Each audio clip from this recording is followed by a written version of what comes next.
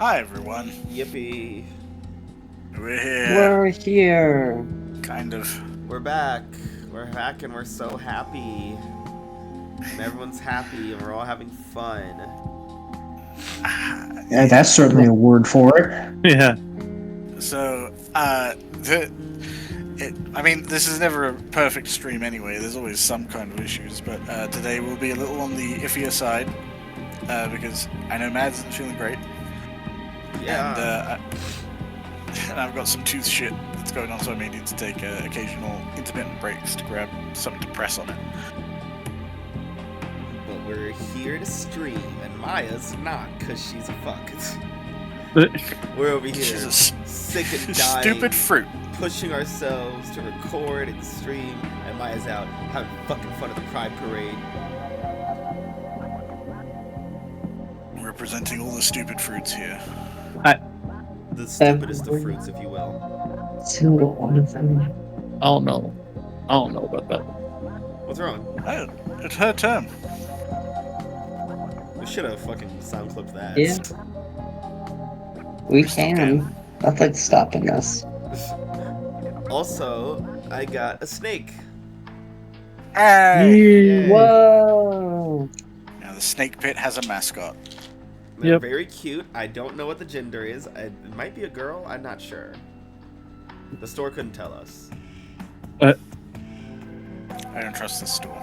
But yeah, they're like, oh yeah, it just ate, so we don't have to feed it for like a week. And they're like, usually when a snake eats, like, it kind of chills out because it's trying to digest. This little motherfucker, like, they're like, it just ate. They open the fucking lid of the case. It starts darting around like a fucking demon. I mean, sounds about right. It's like zooming around. Fun fact, king snakes are extremely fast. Mm-hmm.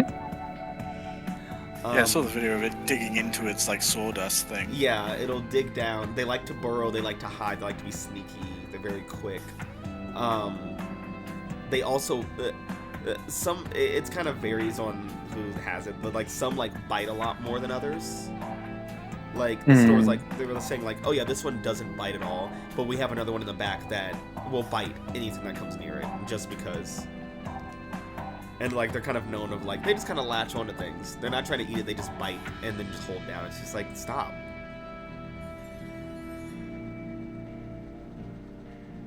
But yeah, they're great. They'll never stop. They'll never stop. Don't stop, won't stop. But yeah, now Powered by the House has their own mascot of an unknown name because we haven't named it yet because we don't know what it is. It truly represents us as a group. A bunch of snakes.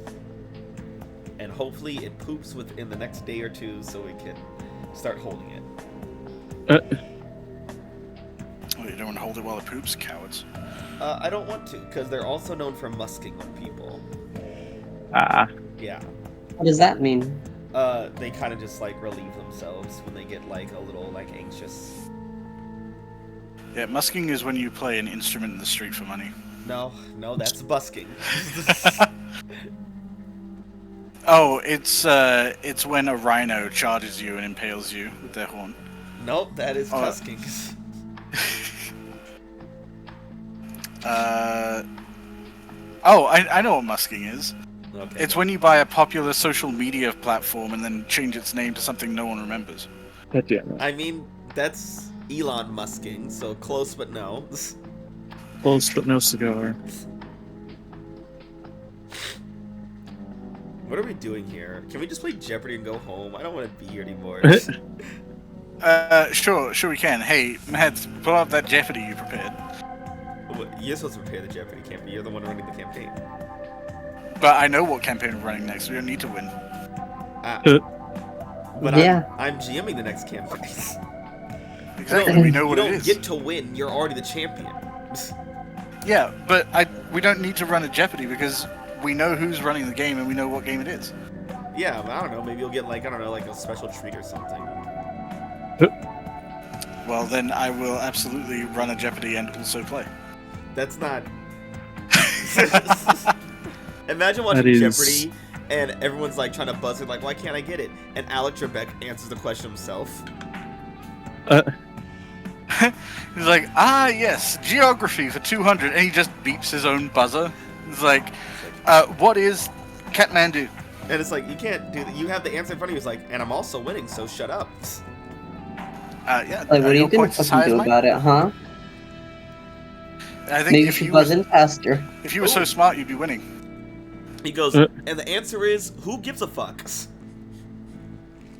The answer is, run your own Points don't fucking matter. game show, bitch.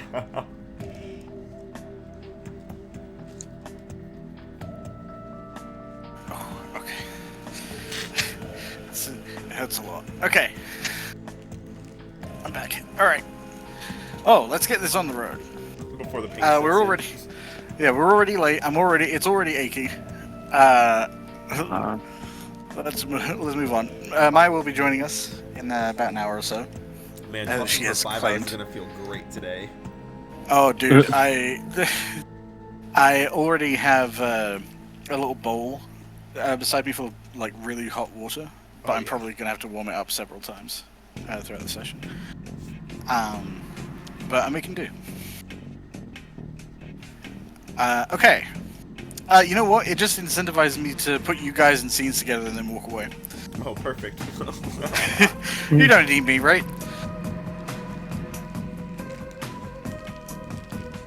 The second you put Sure. it together, we're all gonna go, Camper, can I do this thing? You'll hear me yell from the bathroom and hearing like water running. Roll strength Like, whatever. athletics! Wits awareness, probably. I don't know what you're talking about, but it's like 50% of the rolls, so... Yeah. Okay. Yeah, last session we had the lead up to what we're having right now, which was everyone kind of finding out some information, attaining new titles, in the case of our local Baron of the East End, Baron Silas. Taking on the responsibility and seemingly quite quickly, based on his word choices, giving in immediately to the power-hungry side of himself. It's like, oh, well, but if you do have power... He was talking a lot about how he didn't even want to be in charge, and then the second the door opened, he's like, well, I mean, if someone's got to do it. If you're gonna twist my arm. If you gonna give me chocolate, and when I was talking about this morning, but you just hand her free chocolate for me, I'm gonna take the free chocolate. I hate you. I'm on a diet. Oh, hey, do you want to bite this? I guess if I have to take the entire chocolate bar, I will. You're Yeah. gonna make me. Yeah, I mean, if there's no. Don't twist my hand about it. I'll take it. Yeah. Alana was awakened from her torpor in the grasp of our good friend and ally, Gustav, by a friendly guest, a friendly, very creepy guest in the form of Suturing, who made a deal with Alana that she would let her go, and she would arrange essentially a safe exit from New Orleans, so long as on the way out Alana didn't burn her and Gustav. Which, We're seeing how that goes. yeah, it seems like a I reasonable don't see why you'd be so compromise. mad at Gustav. I think he's great. We also had Well, he did some things, like, try to kidnap and enslave me. Okay. Not great. well, he didn't try to kidnap you. He successfully I kidnapped did kidnap you. Yeah, the enslavement part was the hard part. Yeah, that was going to be tricky.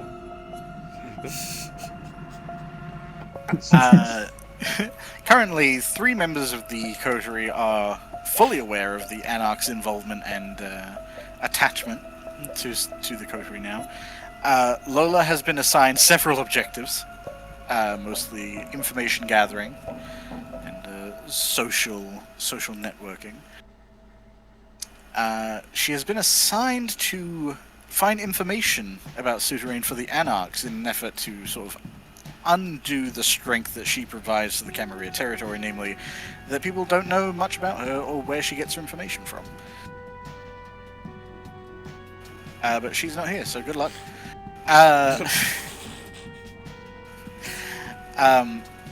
Moses has been contending very frequently with hunters in his region, various stripes, and how they have kind of been infringing on his personal space quite heavily. Unknowingly. At that. Unknowingly. Unknowingly Maybe. infringing on my rights. Maybe. You don't know. That's the part that makes it so fun. However, you do know that at least Kimiko did show up at the bar asking about you, specifically. That's her problem. Well, it's someone's problem. Get better at finding And, people, though. Speaking of problems, back at the territory, the domain, Virgil was discovered to be alive. Well, I mean, people kind of assumed he was alive, but he was proven to be alive in an effort to cleanse essentially a bunch of spirits of children at a local playground with less than promising signs of what it might have been used for. But Gustav located him. They had a conversation that went rather well until Gustav revealed that the Sabbat had been killed. Yep. What was I just gonna do? Not tell her? Maybe. I mean, Yes, fuck her. Who is she? She is a member of a low-level blood bond. However, the meeting between Virgil and Gustav went well enough. Virgil is no longer under the impression that Gustav wishes him dead. At the very least, has been told Gustav does not wish him ill. Thanks, Camper. Thanks for putting that in his head. I just want to make clear where everyone stands for sure. But no, we've come to a point where we can get some a little downtime. A little Thank calm. you, God. I've been Downtime waiting. in this economy. In this campaign, Yeah, recession right. is it's a over. more likely hate thing you them. think. It's happened hate like that. I think this will be like the third downtime in the I entire. need Maybe. this guy for so much, man. The third Yeah, and final downtime. Speaking of needing downtime, the first thing I would like to address is because it's going to be downtime, there isn't really going to be damage getting flung about all over the place. Mhm. Sure For the about purposes of the look, that's what I'm going for. But for the purposes of downtime, I would like everyone to fully restore their physical and willpower damage, including aggravated. Yippee! Wow, good day for Virgil finally. Yay! Thanks God I'm not close to death. Yes. It's a good Yay! day Wow, for I gained Virgil. It's a 2 good day health. for Alana. I'm just so good at being alive or undead. Woo! Thank God. I need that, Camper. I will also say, if your hunger is above 1, you can also reset it to 1. We're going to Even assume you're going to be me? eating. Yes, even you. Wow. If you're already 1 or below, nothing changes.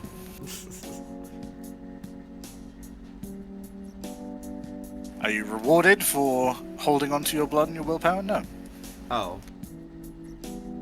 You get to watch everyone else have a good time. Well, then I wish to suffer. Oh, don't worry, that's coming. Oh, great. The reason I'm doing this is because we have 3 more sessions after this one. Yeah. And you guys are going to want to be full. And what session is this? 21. This is session 21. It is titled Chronicles. And the reason I gave to Mads is Chronicles is basically like a time-compressed series of stories Yeah. in the Bible, which is basically like downtime. And so this is our biblical downtime. Mhm. Man, Lois not gonna be here for the talk we need to have with Gustav. Yeah, what even happens well- in Chronicles? She might be. I mean, we have a few different things to go through, and you guys might arrange that for some point in the week, or 2 weeks technically. Mhm. But Camper, you know, one night for us is gonna be a while. Yeah, Yeah. that's why I'm going to be rushing us along, so we have some time compression, and that you guys are able to heal, because otherwise you guys are going to suffer. Yeah. If I remember right, Chronicles is essentially I almost said the playbook. Is essentially the book of the Bible where it's like it's kind of just like recapping like what the people of Israel have been through and their relation to God, and then like, hey, and he's gonna always have your back with looking forward. It's literally just like, look at where you've been and look at where you're going. That's it. Bye. Kind of, it's like some what's the word?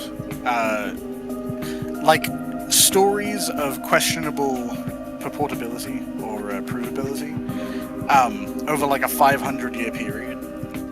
And it's like mostly stories and a few like very clear metaphors and things like that that do kind of condense that period into like a relatively reasonable time frame retelling.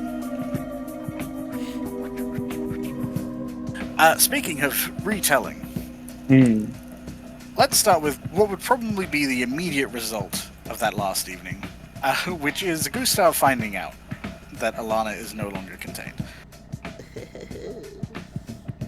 Yeah, uh-huh. I would imagine, because I guess my question would be, would Gustav have his people checking in on Alana once in a while? She is staked. I mean, yes, just in case. Like, he's a very careful person. He would be having them double check every now and again. Yeah, so it would probably be maybe a couple of hours after the events that a call would come through, alerting Gustav that the individual they had contained appears to be gone. The only remnants of them being a copious amount of blood that was already there, and the bindings that had been used on her, the fairly heavy metal cuffs, looked like they had been crushed in a vice.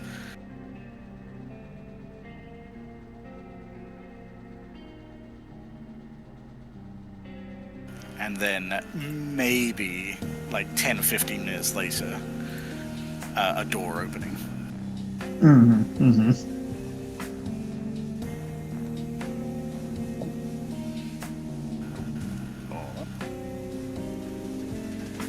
Sue manifests out of the slightly ajar door. I guess where would Gustav be? Would he be at the Coterie Haven? I mean, sure. Let's say he's at the coterie.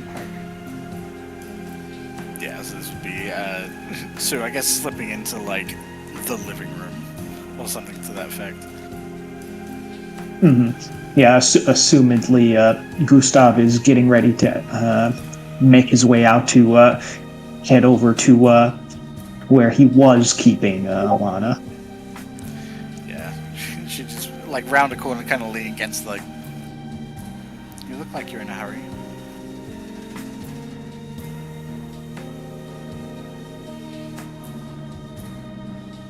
Yes, I am.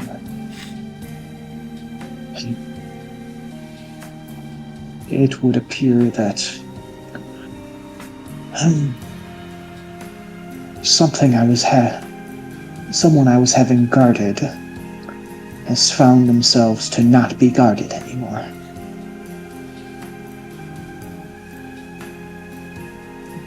How very non-specific.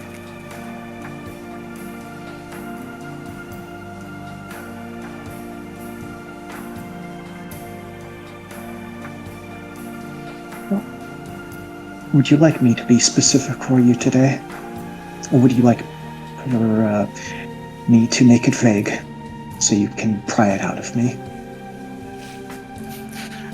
She does flash, kind of like half smiles, like, I do enjoy both, but unfortunately, I don't think I would be gaining much from the latter tonight.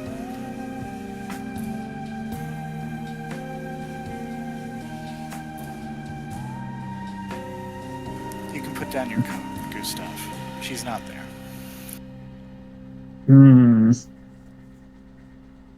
Gustav's just gives a quick side eye to Sue for just a second, but he does as she says. Please don't tell me you had something to do with that. And Gustav just sits down. Something to do with it? Absolutely not. Everything to do with it would be more accurate. Damn.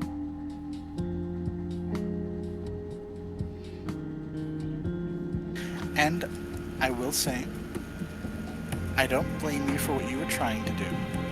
I blame myself for not being more forthright with certain details you were not privy to.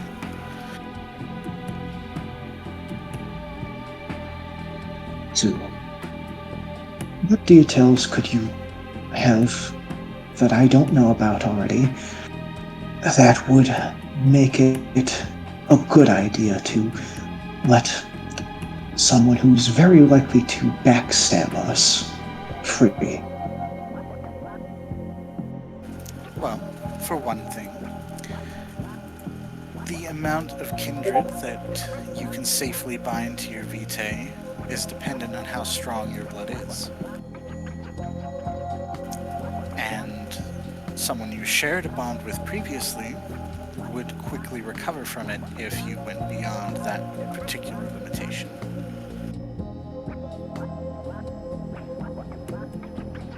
Gustav just mulls that over in his head for a moment.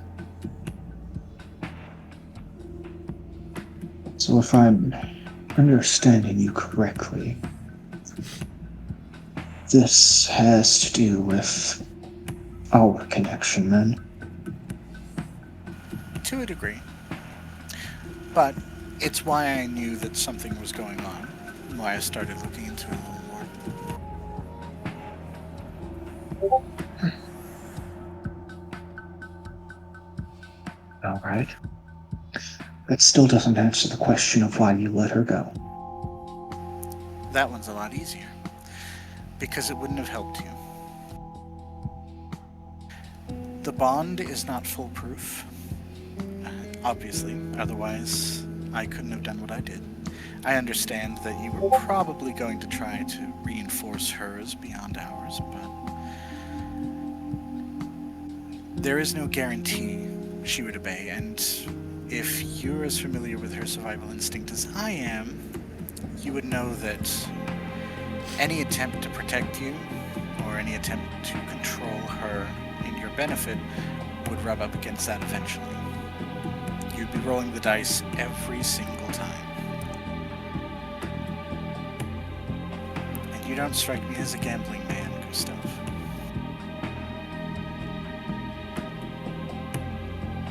No. I very much prefer to have the cards stacked in my favor if I'm going to go and do something like that. Exactly. But there was no other choice. I disagree. Gustav just raises an eyebrow. I had a conversation with our guest, and I think we've come to an arrangement.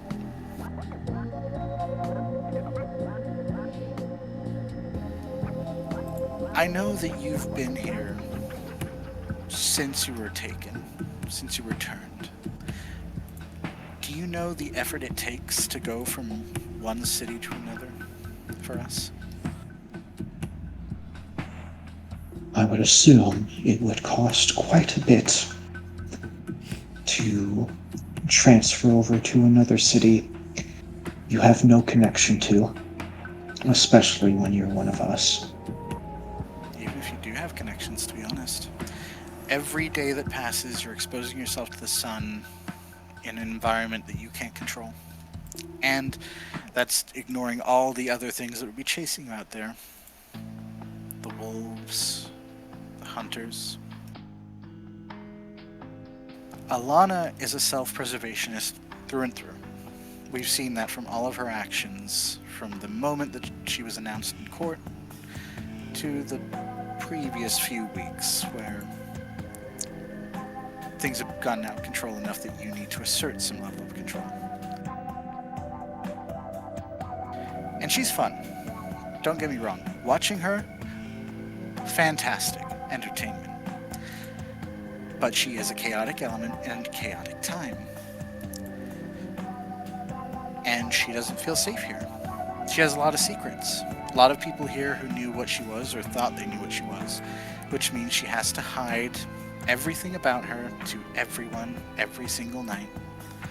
She will always feel unsafe, and thus she will always be chaos. What if she weren't I'm here? sure.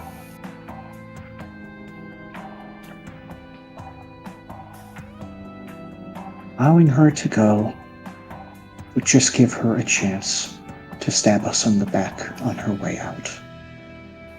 No, that's possible. I've had her promise not to if I can give her a way out. But you're right. It's possible she might try it. But if she stays here, even under some level of control, anything could go wrong. Whether it's because she comes up against a risk or a threat and fights the bond to break through and protect herself, or even if she just needs that blood and tracks you down and doesn't realize that someone's following her.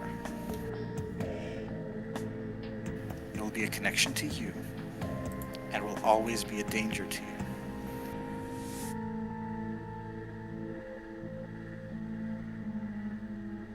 Well, that's the thing. She already is a danger to me. She's a danger to everyone. She's connected to the hunter, and that connection is eventually going to lead them to me, whether I like it or not. Yeah, if she's in the city. If I send her to the other side of the country, she's someone else's problem.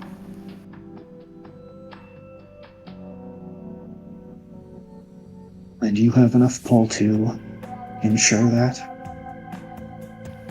I've been around a while, and people have traveled through New Orleans fairly often. It used to be kind of a hub for our kind. I know some people, and I know one of them who is a fairly good transporter. I also know a few ways to make her living form disappear, give her a new name, a new identity. Take a little time, but I can do it. And once she's in that car and she's gone, her coming back, it would cost her more than it took to send her over there. And it would put her in danger, which, as we've established, she wants to avoid at any cost.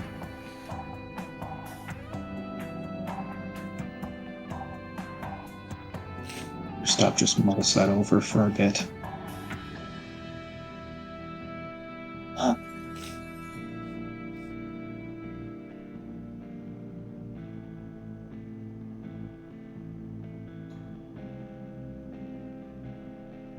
And you believe that's the best way Well, to make sure of, she's going to be a danger for us? I could have ripped her head off, but I figured you might have more problem with that. No. Why do you think I went through all of this rather than doing the logical thing and killing her immediately? Exactly. I was going with a compromise between what you were trying to do and I think what you wanted to do, which was to make her a non-threat.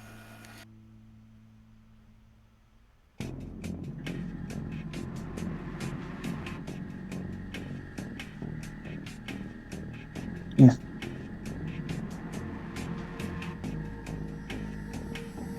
If you are certain and have the means, I have no problem with it.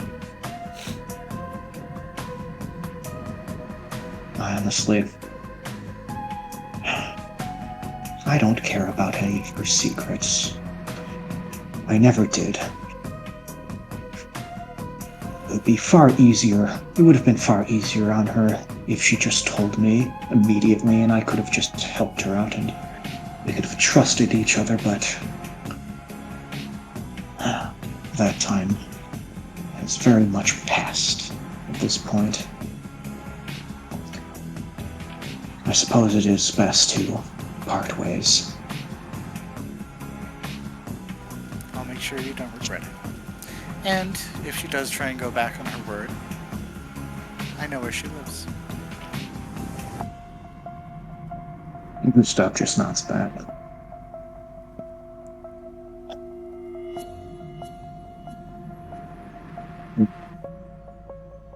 Is there anything else that I should be aware of that you've gotten wind of recently? She considers for a second, like, not especially. I know the hunters have been very active, but I think everyone knows that. Unfortunately, I'm not special. Outside of the I city, beg there's to been- differ. that does cause a pause, and Flasher smiles like, okay. Well, I'm not special in this exact regard, then. I was trying to gather some information on specifics about the ones that we have seen in some kind of leadership position, but they've zeroed themselves out pretty good.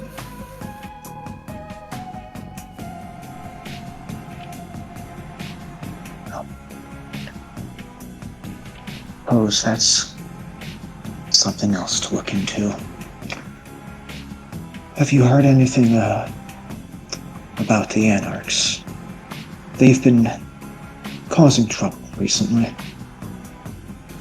Yeah, they've been spotted a few times outside of their borders. Since the gangrels situation up north, they've been fairly quiet. Don't know if that's a good sign or a bad sign yet. They pulled a couple of raids in our territory over the past few nights, but nothing major. No kindred were killed, just holdings and a few safe houses got taken down. Barely even that, really. Firebombed mostly.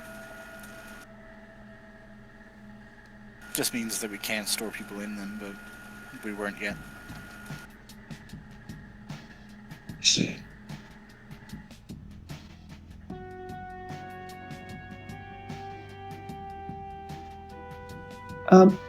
Yeah, Bert. Hey. Remind me, who was the person Gustav spoke to from the Anarchs? That would be Arturo. Arturo. Arturo.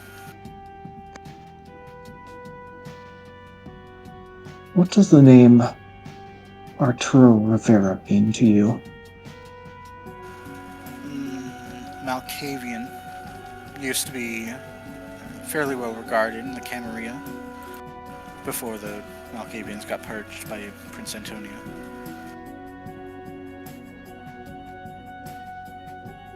Just shakes his head at that. He contacted me. He partially warned me about the events with the gangrel up north. He seemed like he was hoping to find a peaceful solution between the Camarilla and the Anarchs.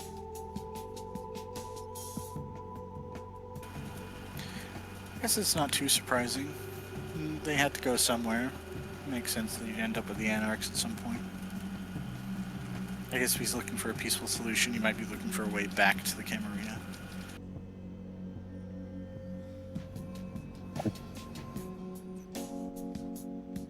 Considering our situation, I would think that it would be smart to gather up as many allies as possible into the Camarilla. So, if he and the rest of the Malkavians among him wish to rejoin, this is a new princedom. They should feel welcomed if they wish.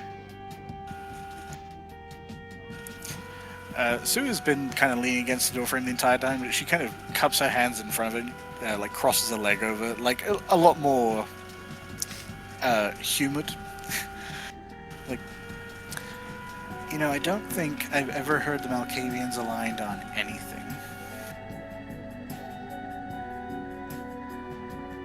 Well, so long as their leader is aligned for peace, that's good enough for me.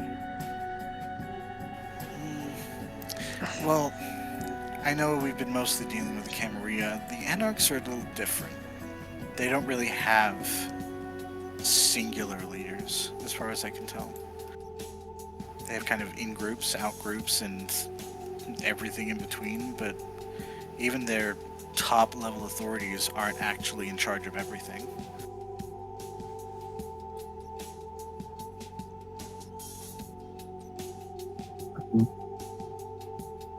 I suppose that is correct.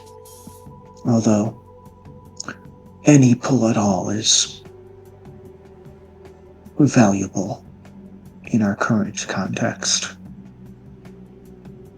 Anything for peace. Anything to stop the killing.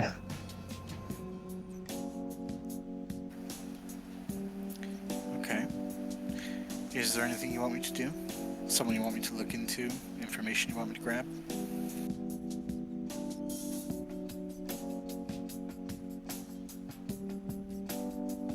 Our biggest unknown at the moment are the hunters. There are various contacts that I have with the Anarchs. I have nothing about the hunters. If you could look into them, see if you could find anyone who seems reasonable at all, to where we can come to some sort of understanding, that would be beneficial. You want me to get you contact with the hunters? Gustav nods his head. They are very much interested in what's going on here because of the chaos that's been rampant after the death of the previous prince. Now that I'm starting to get a handle on things again, maybe by bringing some sort of stability, we can come to an understanding that won't turn this city into a pile of rubble. She considers for a few seconds, diverting her eyes. You can see she's thinking about this quite a bit. Then finally draws back to you and says, I feel like this is something I need to keep quiet, because there are people within the ivory tower that are not going to be happy about her.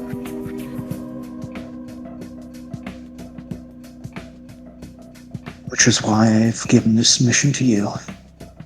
The only person I can trust fully.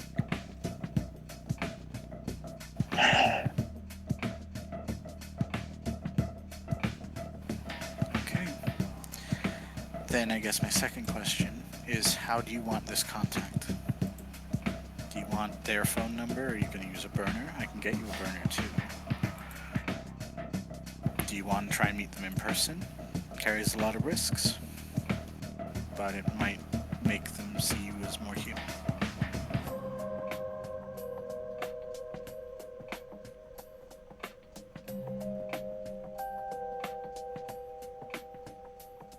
Let's start small for now. I just need someone to talk to. Trust is not something I can just give away immediately. Maybe we can speak in person at some point in the future, but not yet. Okay. In that case, there's just one more order of business we need to attend to.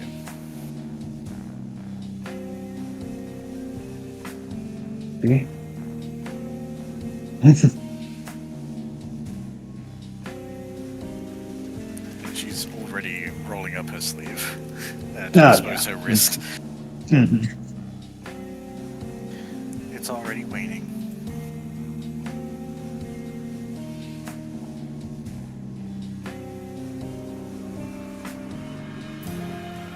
Isn't it the other way around, though? And Gustav rolls up his sleeve. Sure. I would say we can consider this comeuppance.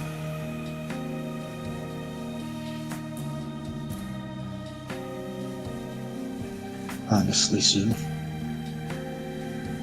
I don't know what I would be able to do without you.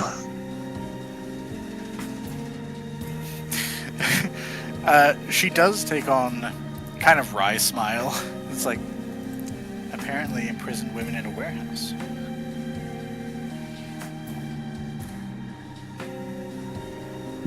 Gustav just frowns slightly. That had nothing to do with her gender, and you know it. Oh, I know it, but what would the neighbors think?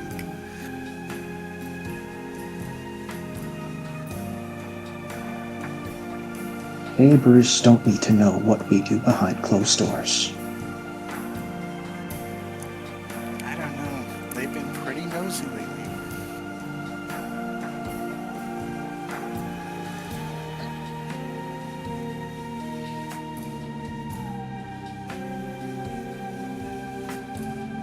If they want to see what we're going to be doing, they can feel free. I'm not ashamed of what I do with you.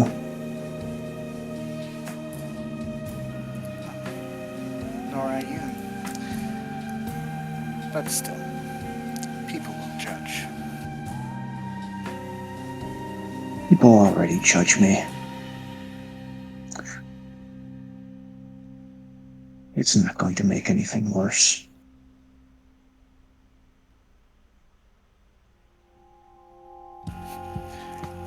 Yeah, the smile kind of softens from the jabby one she was going with before.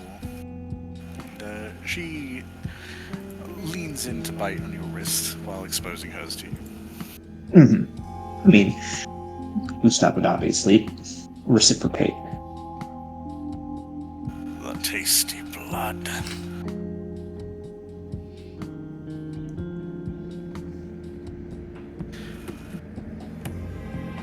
So, we have to address what people are aiming to do in the next couple of weeks.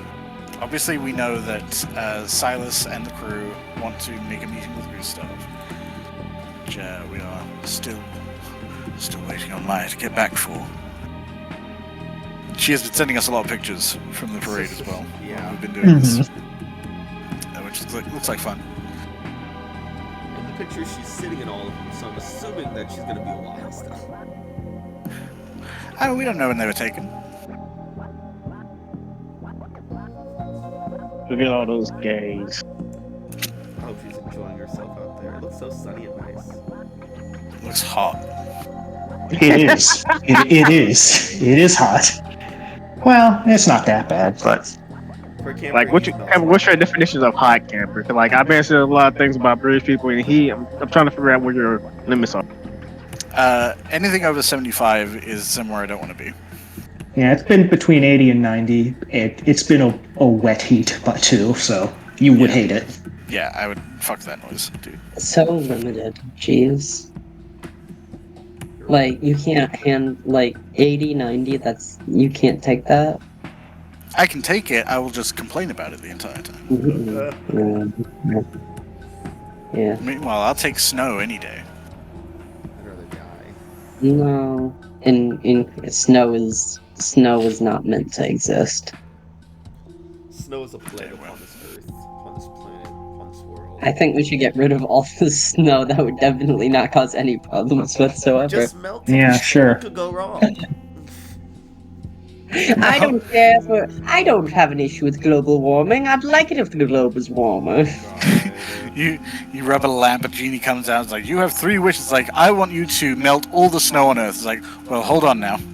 Like, no, you said I 3 don't wishes, I think- want it.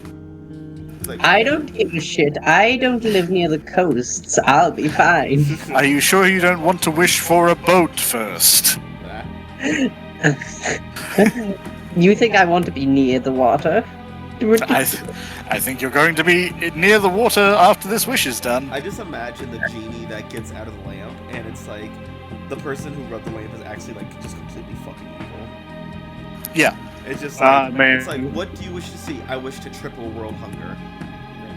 What? Oh, Man, there's some TikToks I need to send y'all if y'all still want to see that shit. You're on the It's so weird side of funny. TikTok. I Look, wish that diabolical hell wish. was real and everyone except for me went there when they died. I wish that world peace was unachievable even through wishes. I wonder if you're gonna fucking gerrymander the fucking world peace wish. I wish that no one could feel happiness ever again. And for my 3rd wish, I wish that no one could ever make wishes again. Okay, and that's all. And the genie's like sitting there, he's like writing it down on a notepad. He's like, wait, please, wait. Bye! Picks up the lamp as he's getting sucked into it and just throws it down a well. I wish that the things people used to enjoy gave them pain. And not in a way they like. I wish that if they enjoyed pain, they really didn't anymore. I wish I wish that that everyone feels pain 1,000 times stronger. I wish that there was no way to inure yourself to pain. Like, you get hurt as much as if it was the first pain you ever had in your entire life. Oh god. Nah, I wish I wish to hit for all pain to be that what's that fucking bone? If you hit it, it hurts so fucking bad. Oh. All of them. Funny bone. I hate hitting that bitch. That's the worst pain I ever felt. I hate it. I wish every step someone took felt like it was on one of those little, like, one-spot Legos. I wish that every time you ate food, it tasted like your least favorite food. Oh, actually, it's like, okay, I've got 3 wishes. Number 1, I wish that everyone who couldn't walk for any reason could now walk. It's like, oh, that's nice. That's lovely. It's like, yeah, okay. 2nd wish, I wish that there was no way. I wish the bottoms of the feet were as soft as the softest part of the human body and filled with nerve endings. No, it's like, just pain. okay. It's like, okay, great. And wish number 3, I wish the ground was made of glass. All of it? Yes, all of it, even the ocean floor. Yes. Just in case.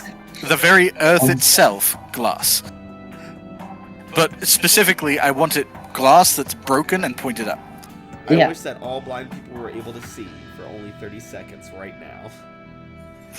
I wish that all blind people were only able to see, for 30 seconds. And wish number 2, before that finishes, and the 29th second, I want them to see Goatsy. And wish number 3, I want the last image they see to be burned into their mind so it's at the front of their vision at all times. Oh my god. Are we the baddies? You sure Well, are. we're actively pretending to be, so in this situation, yes. Yeah, I'm role-playing a bad guy right now. Mhm. Yeah, that's sure what I'm you are, doing. camper. That's what I'm doing. These are not wishes I've written down somewhere as like my utmost hope for Yeah, humanity. either you're really good at improv or you've done this before. Yeah, well, there's a reason no one can make wishes anymore. I There's a reason wish there's no that magic in this everyone world. had. I wish that everyone had asthma and that inhalers didn't work. I love that Camper like makes 3 wishes, and the next time I see him, he's like, Madhouse, you ever notice the shape of this city? It's just like, what did you do? What the fuck did you do? Yeah, I mean, you guys wouldn't know because the wish undid it, but we actually had world hunger was never a problem. Until We had world hunger and world peace just as a default state. I got 3 wishes. One of them was to make world war. okay, Was to make world hunger, and the third wish was to make it so no one could ever make a wish again. I was like, what was your first wish, Camper? I wish that she ate the apple. Who ate the apple? Eve. My second wish was that God got mad about it. Like an Urban Shadows power play over here. That would suck if, like, you found out, cancer only existed because someone, like, last week made a wish that it had always existed. Like, so many people dead retroactively because of someone making a shitty wish. I wish that we had capitalism.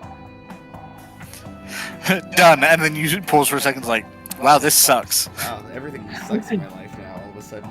Can I undo the wish? You can, but it'll cost you. I don't... Yeah. It'll cost you 2 wishes to undo 1 wish. Yeah, It's but like, you'll well, be in debt.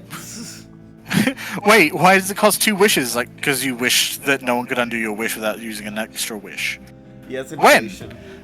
For your second wish, you have 1 wish left. Also, I get to you get 3 wishes, but I get to choose what they are.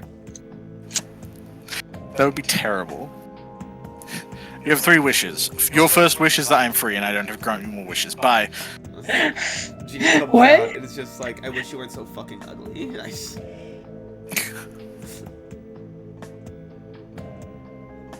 So wait, are we supposed to be playing a game right now? Yeah, we are. Yeah, we get sidetracked. It's okay. It's happened. We do.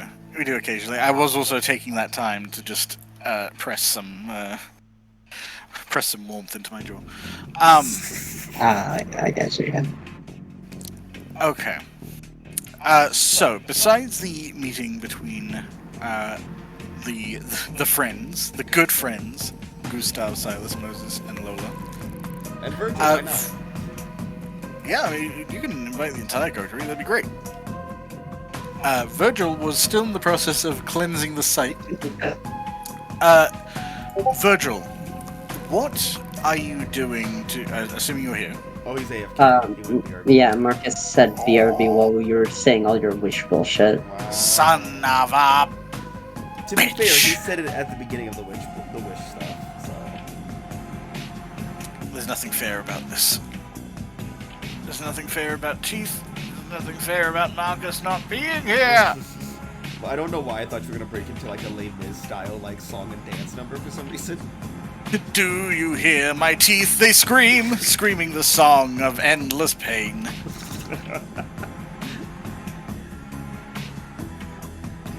In that case, Moses. No. You've had hunters in your bar several times recently, Yeah. and Nevaeh has been present for at least one of those events. Yeah. Are you taking any measures? Why, Camper? Yes, I am. Wonderful. And it's not updating the cameras. Of course. I Why think- would you? I don't think I updated the cameras. I'm pretty sure I didn't, because fuck them. I have my own eyes. I don't need to waste money on cameras. Yeah. Yeah, I'm making the barrel house kind of nice. I'm kind of getting used to like, okay, I may be stuck here for a few more centuries. So I might as well make it neat.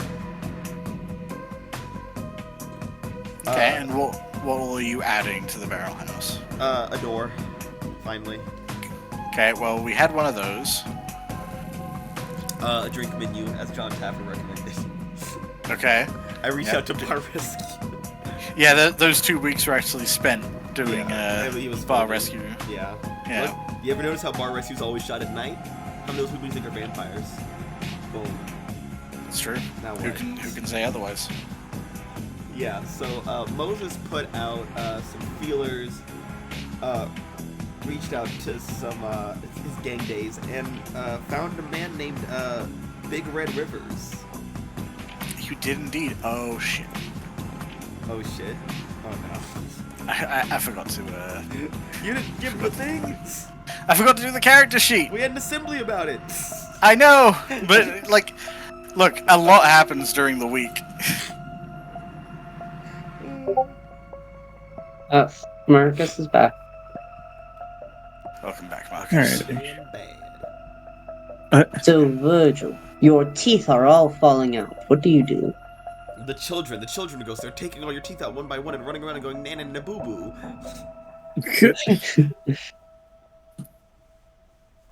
uh, uh, uh, uh, Yep, that's exactly what you sound like with no teeth. You're right.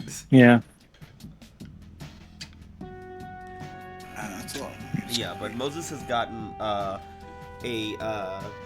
few watchmen for the bar, to help protect it, keep it safe, so people hunters stop showing up and stabbing each other. That'd be great. Ideally, yeah. Oh, is he alive? Does he exist? Is he real? Maybe. Sorry, I'm looking. Yeah, so we got so I have 5 watchmen. I got Big Red, who is a gifted boss, and he's got his little river gang of like 4 guys. They're also here. They're fine. They're not too crazy. And the bear house now has some regulars for me, and no one else, just me, because I'm feeding 3 children and I need the blood. Yeah, nice tasty herd. I'm a single parent. And Single parent of 3. Those cameras can burn in hell. What'd you say? Single parent of 3. Yeah. I thought you said 2 out of 3. Yeah.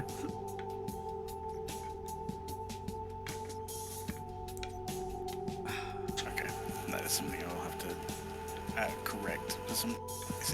Oh man, what the fuck? Was this an in-game resources where we posted them?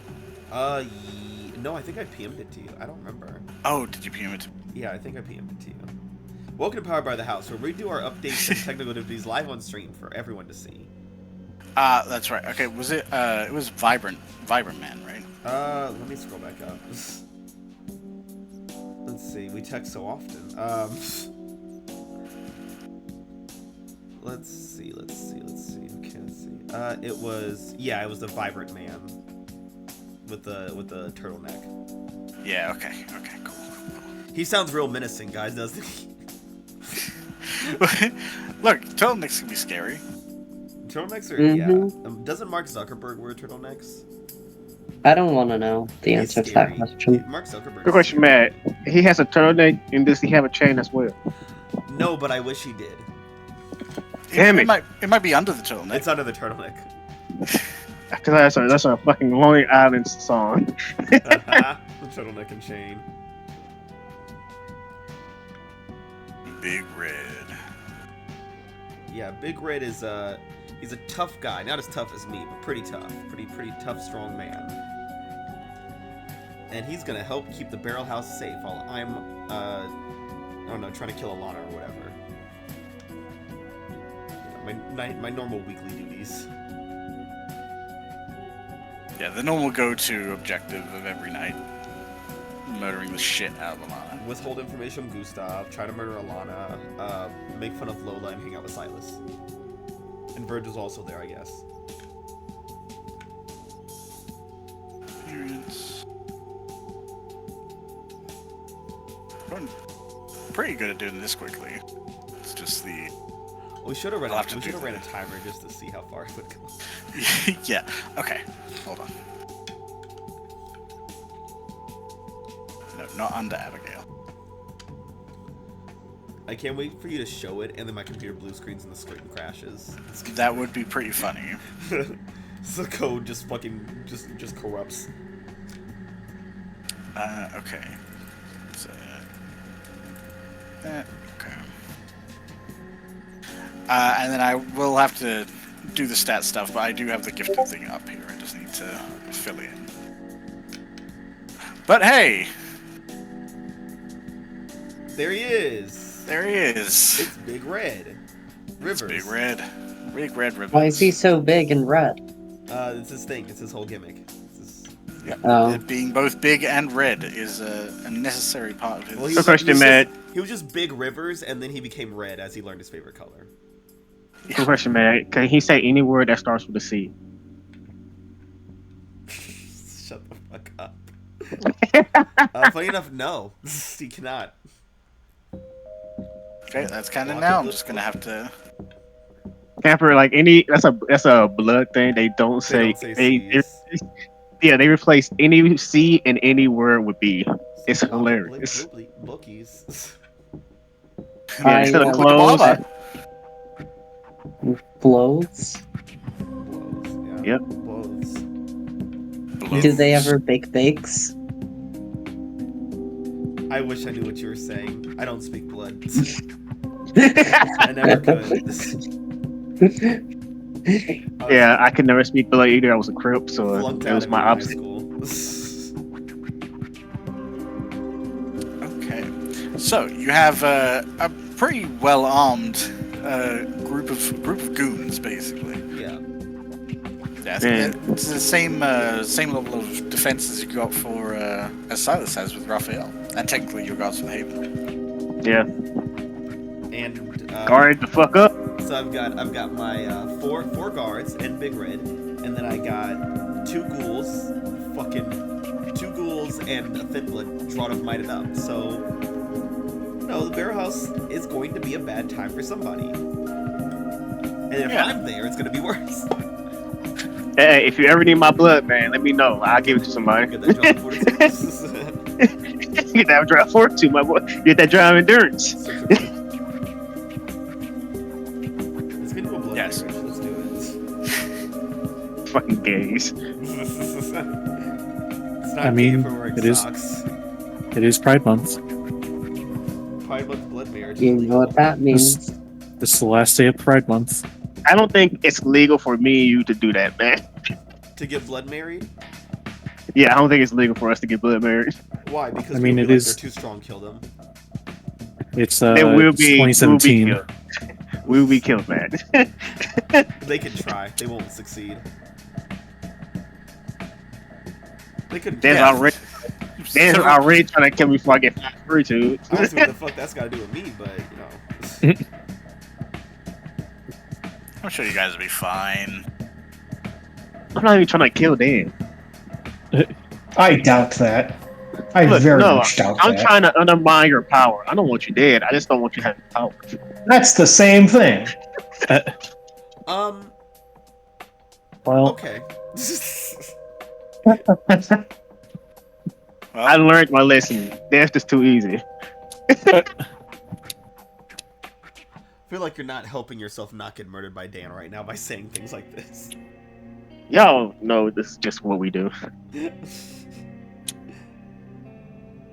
So yeah, the barrel house is safer. Yeah. I know at one point you were considering another haven, and then decided Moses wouldn't be that Yeah, much of a Moses bitch. wouldn't have like Moses. His thing is he's a fearless bar owner. He's not gonna run from his haven. This is his home. No one's gonna make him run from his home. It's his. This is my home. He's like, With my ghoul, my thin blood. and Big Red. And Big Red and Birdie Bush. Oh yeah, and Sephora too, I guess. And Sephora shows up Fridays.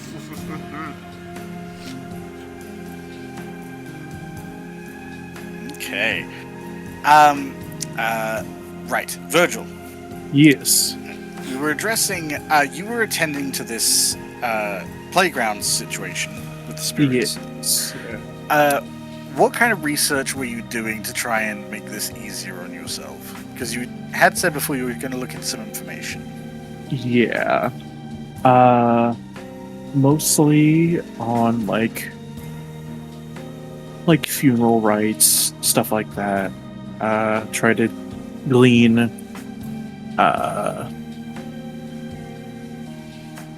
more information on how to make the passage of souls a bit more gentle, so it's not just them being shunted into the afterlife. And then also probably something on like the history of this shed, so to speak, and how to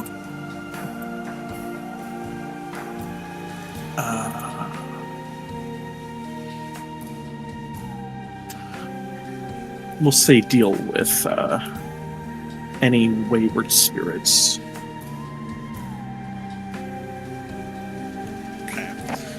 For the, I mean, funerary rites and things like that, I think you can just take half on. That's already Yeah. something you're very good at. The efforts of easing them through the veil is essentially why it's taking so long. You could just like rush job the veil shut, but then it could unwind itself, and also the act of doing so would be kind of traumatic for the spirits involved. For the learning the history of the shed, I am going to ask you to make a, let's see, intelligence investigation. Investigation. Intelligence. Alrighty.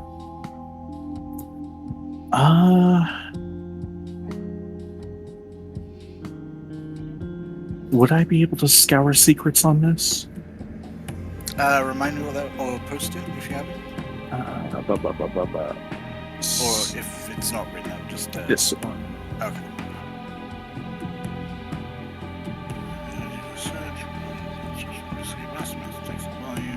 Minutes. Sorcery against difficult simple storytelling.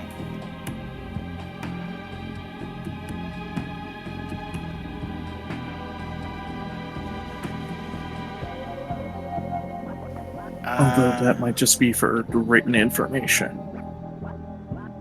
It needs like a physical thing to interact with, which can Yeah. be like a library and books, or it could be like a technical thing, I guess. Alrighty, I just figured I'd ask. I mean, you could go into a library at night. It would just be your blood going all over the place, which maybe Yeah, want to secure it first, but not exactly the most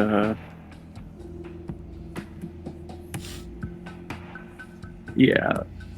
I mean, you can do that. It would just be a stealth check Mm. to get in, like under cover of night. I mean, why not? Okay. Yeah, let's go with a dexterity stealth for infiltrating a library. Or, Yeah.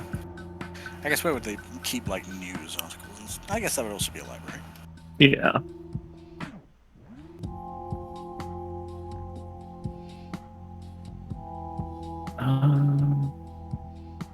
It would be a Then difficulty of 2. alrighty. It's a public building. Yippee! Yeah, that's no problem. You're able to infiltrate the public library on its off hours with basically no one present. So this is a blood sorcery check to essentially investigate an area. I would say difficulty 3. You're essentially looking for fact for a given location. You know when it wasn't. So you're probably looking for like decades previous. Yeah.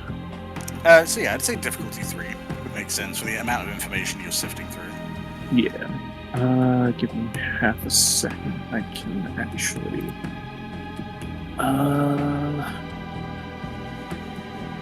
Make this a thing.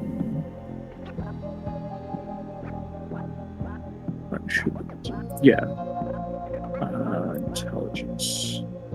Let's just read. Done.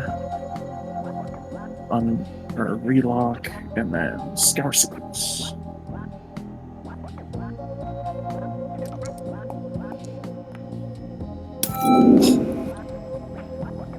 So what does this look like? Honestly, it's rather mundane. It's mostly just going into him covertly going into the news section, then biting open his thumb and sort of smearing either on the shelf itself or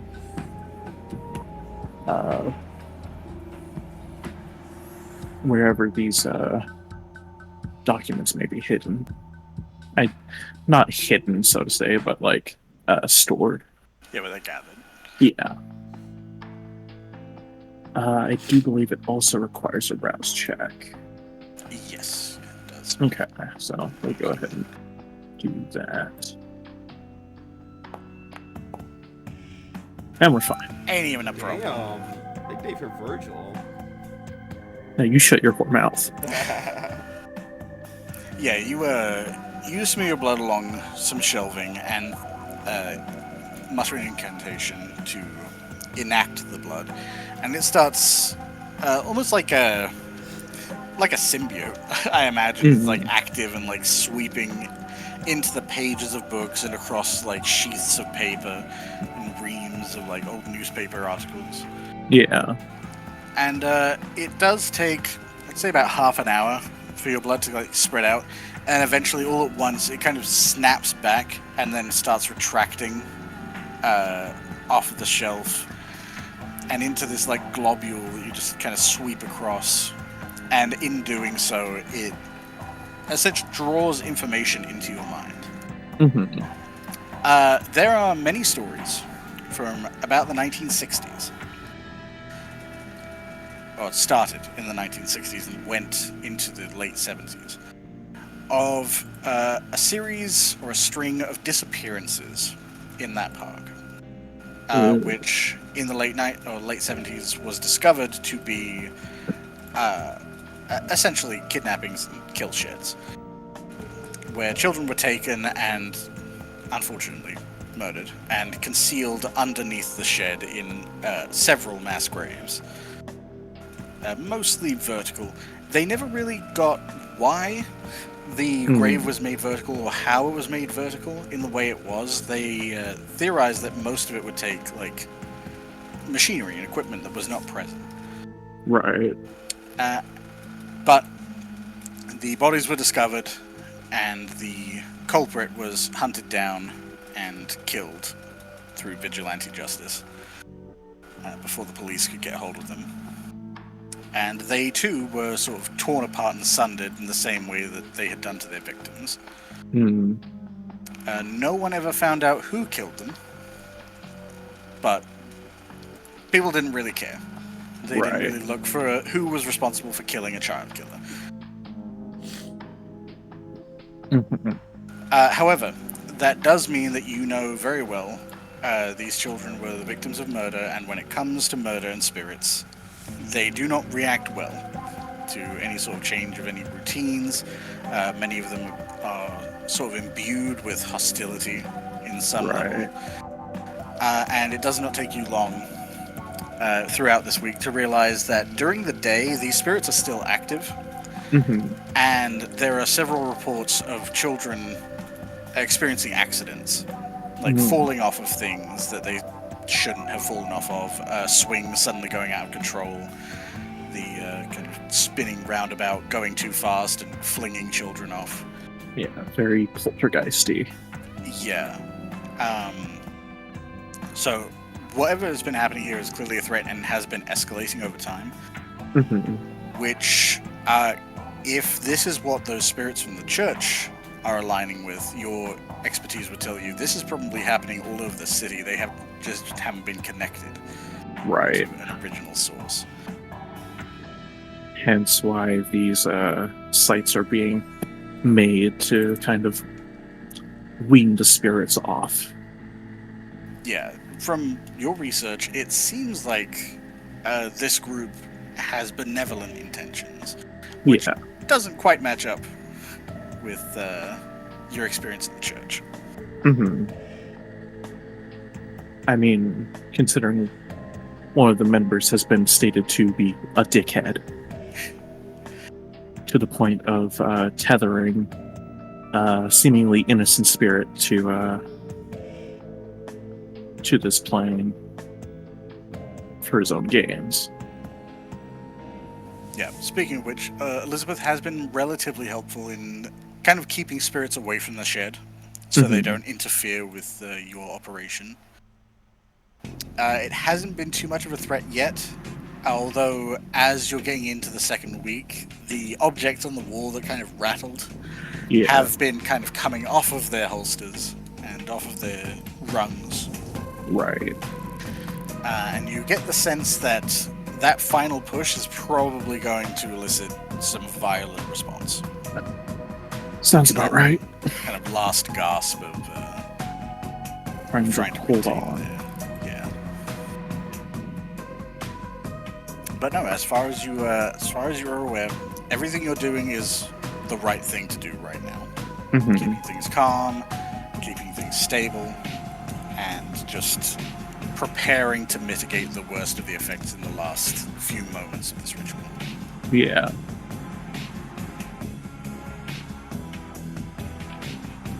That's. Go ahead.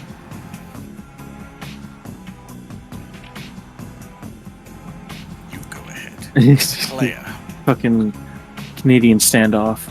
I was just gonna say, it sounds like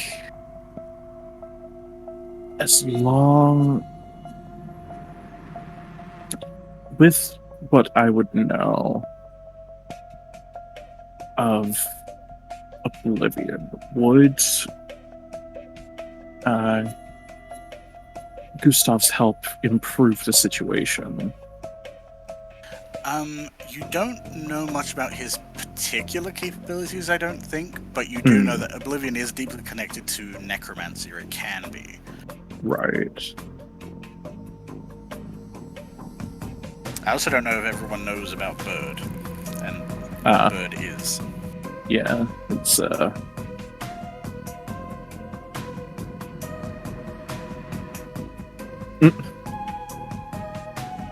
it's a bit of a conundrum there.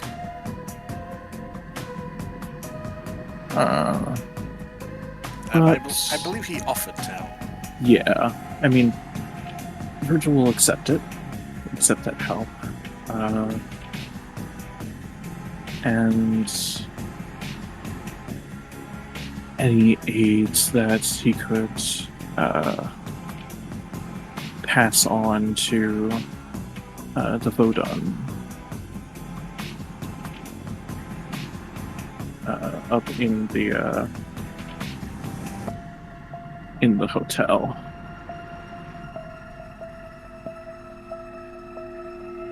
I guess that's the question too. Is obviously Virgil is working out of this region. Is he going back to the Coterie Haven, or does he go back to the hotel for his mornings? I think. I mean, both have promised safety insofar as the day. I think he'd be.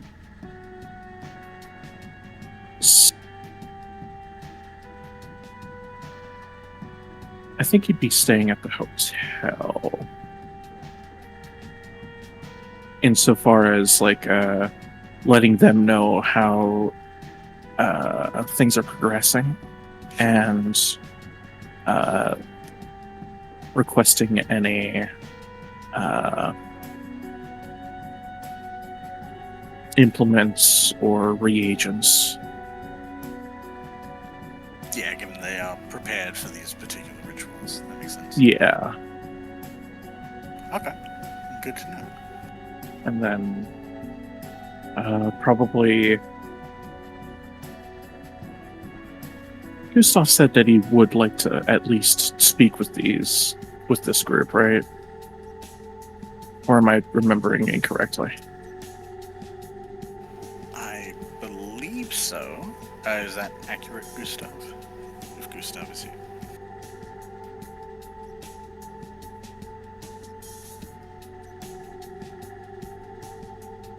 He's dead. God damn you, Gustav. God damn you. I believe that's what he said. That he went Yeah. in contact with more kindred. Okay. Then, in that case, Gustav would, or not Gustav, but Virgil will make, I guess, that desire known, insofar as the Prince holds no enmity, enmity towards this group and would like to establish communication. Okay. Yeah, you bring that back to the hotel, and I would say in the process of these couple of weeks, you do meet at least most members of this organization, kind of interspersedly. It seems like the person that they would put in contact with the prince is someone named Madeleine Baptiste, who everyone kind of refers to as their organizer, their leader of some description. The Primarch seems to be less of a diplomatic leader and more of a religious leader. He seems to take care of a lot of the ceremonial stuff and kind of keeping things in line and orderly, almost like a sheriff. Besides them, which actually I'll just flash people on the screen so we can actually see them. Madeleine Baptiste, Sweet. leader of the Vodans. The Primarch, who again is very much sort of the religious sheriff of the group, keeping people in line. You also met Junko Abe, who it would probably be revealed very quickly is a Banu Hakim herself, and acts as sort of the an agent, so infiltration and protection, mostly for the hotel, but also for their own particular territory. Right. Arjun Chopra, who is, as we've established, a unmasked man. You're not entirely clear on what clan he is, just that he has a touch of oblivion himself. There is Essa Saint, who is remarked often as sort of an understudy of Madeline. I believe it's made very clear that she is a member of the Hakata clan and a Samadi bloodline. You were also made aware of actually I believe you already met the Tzimitzi, Colette, who is very in touch with her clan's form of sorcery, and her Koldunic sorcery. Right. And kind of essentially a mystical liaison for various other aspects outside of the spiritual. Besides Madeline, there is one person you have never met, who is referred to sometimes simply as Lady Noir. They consider her respected, sort of a spiritual elder of some kind, but she has never been at the hotel. Right. But in bringing to the Vodans that they might want to communicate with the Prince has an interest in communicating with them. They would let you know that Madeline would be going herself alongside a few of her coterie, basically.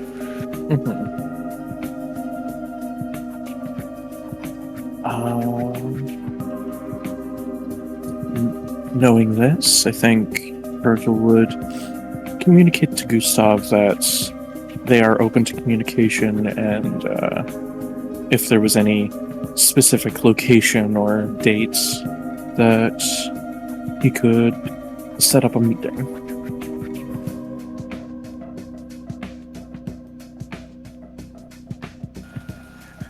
Hey Dan, you here? Did you get back? Dan. Danny boy. Dan. All right, don't start. Don't start. There he is. Yeah, I was just going over with Virgil what he was doing in the 2-week interim. He was contending with the spiritual disturbance and the Lower Garden District, and mentioned that he would take Gustav's assistance with that in regards to his oblivion knowledge, if it were offered. And Gustav would certainly offer. And also mention that the Vodans were willing to meet. They would be sending someone named Madeline Baptiste as their representative. And trying to figure out if Gustav had any particular times or dates that he would be wanting to meet them. Or locations. I mean, nothing in particular, I don't believe. I mean, probably the sooner the better, I suppose. And as for where,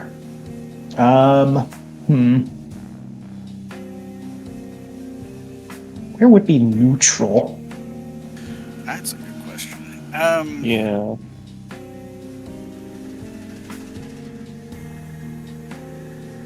Where would be neutral? Unfortunately, their safe house is pretty deep in Anarch territory. Yeah. They have their own primary Where territory. is it? So Where's the safe house? Oh, their up there, safe house okay. is way up here. But they also have, which this is maybe what Virgil knows. Mm-hmm. They occupy a part of the swamp out here. Mm-hmm. It's sort of their actual, their location, their territory. Yep. Which mostly just goes to avoid everyone else, minimize contact. Well, what's something out of the way from the main Camarilla territory? I mean, the Tremere Chantry is right next to their swampy area. That's true. The ownership of that territory is technically disputed at the moment. Yeah, but no one knows that yet. What are you talking about? It's mine.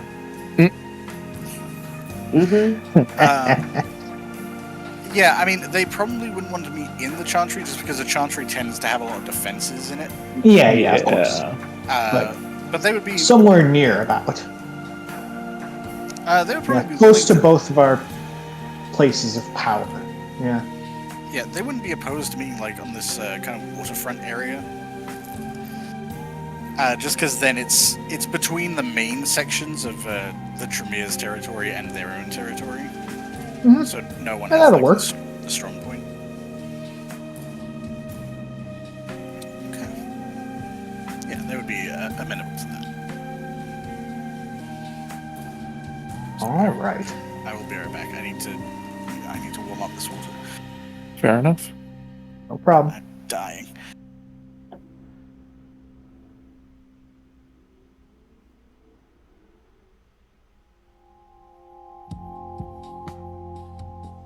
I mean, we can take this opportunity for a water break if anyone needs it. No. Well, damn. I think that water is for fools, and that's also a lie. Everyone should stay Water hydrated. is for the weak. No. It's hydrate or dehydrate, motherfuckers. Guess I'll dihydrate.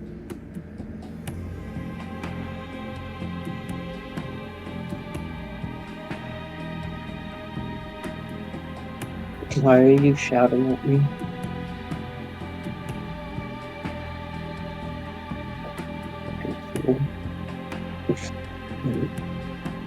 What are you doing?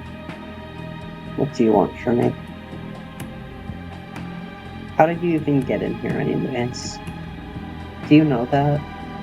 Do you fucking know how you get anywhere? No, you don't, do you? You just think you appeared here. You just Are you talking know, to like, a fucking cat right now?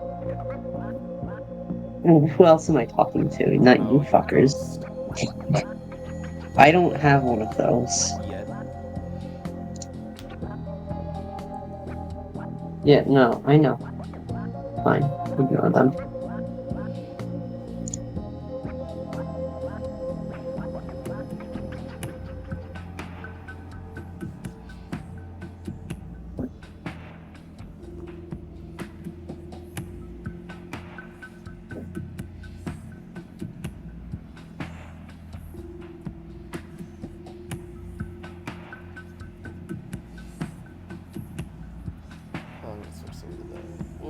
right back when Kimber gets his hot water for his mouth. Were we not already?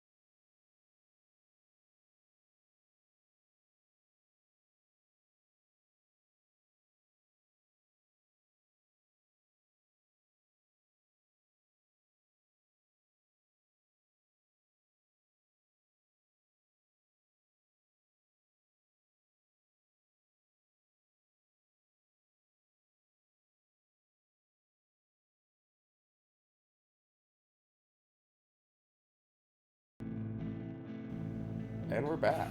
And we're back. Back. Wow. Ooh, okay. Alright. Hey, Alana. Hey, camper. I know you said you were mostly laying low. Yeah. What does laying low for Alana look like?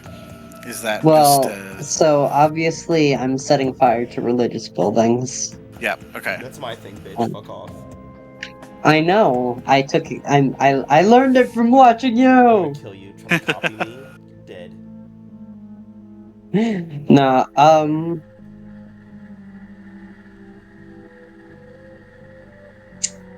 so for her, it's mostly just been doing her.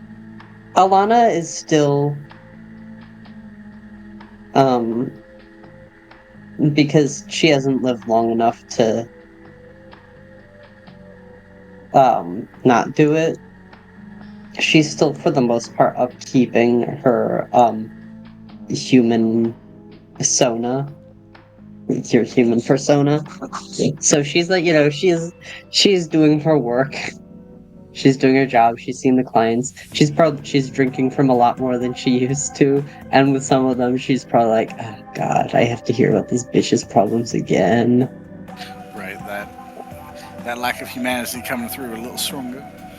Yeah, but for the most part, she's just been either going and checking in with various different like clients and stuff, or just staying in her haven. She had to get the door replaced. That was a whole thing.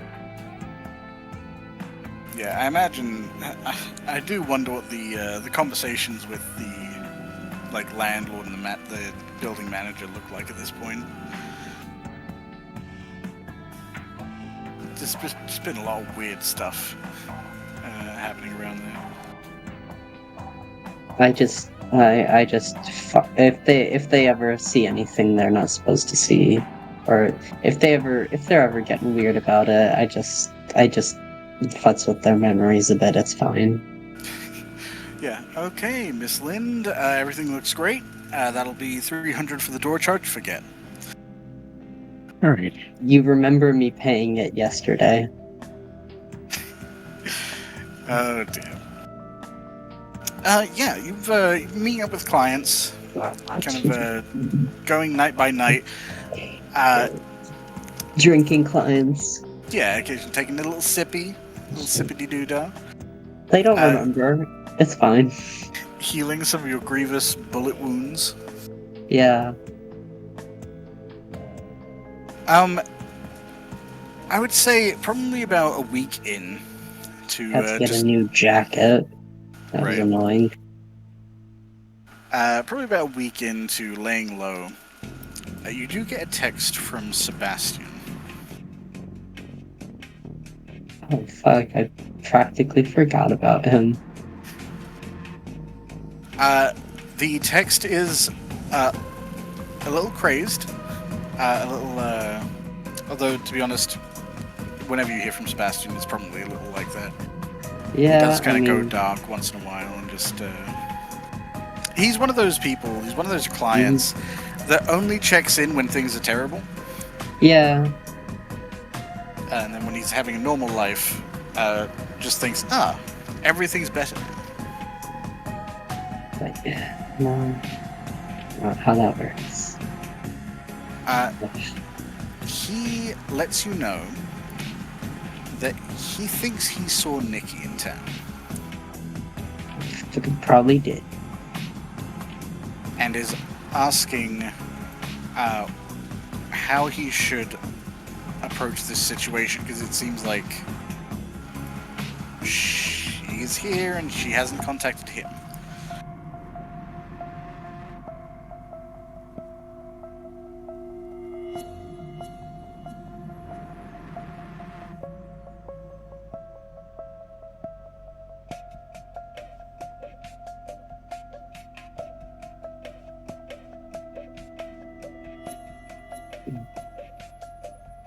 So I get it this over as like a text. Yeah, like a series of texts. Okay, yeah.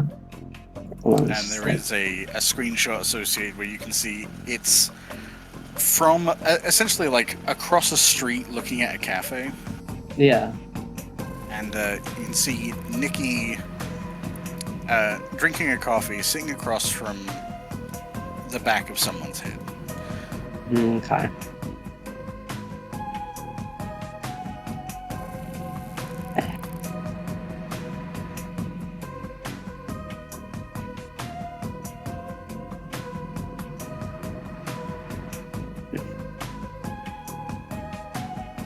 Just stay calm.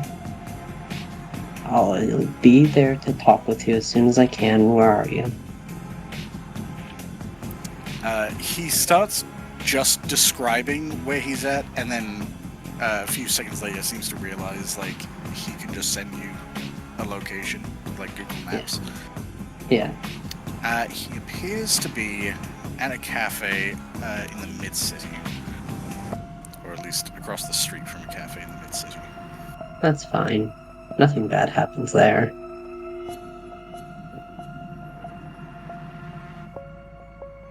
Alright, well. I just send like an on my way text. Don't do anything until I get there. And,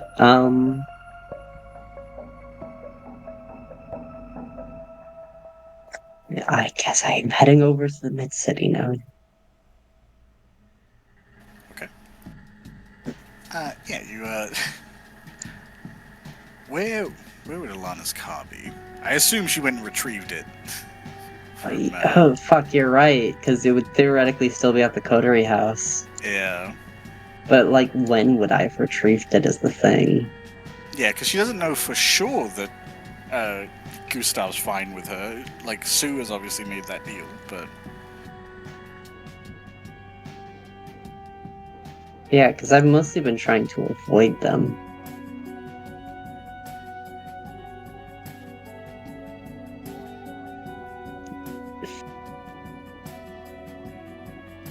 Um...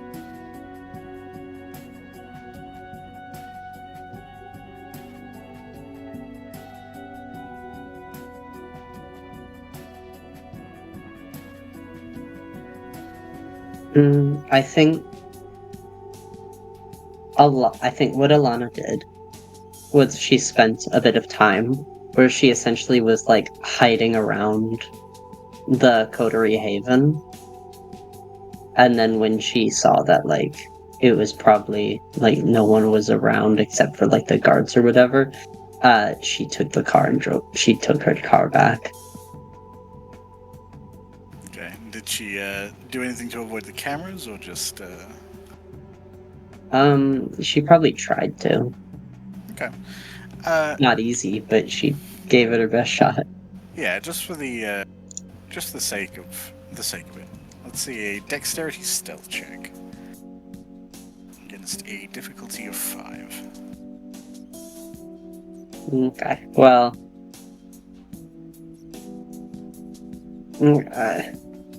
there's literally no way for me to succeed on this. For the sake of avoiding bestial failures, we can just opt to take it as a flat failure. Yeah, like, I am... It is, like, I have 2 dice. Even if both crit, that'd still only be a 4. Yeah, I mean, you could rouse the blood, but it's one of those things where it's like, you know, it's Yeah, probably yeah. not super relevant. Yeah. Alana's main way of being stealthy is by being invisible. Yeah, which unfortunately does not work on cameras without certain other disciplines. Yeah.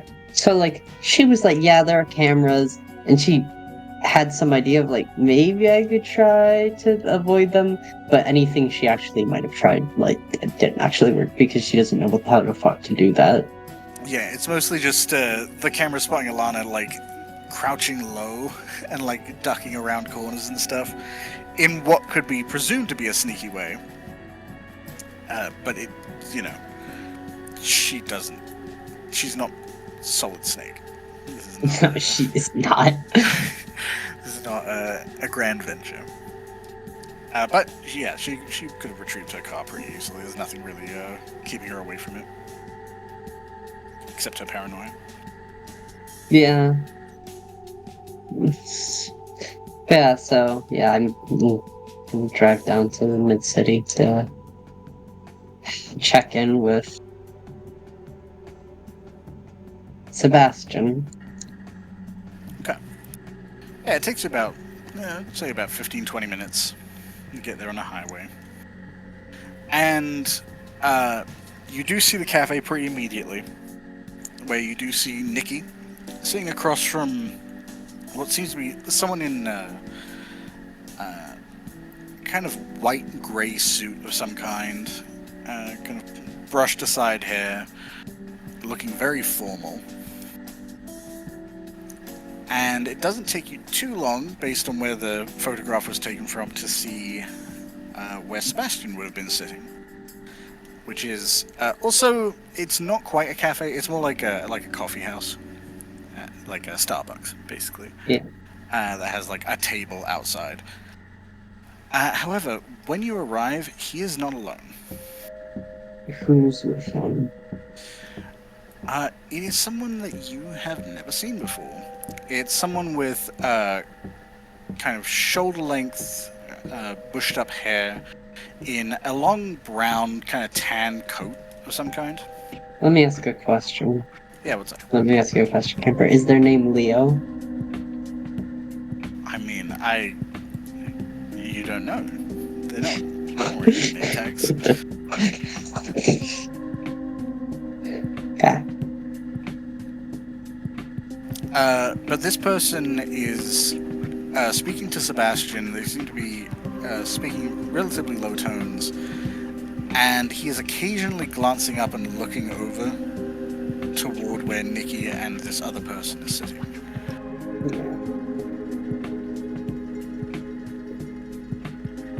I'm gonna say first up, blush of life.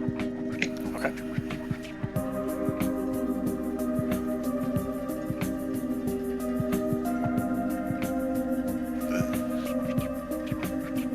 That's fine.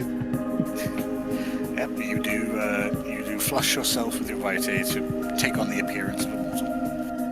It's like,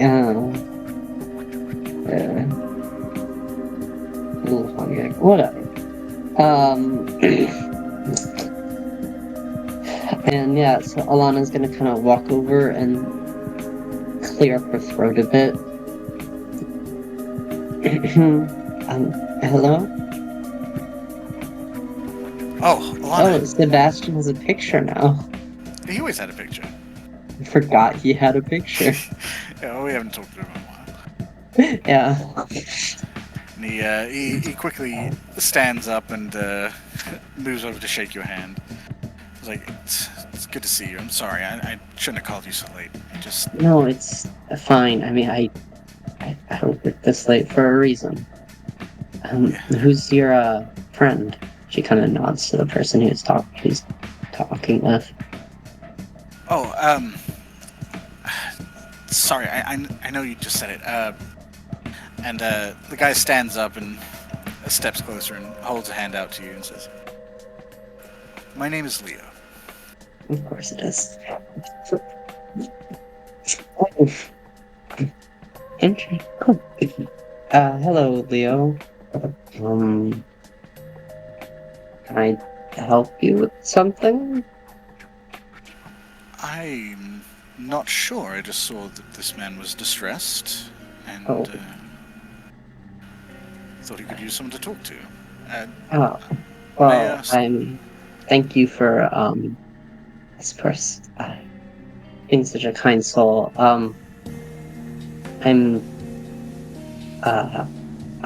I actually work with Sebastian. Well, I'm his social worker. Yeah, she and Sebastian kind of speaks. He looks stressed, but way less stressed than you've seen him previously. Yeah. She was actually really helpful in getting me to calm down, kind of get my life back on track after. And he looks across the street.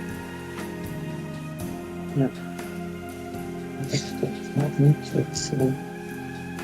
We can all use a helping hand, especially in difficult situations. And this one definitely seems difficult. Guy in the jacket nods as he listens to both you and Sebastian and glances across the street and is like, I can imagine. Unfortunately, I feel our paths are crossing at a very awkward moment. You see, the person that the woman of interest to Sebastian is speaking to is part of an active investigation.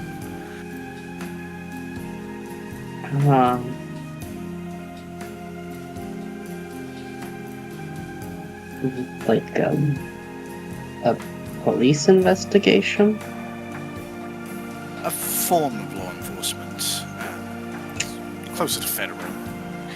It's a little complicated, but I think I might know what you're talking.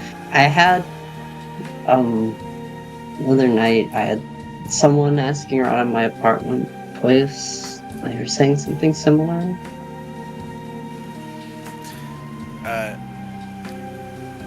it seemed as though this guy wasn't paying too much attention to you. He was just kind of talking his way through until that moment. Yeah. He kind of glanced your way, he's like, oh, really? What was... Looking for like some woman who is in the area. I don't know, no one I'd seen before. I see. Interesting coincidence.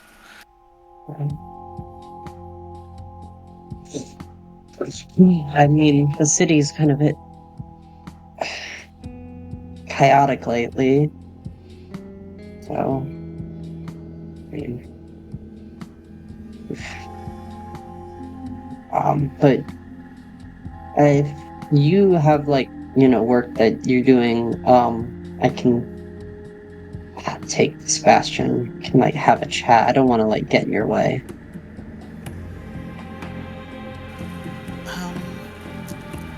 Alana. Amber. Unless that's Leo that said my name. No, it's not. I'm going to ask you to make a check against something. Okay, what kind of check am I making? This is going to be a composure subterfuge. Okay. Does ingenue apply? Not in this case. Interesting. Because this is a supernatural form of detection.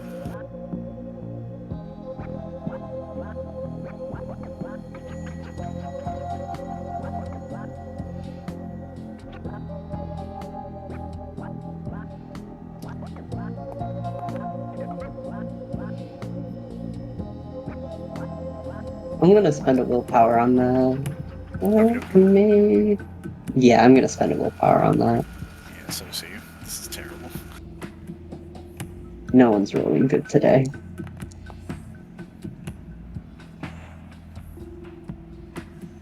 Oh, come on.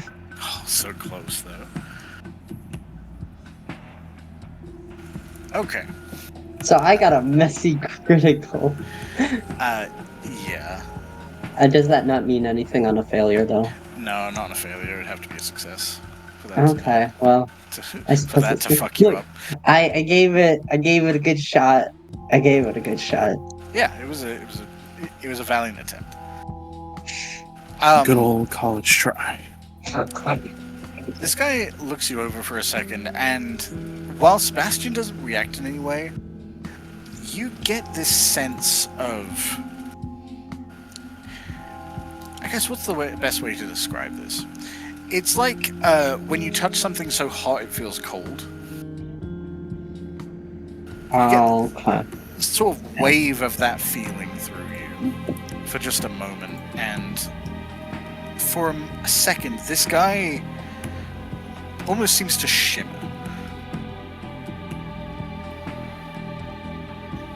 And while he doesn't visibly react immediately, he does just nod as if responding to something, and says,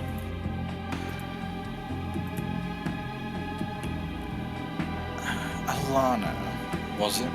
I believe Sebastian said. Yeah. Yes.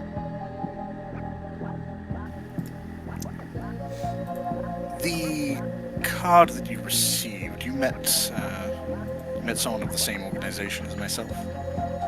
I didn't mention a card, but yes. That's true, you didn't mention a card, that's right.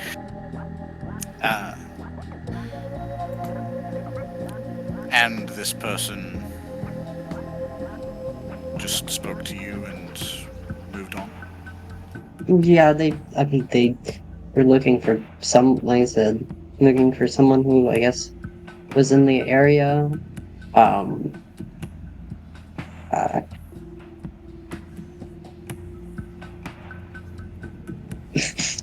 She's appearing.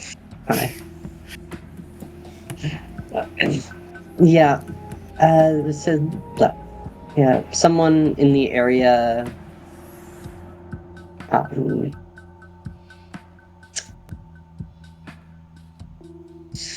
yeah. No, that just he asked me some questions about it, but I mean, I didn't know anything. I see. Interesting. Well,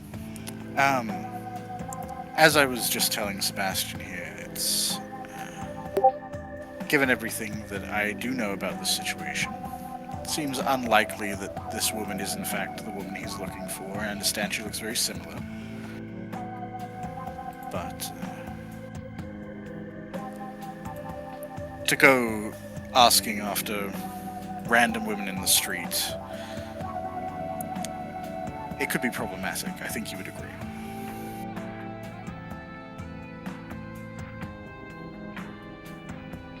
I mean, I wasn't expecting.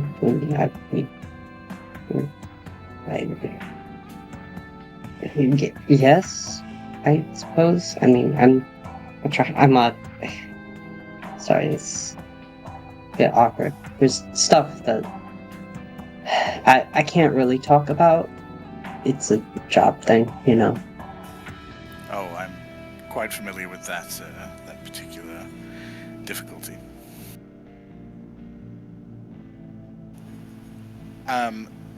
At hearing you sort of confirm with Sebastian that he shouldn't just walk up, he like runs a hand through his hair, looks across the cafe again. You can already see Nikki and this man are standing, and Look, Sebastian, I understand that this is very important to you, but we need to talk about that. I just want to talk to you about this before we do anything rash. Okay?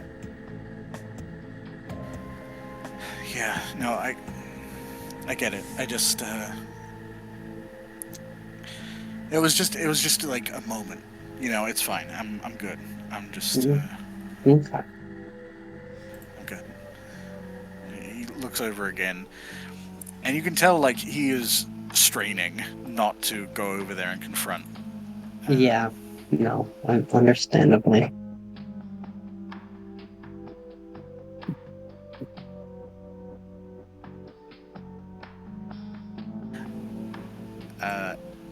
After a few moments of the three of you kind of maintaining a location while Nikki prepares to leave, and this man with her also prepares to set off in separate directions. Mm,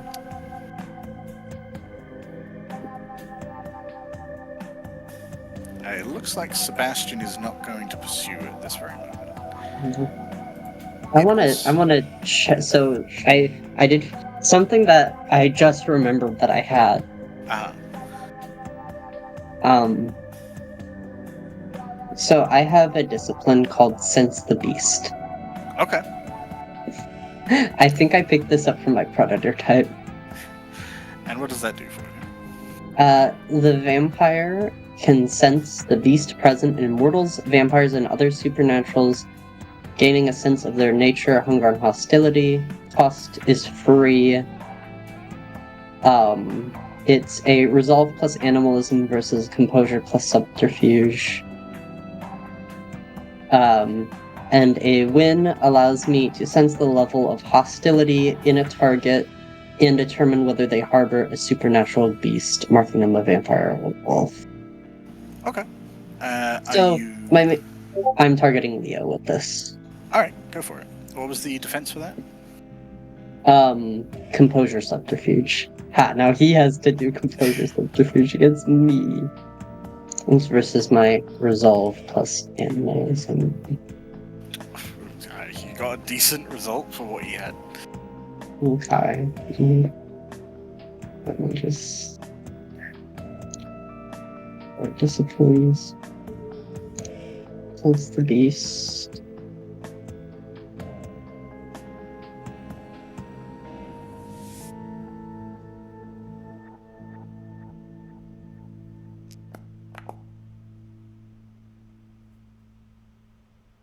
Blood potency 0? What? That shouldn't be the case. My blood potency is 1. I don't know why it said that. Weird. Yeah, it's marked as 1. Interesting. Yeah. But even if I spent willpower, that's not going to succeed, but I just thought I'd give it a check because I want to know if this man is hostile to me or not. Yeah, you are not able I to think you can determine... tell. I think you can tell why Alana has this discipline. Yeah. Yeah, you're not able to gauge anything supernaturally by assessing it. It just, you get the same feeling of, like, white hotness for a moment, but there's no clear indication from him about his intentions or what exactly he might be.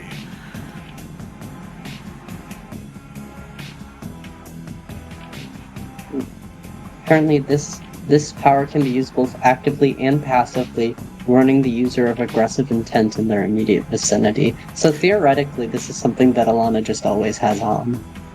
Yeah, it just pings when it's like a spider sense. Yeah, it's like, oh, does someone want to fuck me up? Or is someone feeling angry right now and want to fuck with me possibly? Let me know, please. I have to turn it off whenever I'm around Moses. Yeah, right, it's just pinging all the time. It's like, he wants you dead right now. It's like, yeah, I know. Okay, Yeah, anyways. just as an overall sense of hostility, you don't gain, and you don't notice anything. Okay. The only Well- perhaps notable thing is that Leo does not seem to be making any move to follow behind this person that he marked as a person of interest either. Yeah.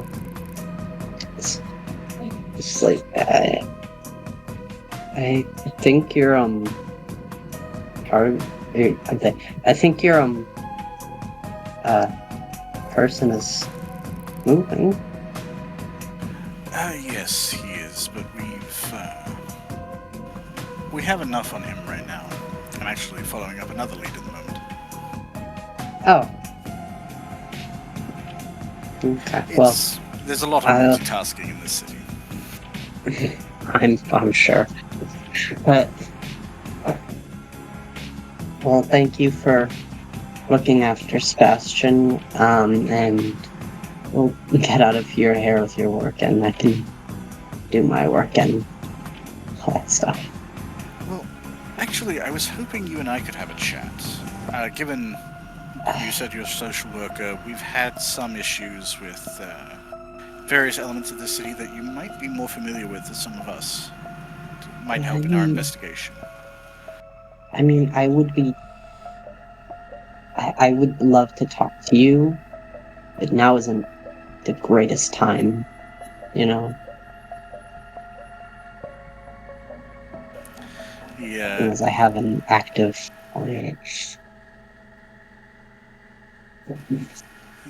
Takes a look over to Sebastian, who's just kind of looking.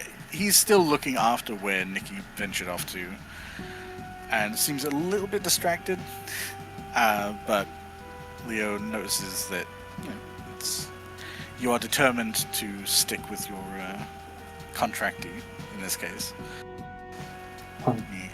He nods, Maybe if you're still around afterwards, we can have a chat, but this is something that I do need to... Or maybe I can... If you're not, the other person, they gave me, like, a card. I guess I could, like, call that, maybe?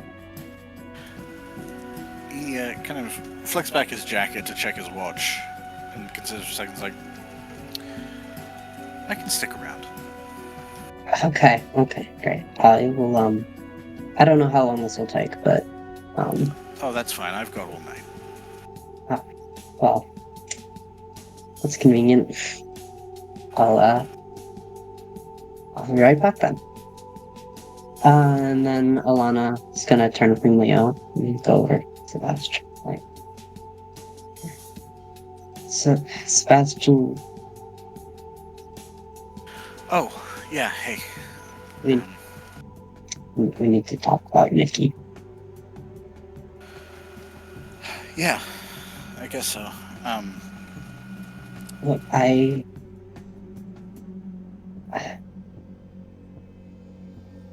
I get how you feel. That she's this person who's like so important to you, and then she just kind of dropped off the face of the earth, and it felt like you were the only one who cared about that. It, I mean, if that was her,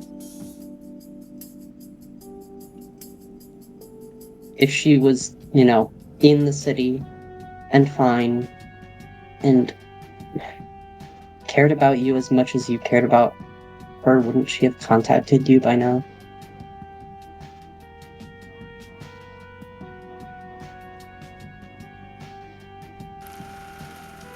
Sebastian looks down the street again, though at this point, Nikki's basically turned a corner and gone.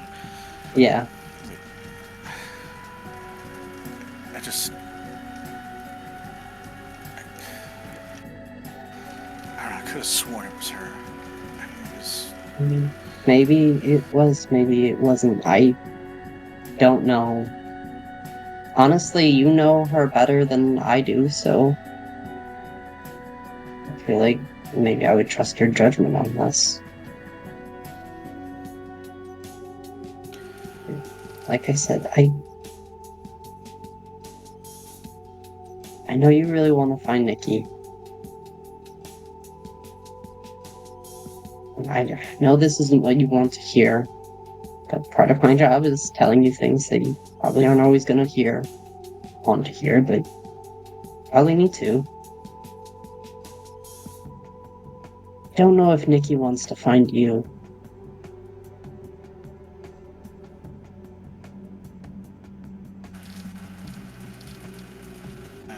Sebastian looks down the street again, and you can already see, like, the tears are welling up, and he just quickly takes a sniff and adjusts himself, like, essentially like the man-up maneuver. It's like... Yeah, I guess. I just...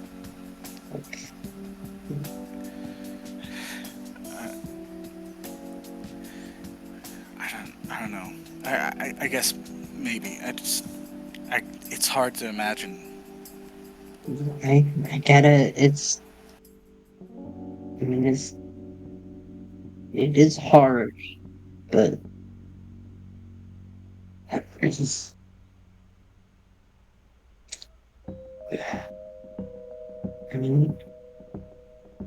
that's the thing with relationships, they come and go. The people who are in your life one moment, the next, they might be gone.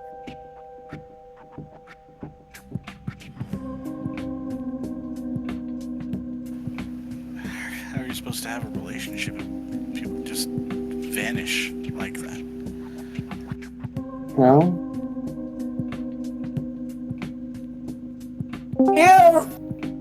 Yeah, you. Hey, Mike. Bro, why would you do that?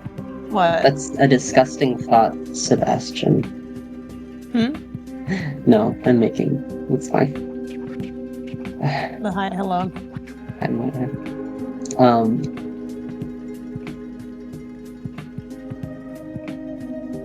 Well, you have to... It's a lot of things. I'm no expert with I'm not sure if my job really qualifies to give you relationship advice, but I guess I can try my best.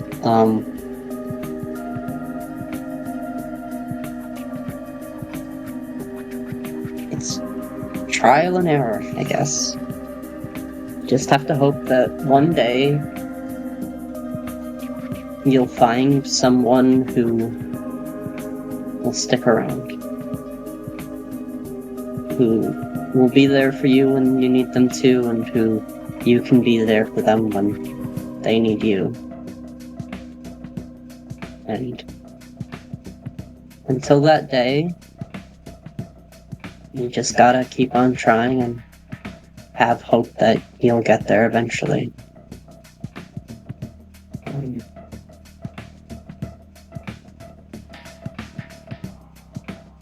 No, probably doesn't make it feel any easier, especially not right now, but the thing you gotta keep in mind is that even after all this stuff, it will get better. It will.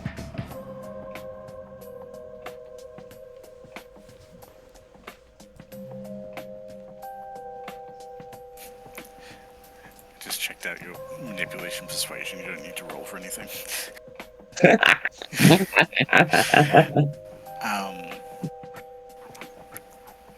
He takes a few seconds, kind of registering what you're saying, and finally looks away from the street.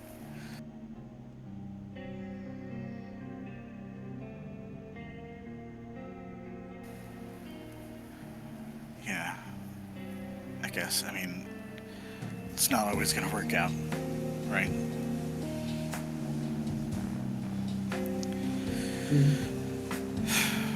Fuck! Okay. No, I feel ya. It's like process of moving on is, I mean, it's tough. You basically have to rethink parts of your life, figure out who you are without that around, but I know you can do it, Sebastian. And if there are ever points where you're not sure if you can, that's why I'm here. To give you that boost.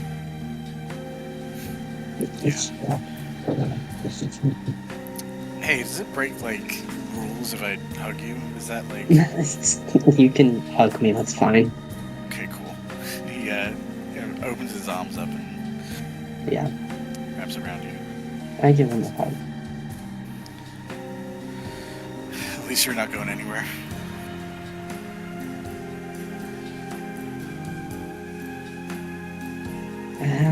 Yeah, not for right now, but, I mean, I mean, eventually you'll be able to do this on your own. Yeah, I guess. I mean, a couple of months ago, I definitely would have run across the street and decked that guy. Well, see? Look at how far you've come already. Yeah, like a whole new man. Thanks, Alana. Yeah, no problem, Sebastian. That's what I'm here for. Is there, anything else that you need? That Leo guy, he wanted to talk to me about some stuff, but, like, obviously, you're my client, you're my priority right now. Oh, no, honestly, I probably shouldn't even be here. I was just coming out to grab a coffee and get back to work, so I'm late. Okay. Alright. Well, I will move you to it. Remember, if there's anything you need, just give me a call. Yeah, absolutely. He goes back to the table that he'd been sitting at and picks up his coffee, which is definitely cold at this point. Yeah. Grabs up his jacket and just flicks over his shoulder and like, alright. Night, Alana. Good night, Sebastian. He starts walking, gives a wave of the cup to Leo, just kind of waves his hand in response. Steps out into the street. Gets hit by a car. No! He steps out to the sidewalk and starts making his way. Yeah. Alana will watch him go off, and she'll feel like this kind. And she feels like this kind of weird roiling in her, because once upon a time, she might have felt really good about that. But right now, she feels an amount of struggle feeling anything after helping this man. and she doesn't like that. Right. The whole reason she got into this work. Able Yeah. to help someone who was struggling. Yeah. Now she does it, and like she goes through the motions, and it's fine, and she knows what to say, she knows what to tell them, and it just doesn't. Just feels kind of stale.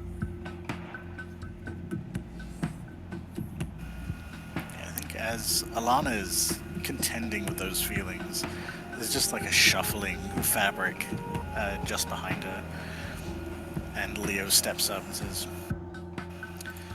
I wasn't eavesdropping, but it looked like you helped him. Yeah, I mean, it's my job.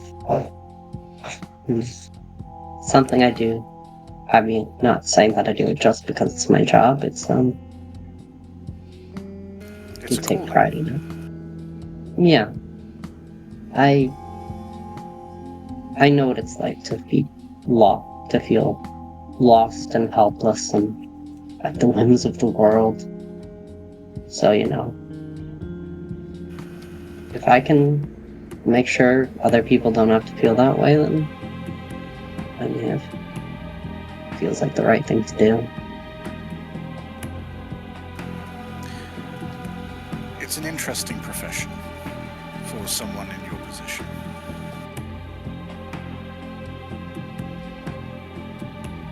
What do you mean by that?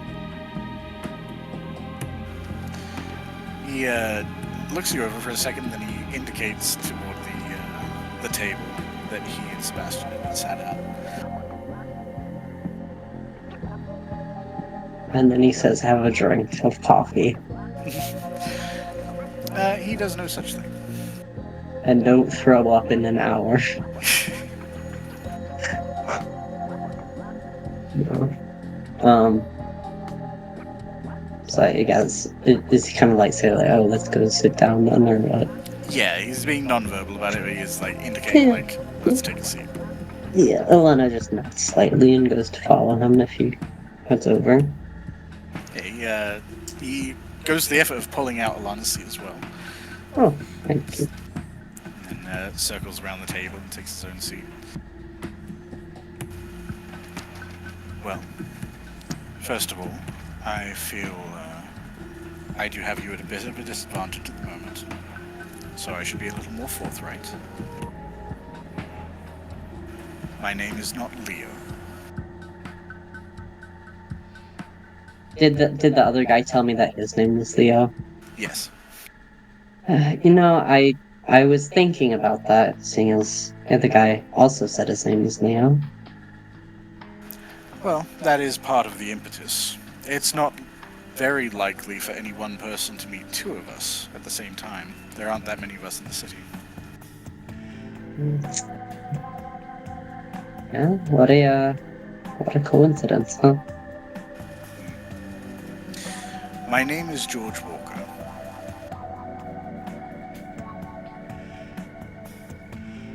Okay. And how can I help you, Mr. Walker? You can clear something up for me. Alana. Of course. Why is a vampire a social worker?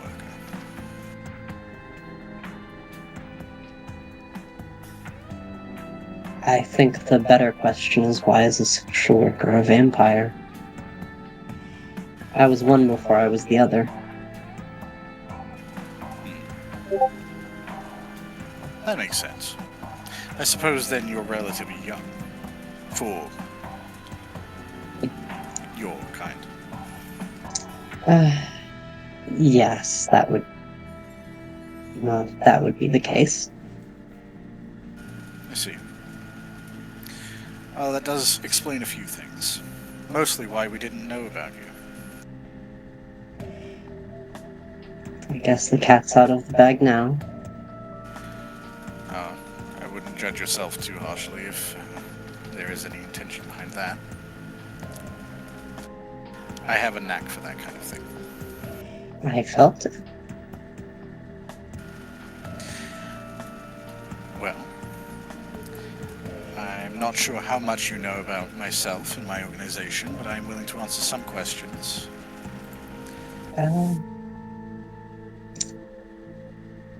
Honestly, very little, other than you have, at least some of you seem to have abilities more than just a standard human. And His face immediately wrinkles at that. Unfortunately. And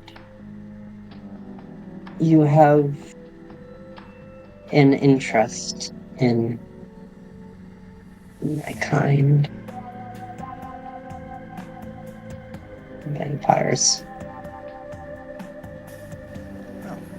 Accurate on both counts. I'm not entirely sure what that interest is. Some of you seem more hostile than others. Do we? What others have you met?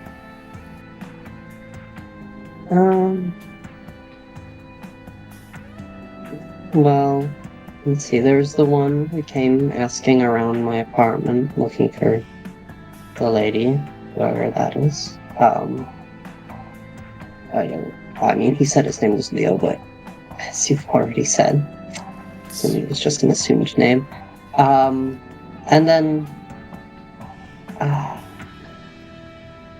there was a taller man, beard, moved very quickly for his size. Oh. Interesting. I mean, I'm surprised you say you weren't aware of me. He was very interested in following my car. He considers what you're saying for a second. He's like, oh.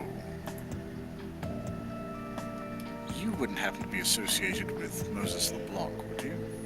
Oh, god damn it. I might. Yes.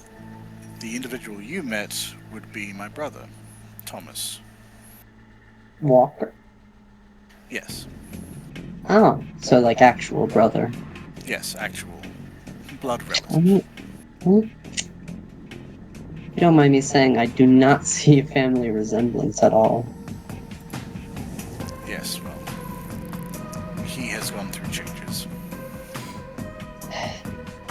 Clearly. I'm happy to get into the details of those changes at another time, when we have had more of a rapport. But you should know that Moses LeBlanc is toward the top of our list of threats to the city. Interesting. We have reason to believe he was involved in several rather gratuitous murders.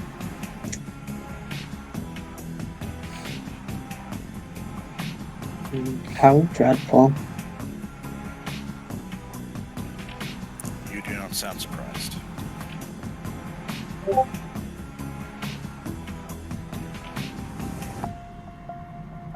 I've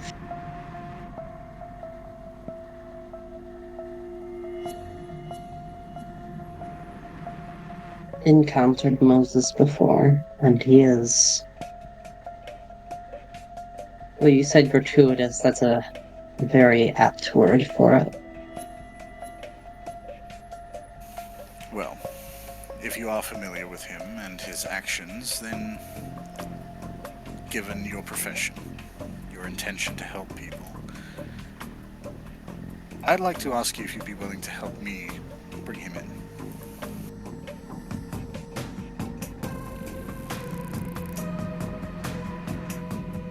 You want me to help you bring in... No. How exactly would I do that? Oh, wouldn't take much. We need more solid information. We've been working on echoes, elements that we've been able to put together, but we haven't been able to lock him down specifically.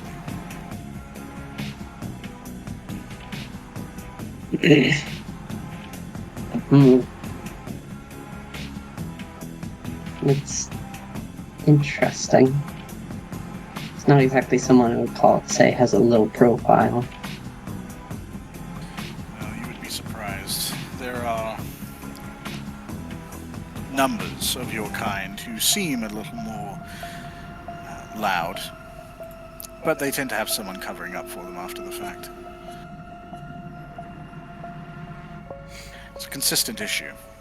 We tried to address one of his known accomplices previously, but she was not willing to cooperate. Yes, there's... Some of them have a bit of a, camaraderie, I guess.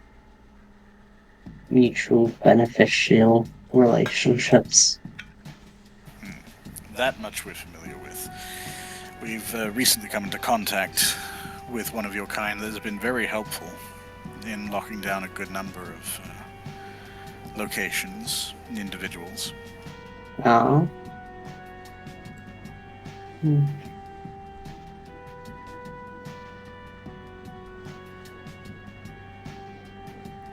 Not something I can go into detail on. You Of understand? course. No, I understand completely.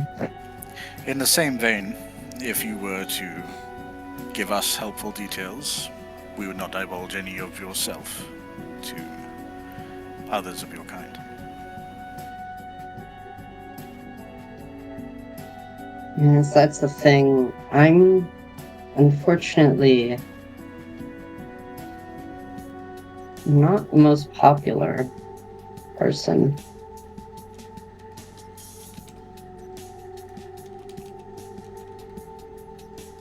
I've already had so many accusations thrown my way about who I am and who I associate with and all that. And while I'm not necessarily opposed to anything that you're doing, associating you with you would not reflect well on me. Well, that's the beauty of it. Anyone you point us toward will not be a threat to you. And how long until people notice that everyone who looks at me a strange way ends up in flames? Well, ideally in a few weeks, there won't be many people left to worry about that. Oh. Interesting. And anything you want to share on that? I'm afraid Let's not. have... Until we have more of a working relationship, there are things we have to keep under wraps, but suffice to say, we have enough information to work on to ensure this city is preserved from an undead menace. At least at large. We have no illusions that vampire kind will be erased from the face of the earth. That isn't our goal. Just... there are certainly those that need to be culled. Like jackals. No, I can understand that. I can't speak for vampire kind as a whole, but at the very least, I would prefer if I wasn't erased from the face of the earth. Well, it's already to your benefit that I didn't know who you were before we had this conversation. If we had your name previously, this might be a different topic. But your profession seems helpful. Your name is unknown to us. We do not know of any previous actions that would point us toward you as a threat. And thus far, you have been reasonable. Thank you, Mr. Walker. Now, I could theoretically, it is possible I might be able to point you in the direction of some people that you're looking for. I guess the main question I have is, other than just the anonymity of it, what do I get out of it? Well, there is the obvious implication that by working with us you are not a target. I suppose that goes without saying, though, as I've stated, as far as I can tell, there is no threat to you just yet. But it would push you down the list, if a list were mocked up, certainly. If that's not enough, we have resources. We could probably get you blood that you need, and ensure that you are protected from repercussions if you came to us.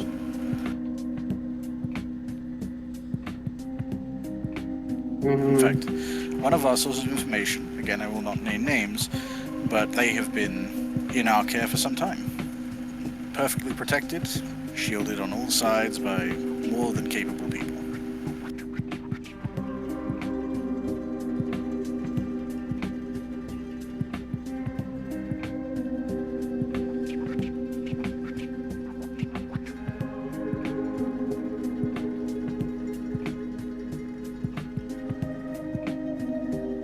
And what's stopping you from changing your mind?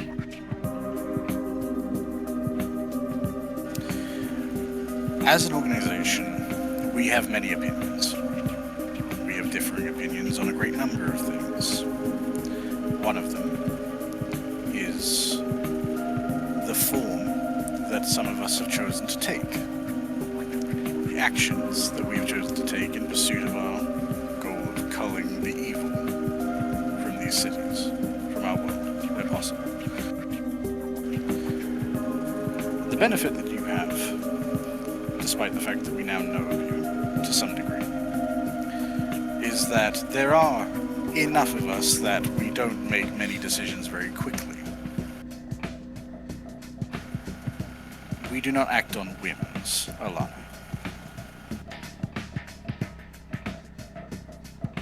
We make reasoned approaches using the data available to us.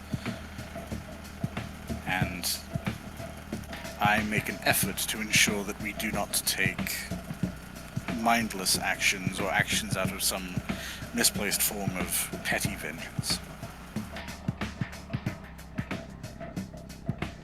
If you choose not to work with us, the same will still be true. Unless you become a threat, you're not a target for us.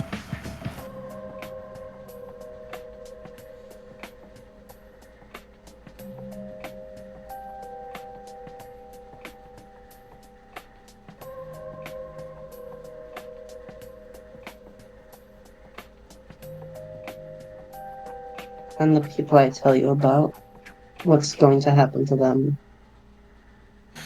Well, it depends who it is.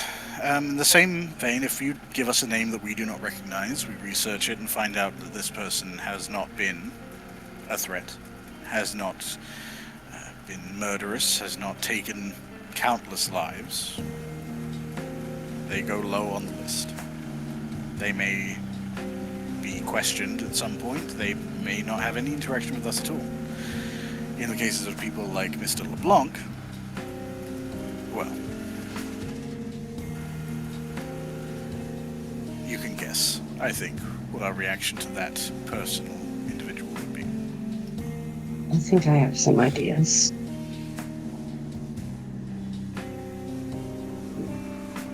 It would be quick, as quick as we can make it. Unless, of course, the individual in question is considered to be a more valuable resource captured. But they would not be leaving the estate regardless.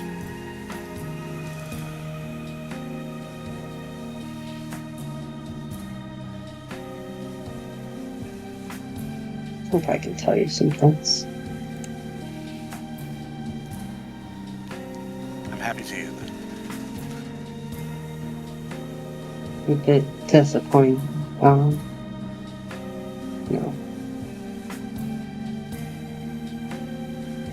It's interesting to hear your stance on things. There's nuance there. In the past, my organization has been on the more extreme side of things. Before the possibility, the knowledge of vampires came to more of a forefront. But we have tempered. We have found some level of balance. Helps when you have a larger support of funding. You avoid just the steadfast crazies and get more of the efficient professionals.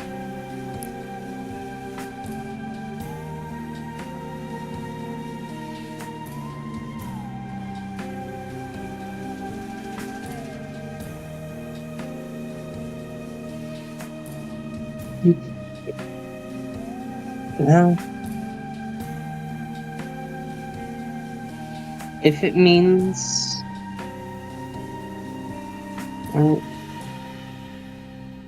there are less of these dangerous elements around.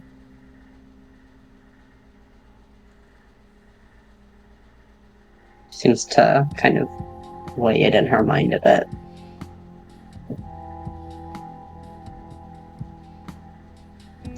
What would you like to know, Mr. Walker?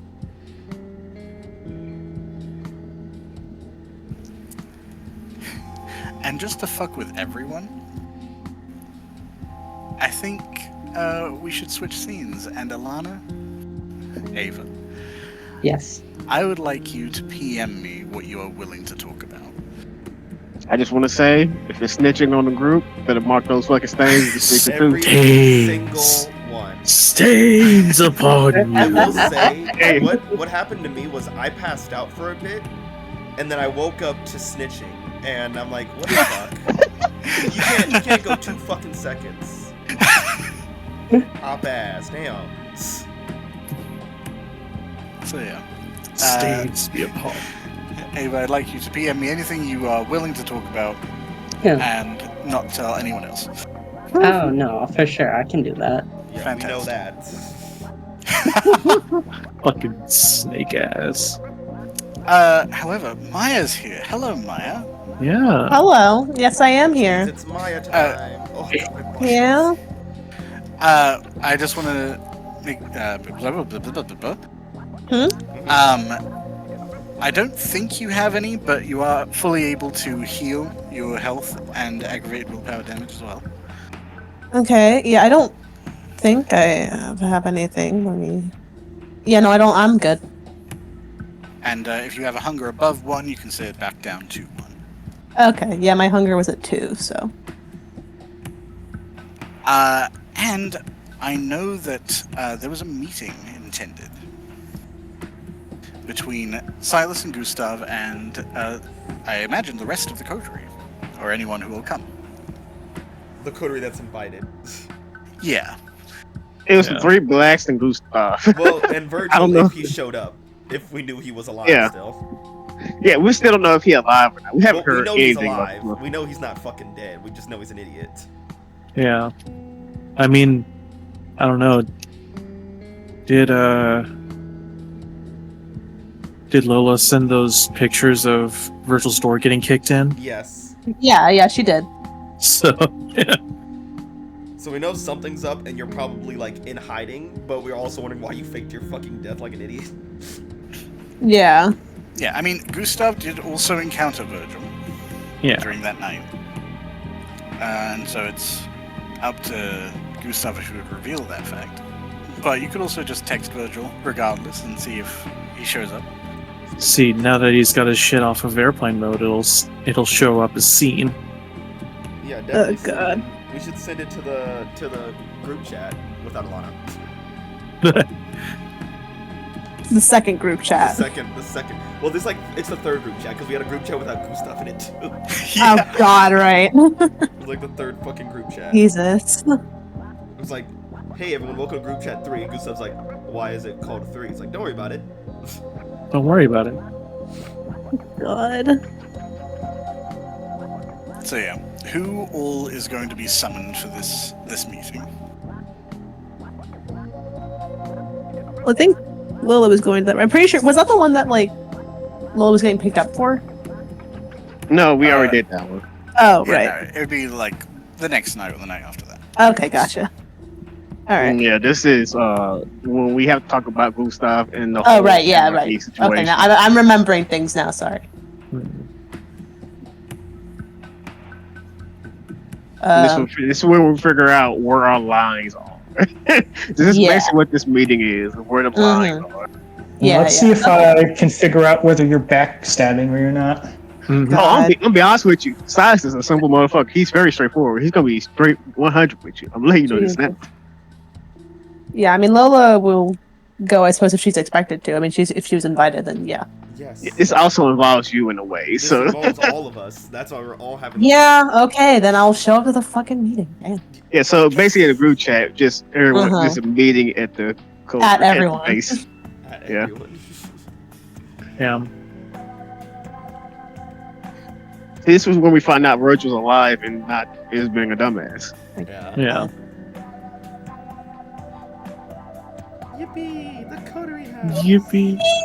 They move all our pieces over there. And all your friends are here. Be together. I'll be honest with you. It's been a while since Silas been here. Yeah. It's been a minute. Move your little token over here, coward. Stop. Who the fuck is spinning me? You spin. That's not me. Right round, right round. And now we're all here. Now almost everyone's here. Everyone is Yeah. going to live.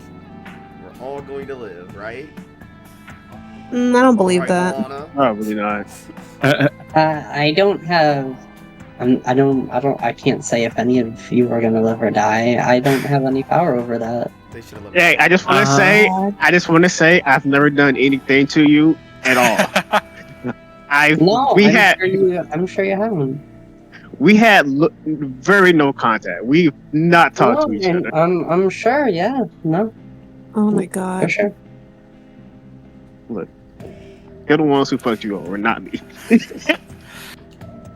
Well, the I'm not killing anybody.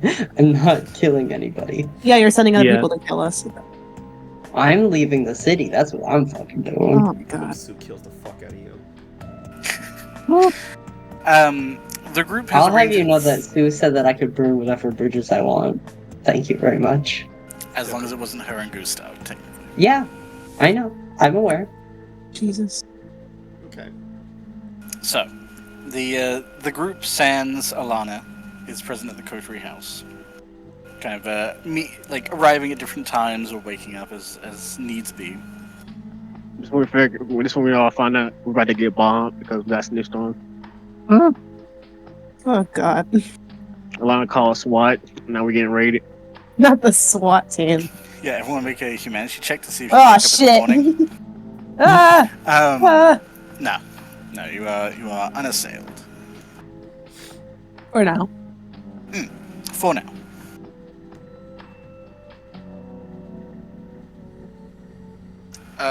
Who would be starting the meeting?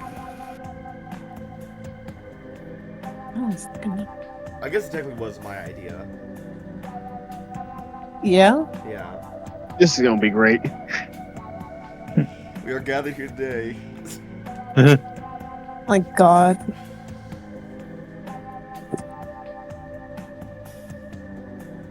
Hold on. Yeah, sorry. Yeah, so, hey everyone. We've been needed to talk as, like, a coterie for a while.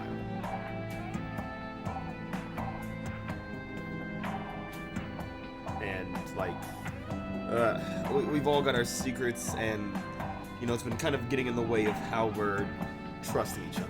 So, you know, I guess this is the time to put all that shit in the air and get rid of it so we can move forward and, I don't know, not be murdered by literally everyone that's coming to kill us. So, yeah. Yes, as Moses said, the time for keeping secrets amongst ourselves is over. If things are going to continue with us living for the foreseeable future, we need to be honest with ourselves and with those we work with.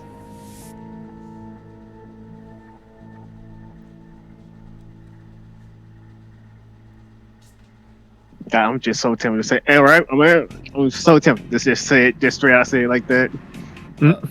We should talk about the Alana situation first, given that she's not here. Mm. So I'm gonna be honest with you. I haven't heard anything about her in a while. let's ease ourselves into it. Yes, I as well. I've not been updated. Last time I heard anything about her is when her and Moses went to go see the animal. Last time I heard anything about her, and before then, I didn't know if she was what was going on. Is she still a ghoul? No, Oh, Oh, she never was she a okay. fool? No. Oh, No. okay. But she has, as me and Gustav found out the other night, that she's had the hunter's phone number for a bit, for some amount of time, longer than she should have. That does not surprise me. So she. Man, when you think a person's a ghoul, you don't pay attention to them. So many things fall and just go right under you. Man. So just as I suspected, and saying since day one, she's been lying to everybody. So whatever, fuck me, I guess. Man, she's really good at being a vampire.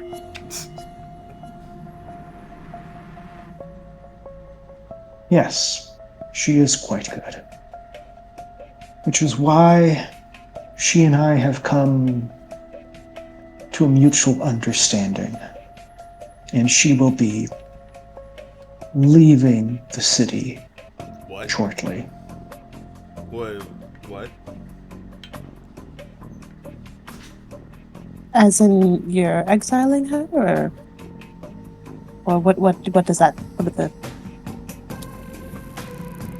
Was We that for her own came safety? to an agreement that it would be easier for her to start fresh somewhere where her previous life and the lies attached to it Okay. Wait. wouldn't be able to follow her. Wait, Gustav, hold up. Because the last time we talked about this, you were singing a whole different song. When did you go talk to her again? I thought you had her, is she still contained? Oh, we contain them motherfuckers now? When did we learn to do this? Wait, why do we have her contained? Man, we need to have like a weekly group talk. This say what's going on. Yes, I'm not. God I've damn. not heard about any of this. We need a newsletter. Really do, honestly. This could have been As me, man. Moses informed you, it came to our No. attention that Alana had been in contact with the hunter who killed the previous prince and has been causing trouble for us for quite a while now. I took it upon myself to see to it that she could be contained and made to be not a threat for us or the Camarilla as a whole.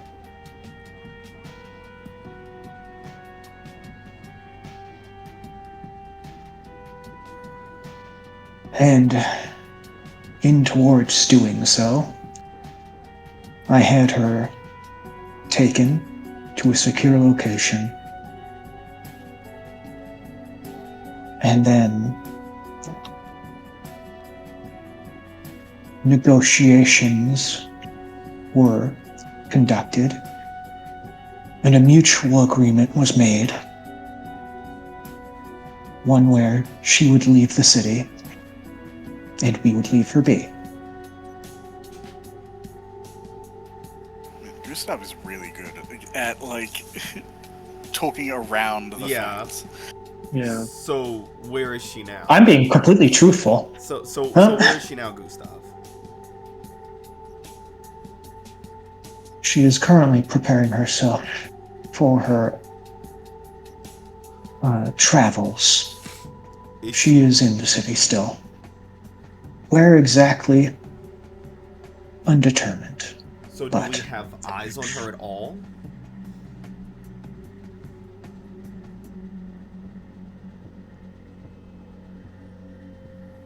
I can assure you that I have been given assurances by her person that she will not do anything untowards towards us. Okay, Gustav, I'm not really. Assurance doesn't You really know- mean shit to me right now. I'm Yes, sorry. No you know- offense. Yeah, no offense, darling, but you know people can lie, right? And she's known to lie, and she's known to get princes killed, and people in trouble, and talk to hunters. Yes. But she's also, from my point of view, very much prioritizing her own safety over anything else. And that's why she'd sell And people what we have out. come, that wouldn't guarantee her safety, now would it? Well, she escaped, and then before she left, made a plan with some motherfuckers to kill us. No, the hunter y'all talked about, the one with the flaming sword who stabbed me. Because once she's gone, anything could go wrong for us. The hunters will still be here. She could keep her phone. Her phone can call across state lines, you know. She doesn't fucking have Moses. Give me one. She knows numbers. Moses, would you rather us kill her, Yes. keep her here, or let her Kill leave her and not easily. come back? Yes, I've tried to do it before and you wouldn't let me.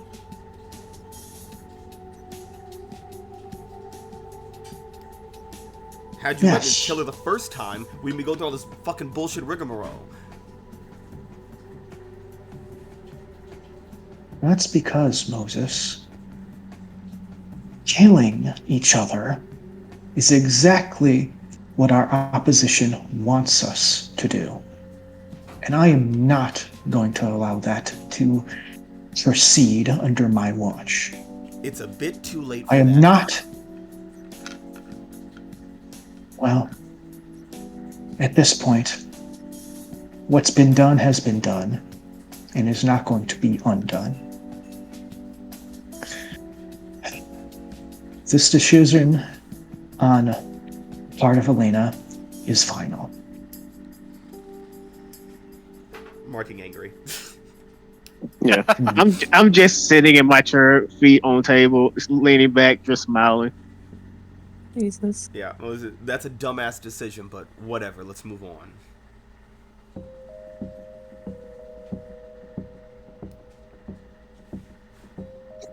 Let's. So, what exactly have you two been getting up to? And Gustav just looks at Lola and Silas. Quite a bit, actually. Quite a bit. These have been very interesting. You might not like it, most likely won't, considering your position. First off, I killed my sire. We had a duel to see who would take over the gang room. Me and her had our issues. That would be a good way to solve it. What else? Another reason for the duel is there are two camps in the gang room right now for Anarchs or Camarilla. Gustav just narrows his eyes a bit. Still smiling. She was Camarilla.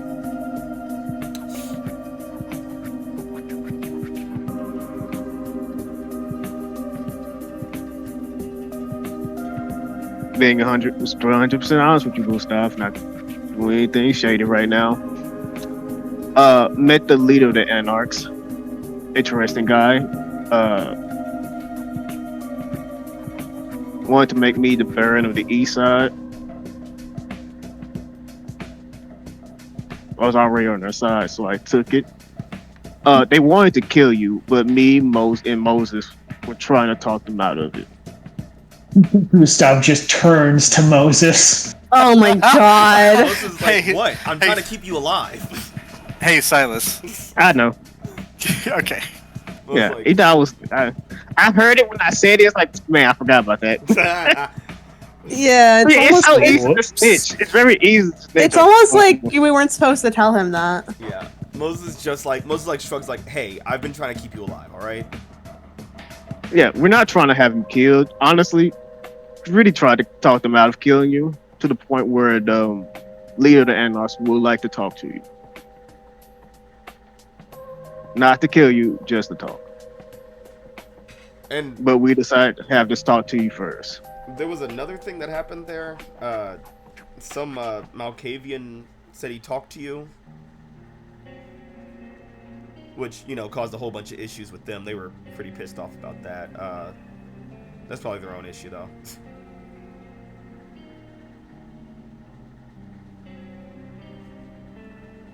Now, before you decide that we were trying and everything, be honest with you, never really liked the whole being a part of the Camarilla, as they What see in us the as. hell are you Fuck doing is on the that? map?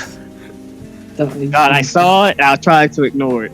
Get rid of that. What? Nothing. What? What What's are going you on? doing over there?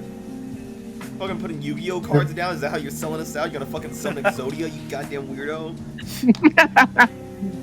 I didn't know what the fuck that Jesus, picture I was so scared. I thought Dan's what the hell was in character, and then he was like, "What are you doing on the map?" We look I'm like sorry, birds I drawing on a map in the corner. I'm be honest, I forgot you guys could see what I was drawing. I Jesus forgot you guys could see You me drawing. fool.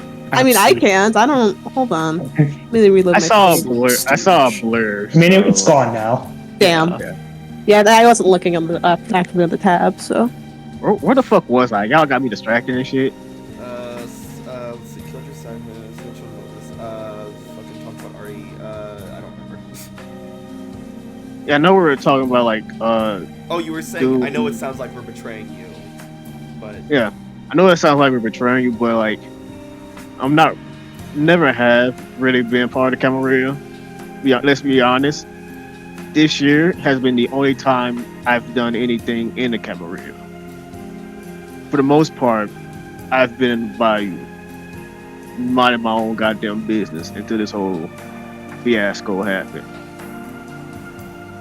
I'm not joining them to be fuck the Camarilla. I'm joining them just so me and mine can just be left alone.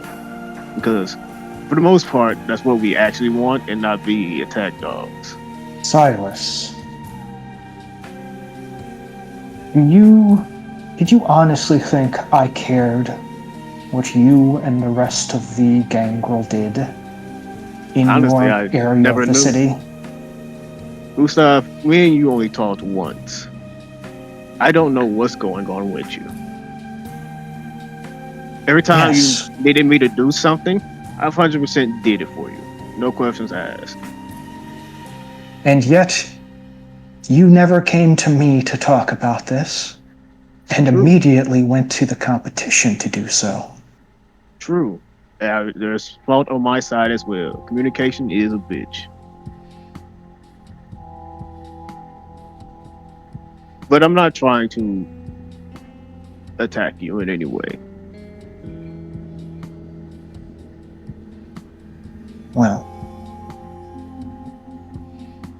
I will say this.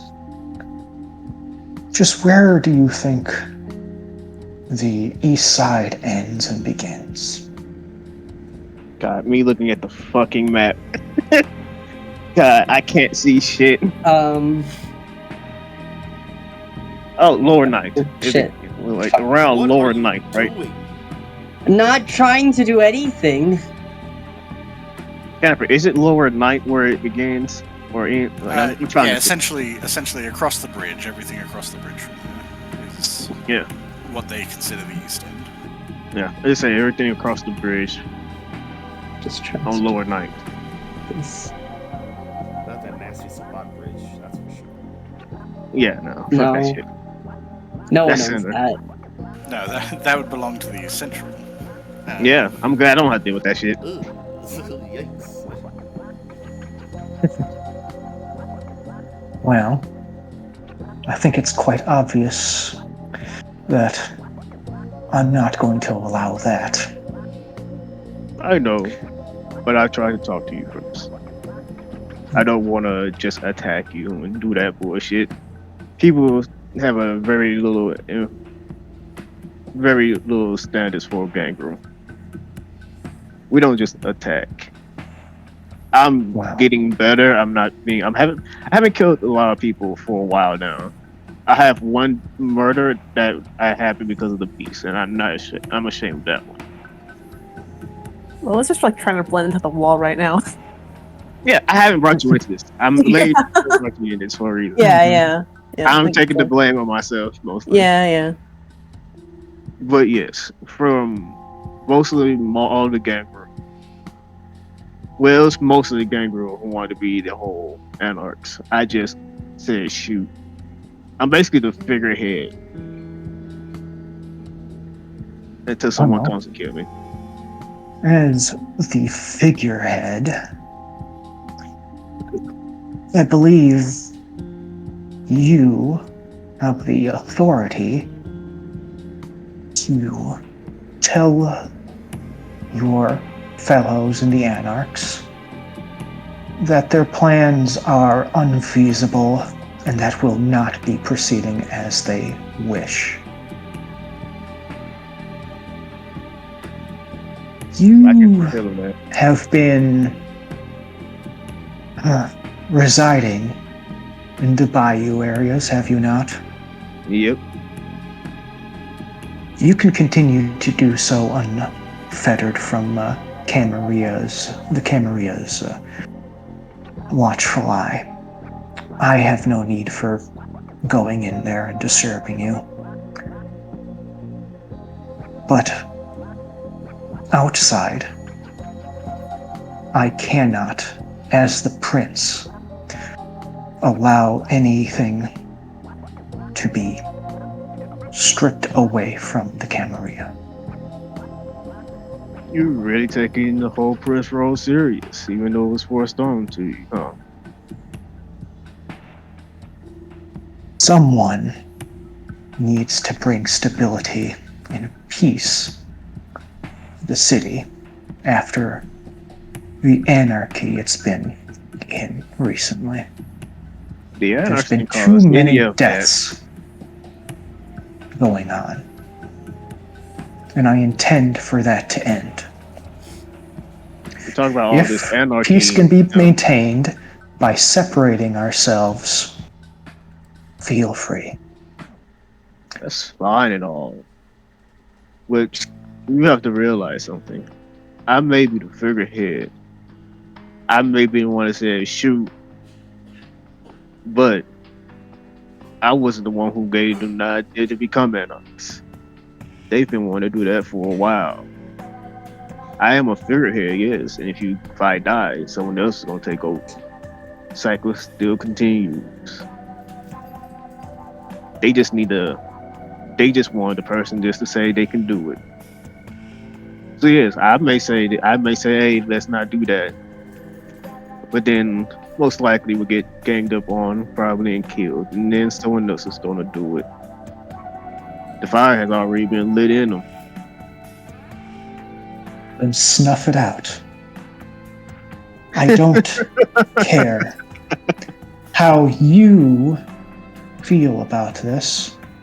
I You're don't the care one how who you decided to feel kill about this. your sire and try and light up this city in flames. I'm not It trying is to not do anything. my fault. You didn't Gustav, try. it is your fault. You did. Gustav.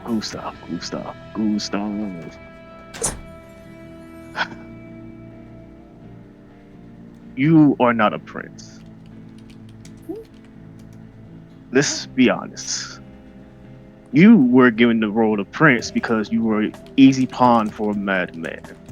You're taking up the role of the prince because you feel you have a responsibility to do it. But when, and this is most likely, and this is truly it, when the Camarilla realize that you, from anywhere else, realize that you are a prince, someone bigger and better will come and kill you for that throne. Not me. I don't want you dead. Honestly, good guy. You're a good. I like doctors, nurses, and all that. Don't want you dead. Won't even have try to kill you, and I will keep my people from trying to kill you. But you should realize you are not of the clans. And those people you trying to keep the whole order and justice for will see you as nothing but a stain on their throne.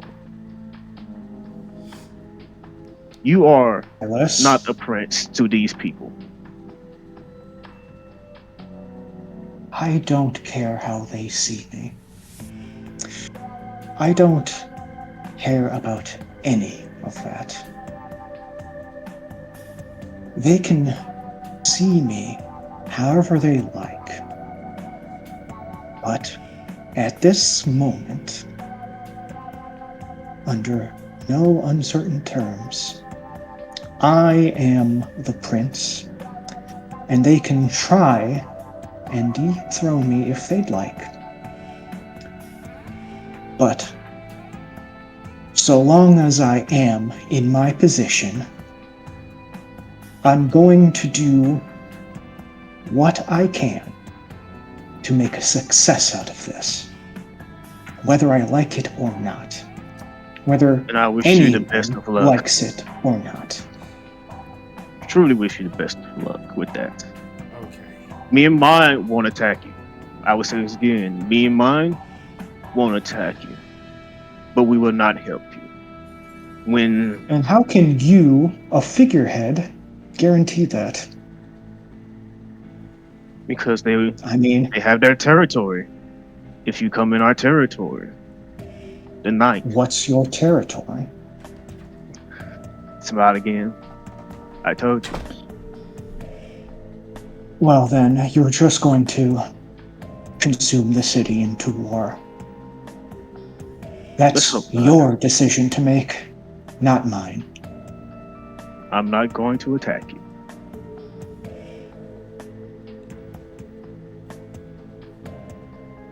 The choice is truly Well, then, yours. I suppose I won't attack you, so long as you're in your territory. This is gonna be a fun game. Jesus. Moses, you want to talk?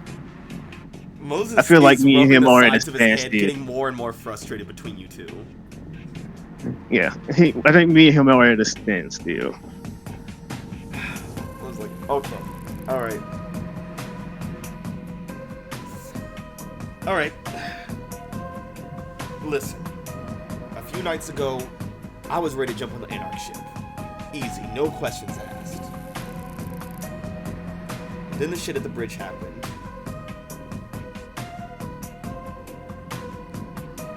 Listen, I don't know what's gonna happen. I don't.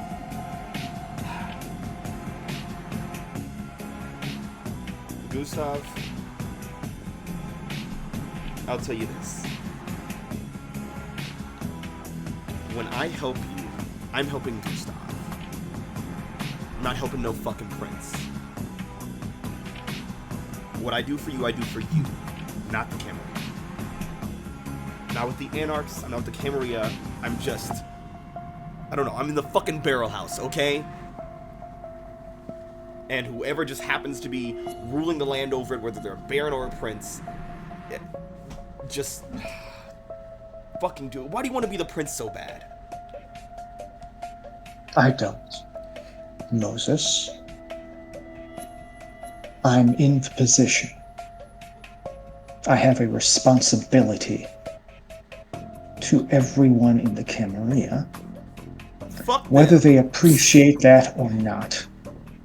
Do they deserve your fucking responsibility and your creeds and all that shit? No. They're fucking assholes. The same people in that Camarilla a few months ago would have laughed your ass out of fucking Elysium. And why? Because you're a caitiff. Because I'm a Bruja. Because Silas is a fucking gangler.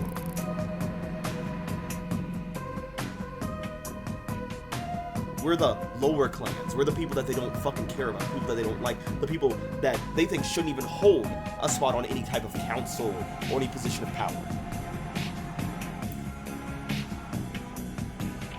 Being And a yet prince I just persist. I don't like them, and they don't like me. But that's not the point, Moses. It's never been the point.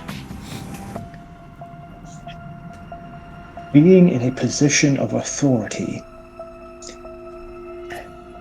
isn't about liking the people below you. It's not liking the person above you. It is a social contract. One that I intend to fulfill to the best of my abilities. Not because I enjoy it, but because it's my responsibility. Whether it is fair or not doesn't matter. We simply have to deal with what we are given in life. This is my lot. I'm going to roll with it.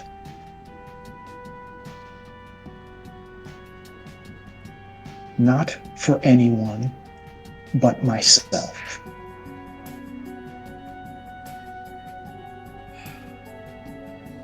And you talk about this, you doing things for me. And yet you said, not but a week ago, you would turn your back on me. What changed? I said I'd turn my back on the Camarilla. Moses, at this point you should know that doing that is the same thing.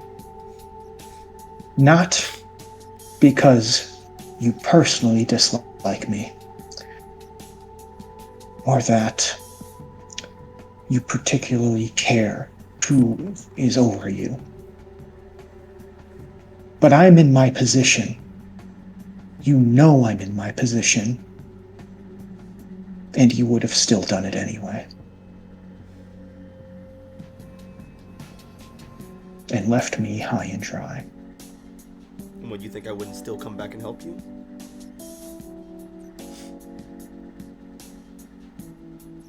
Would you? Yes. Without thinking about what happened on the bridge?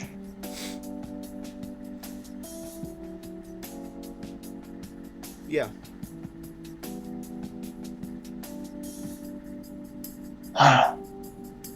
Then why leave in the first place? This whole ivory tower bullshit just isn't the place for me.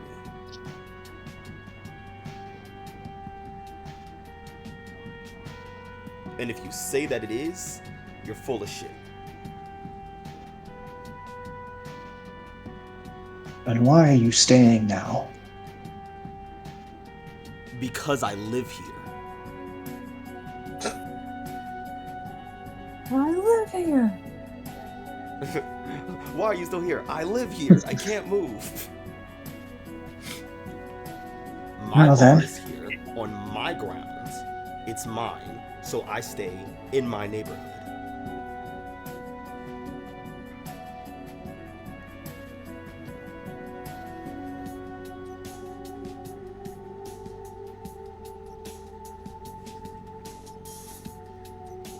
You certainly are right that the Camarilla doesn't suit you, Moses.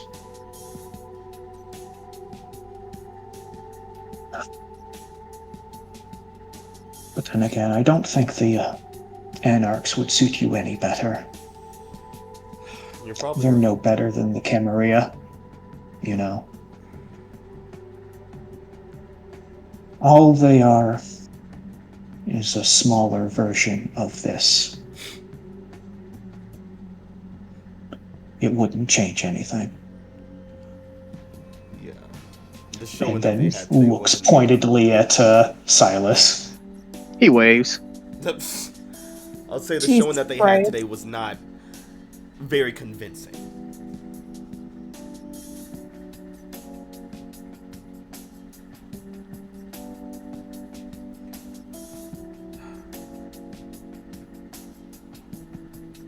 Turns to Lola. Oh God.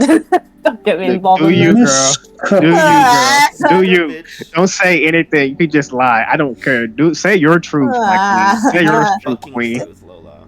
Leave me alone. Your fucking Oh, truth. don't look at me. You're a businesswoman. That's all you are. You Oh, just want to be no, a business. literally. I literally, yeah. Just speak your truth. Uh-huh. And honestly, I don't Yeah. really think you're on any side except your own. No, literally. Be Yeah, like at the Moses, end of the be a free day. agent. Lola's on the side that keeps her alive. What are Lola and Moses? Property owners. That's what we are, baby. Exactly. Yeah. And yeah, anyways, Lola's being looked at.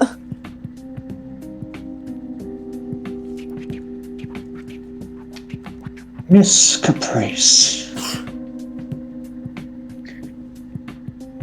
I'm very much wondering, where exactly do your loyalties lie? What? Are you planning to ally with the Anarchs as well?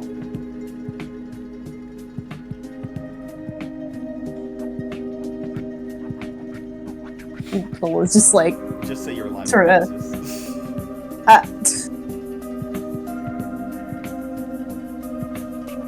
I think Lola just sort of sighs, like hands on the table, just like, I'll be frank.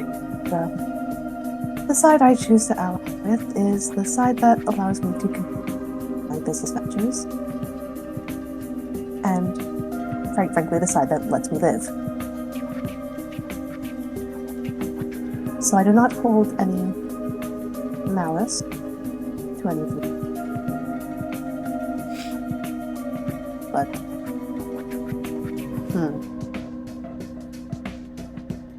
So if you can provide me these things, then I'd be happy to stay loyal with you.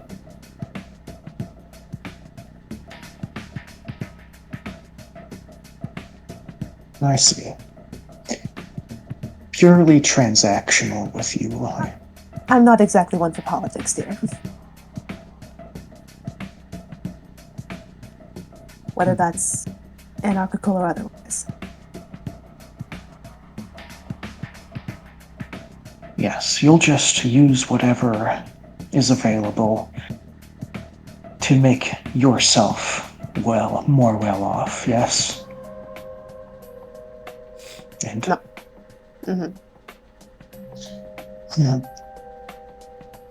Whatever happens to those you have to use, it's not your problem. Do you have a problem with that mindset? More, yes. But I have to work with what I have.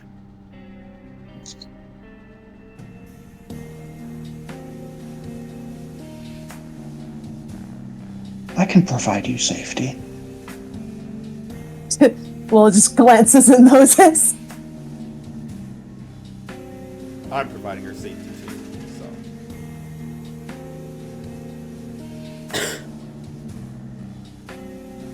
We aren't attacking her. I just. Oh no, all these big, strong men are fighting over Shut the me. fuck up! Oh no. Silas is not fighting over. He's just being honest. Like, I already said I wasn't gonna attack her. She did nothing to me. She's did me a favor. So like, she's do whatever she fucks she want. I don't care.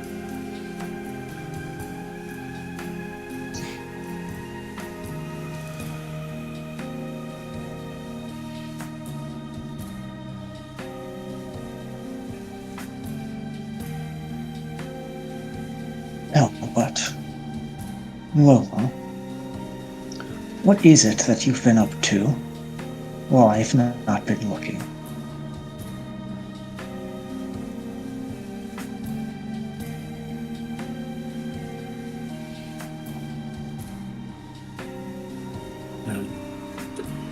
Quite frankly, do you not know? All right, let's inside that. I mean, Lola feels like that's kind of true. What'd she say? She's not doing as much. She said not much. Which, I mean, from her perspective, it's not much. Yeah, just Lois has been doing business. That's really Yeah, like, she's just business as usual. Like, I don't... do I have to do, like, a deception, like, composing or whatever? Yeah, it would be Gustav's wits insight against your, I believe, manipulation subterfuge.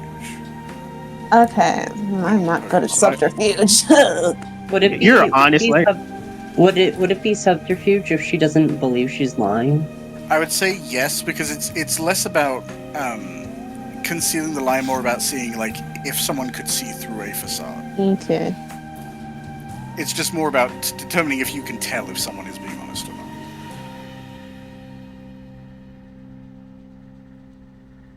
not. Okay. If she gets a really good subterfuge result, you don't know. Not bad. Jesus. Oh, wow. Wow. Okay. Well, Damn. not much. You Shit. can't tell, Gustav. You I mean, cannot tell. Lola, from Lola's perspective, it seems true, so that kind of comes across in how she says it. Because, like, yeah, she hasn't been, like, doing too much. I mean, she has done some stuff, sure, but it's not anything that she thinks is major.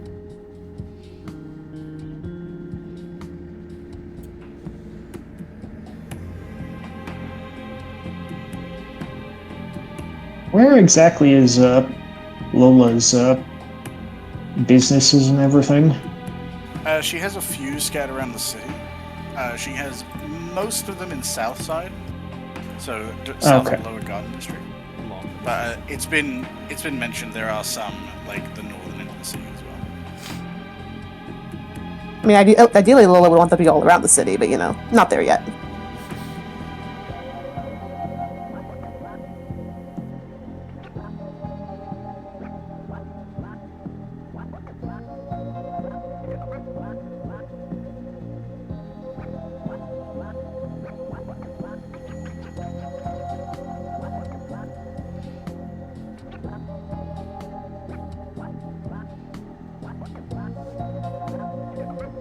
Well,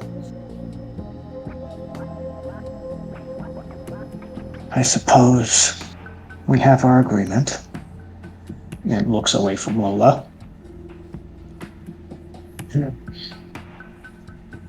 Is there anything else anyone wants to bring up? I feel like there's a lot of animosity when we have a common enemy right now. No, not Alana this time. The hunters, I mean. The hunters.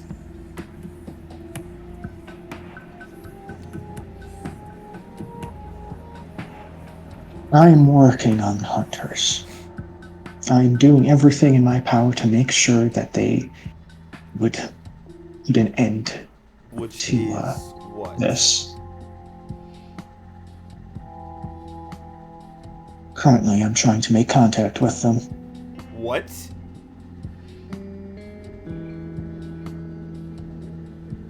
Yes, it's as I said. I'm hoping that I can come to some sort of arrangement where they're not killing our kind in the streets Wait. with firebombs. You were just saying you don't want to get any of our kind killed. Those folks are gonna want Yes. someone dead. That's what they're gonna want in exchange. Whether it's one vampire or 5 or a whole neighborhood or all the fucking Anarchs or all the Camarilla, they're gonna want some blood in exchange. I'm fully aware of that. Oh, so now we're okay with sacrificing vampires. Now it's okay to kill again, right? I don't intend to kill anyone, Moses. You're just gonna let some other fucker kill people. Moses, whether or not I did speak with them and come to some sort of arrangement, they were going to kill us regardless. At least this way, we can come to an arrangement where there is a minimum of bloodshed. A minimum. Oh, okay. So just sacrifice a few people. Yeah, sure, great. Would you rather us have one large climactic battle to end it all? Try and be martyrs to put an end to an inquisition that will simply come back in a year, 10? I'd rather. Trying to put an end to them is not feasible. We simply have to come to an understanding and come to some sort of coexistence. A coexistence with people who want us dead. Oh, that works so well throughout history, doesn't it? Worked for me well enough.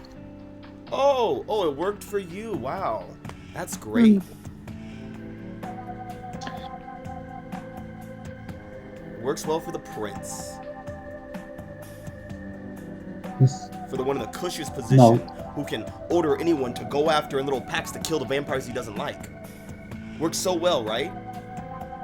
Moses. No, don't fucking Moses me right now. You're talking No. about working with a fucking group of genociders.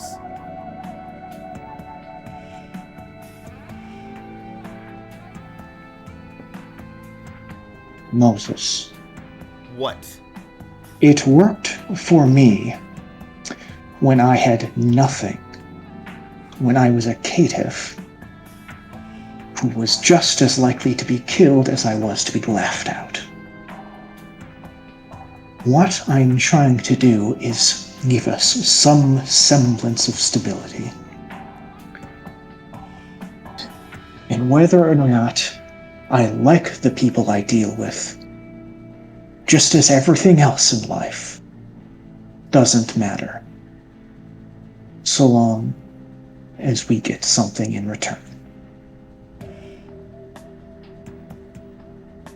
That's also the dumbest fucking thing I've heard all week, actually.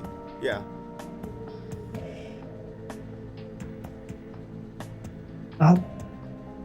Let's hear your ideas, Moses. What would you have us do? Either find a way to hide vampires better, or unite the Anarchs and the Camarilla to fuck them up. Systematically dismantle them. Why do you think that would even be possible, first of all? Why do you think it And won't? second of It's not all, like anyone's fucking that trying. that first idea would have us scrabbling around like rats. Do you honestly want to live like that? I have. No, you haven't. Oh. You're far too loud and out to be unnoticed. And you damn well know it. I can't believe Gustav just told Moses to get back in the closet. Jesus Christ. I never said that. I'm just saying he's a hypocrite for thinking he's fucking quiet. It sounds He like is a- Gustav is telling me is that to stay in my place, you dumb black bitch, before I beat your ass. And that makes me want to frenzy. Jesus Christ. Moses is a very Go loud ahead. rat. It's true. I'm a big rat. I'm a New York rat. I am the rat, bitch. And Gustav, I'm not gonna sit here and fucking play kumbaya with you and a bunch of hunters. But you would have me do that with the Anarchs. At least the Anarchs are vampires. Why does that make it any better? What the fuck? Because they don't want to wipe us all off of New Orleans. The Anarchs don't want to be like, well, I'm going to kill all of my people and yours too. The Anarchs share a common fucking interest with us, not being burned or staked or put in the fucking sun. That isn't stopping them from killing us any more than any fire has in the past. And are you trying peace with them? Are you trying to speak with them? Because I have.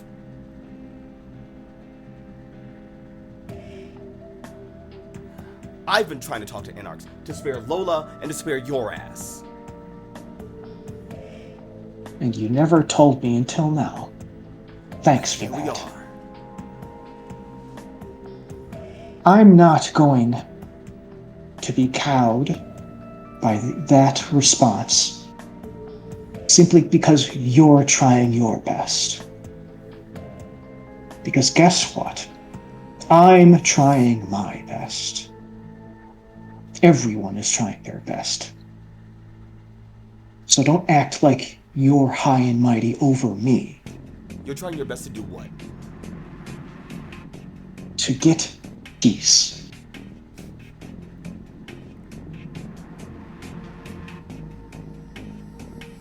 Fun.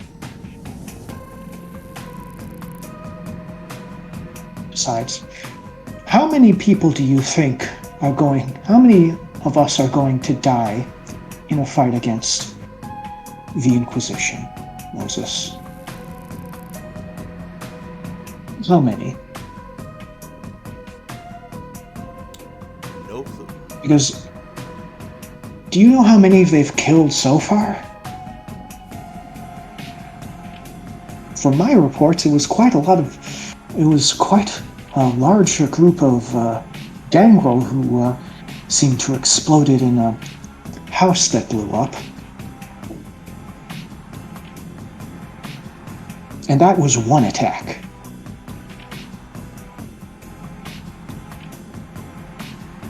Someone must have been feeding them information.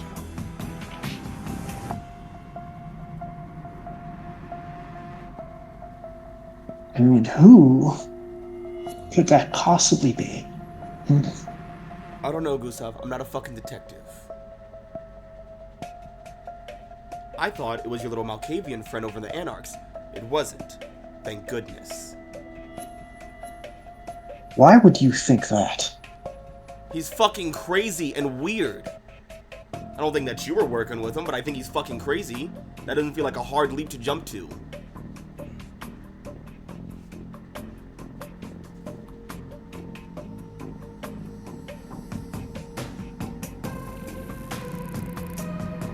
From my interactions with him, he seemed perfectly sane to me. That's frightening. First of all. Well, he was the only one who's trying to give peace a chance, so can you blame me? Because from what I'm hearing, it seemed like everyone else in the Anarchs was dead set on killing me. Or were they not planning to do that? Gustav, I'm gonna be honest. You don't make yourself a very popular guy. And being the Prince of Camarilla to a bunch of Anarchs is basically making yourself a figure to be sniped. Oh, I'm not popular. I wonder why. Probably because you sent us to kill vampires.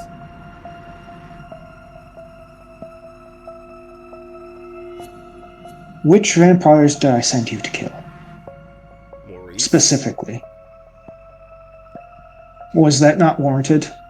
Oh, I don't disagree with you. I'm just saying how other people see it. Well,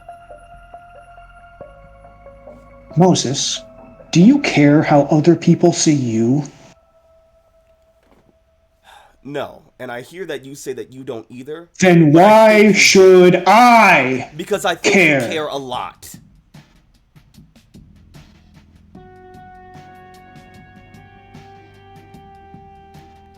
Well, that's another thing.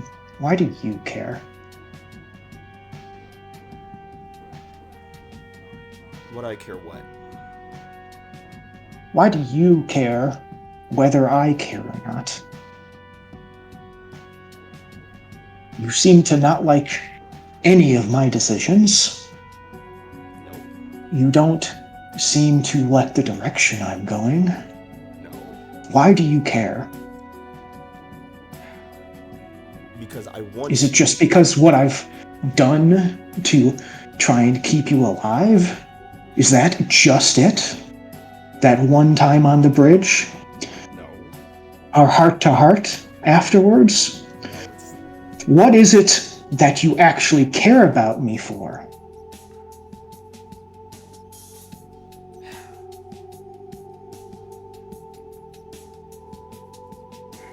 Gustav, I want you to live. Why? In this way. Because you fucking deserve it. You're a fucking caitiff, abandoned by a sire, lost in the world, thrown into a whirlwind of bullshit. If anyone deserves to live, it should be you. You deserve a moment of peace and clarity. And I get that I'm not the one who gives that to you very often. If anything, I do the exact opposite of that very often. But I want to believe in the idea of you, Gustav. But the decisions you make, the shit that you have people do, it makes it really fucking hard to believe sometimes. And still. Well then, you should very much understand my position. I do the things I do because if I don't, if I do something even slightly wrong, I'm going to get killed. And I don't intend to die anytime soon. That's why I make unpopular choices. Not because I like doing it, not because I want to, it's because I have to. That's why I'm doing what I'm doing.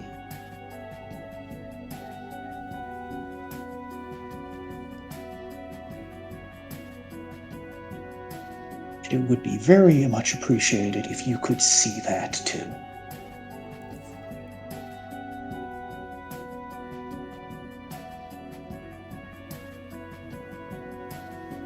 I'll sleep on the idea.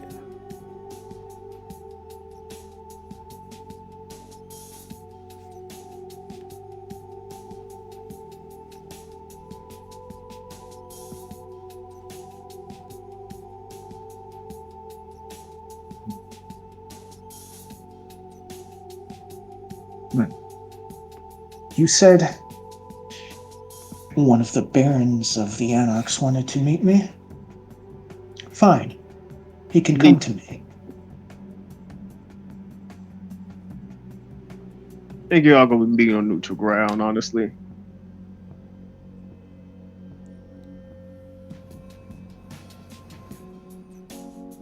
And I can't set up the meeting.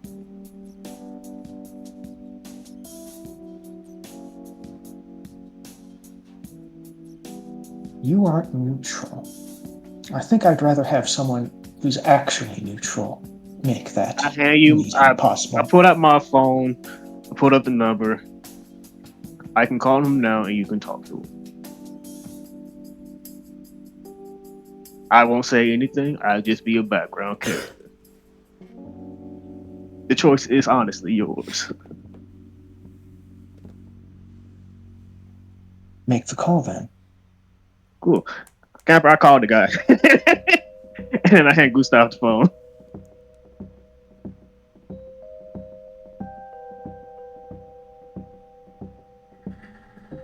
Camper, you here? British man. Red British man. Pink chocolate milk. Bad taste British man. I'm on my phone. But I did hear you. I hate you so What the much. fuck is that? It's me on the phone because I had to more. Yeah. Tell us when you're done. Yeah, we can. Yeah, I was doing on the stream. I know you're meeting the Baron. Yeah, I'm calling the bearer.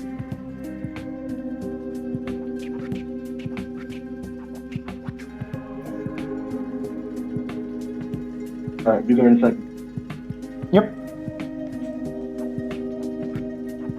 This has been a well-needed talk, guys. We're having good family Yeah. therapy. Yeah, it's Mm-hmm. Yeah, it's good. It's really nice Nothing's that you guys wrong. are all having this important conversation. Hey, go fuck yourself, Yeah. Chronicles. Look, I'm not trying to kill Gustav. I told him. So I think it's nice. I think it's nice. now Gustav, no, I'm not trying to kill him, but I'm not on his side.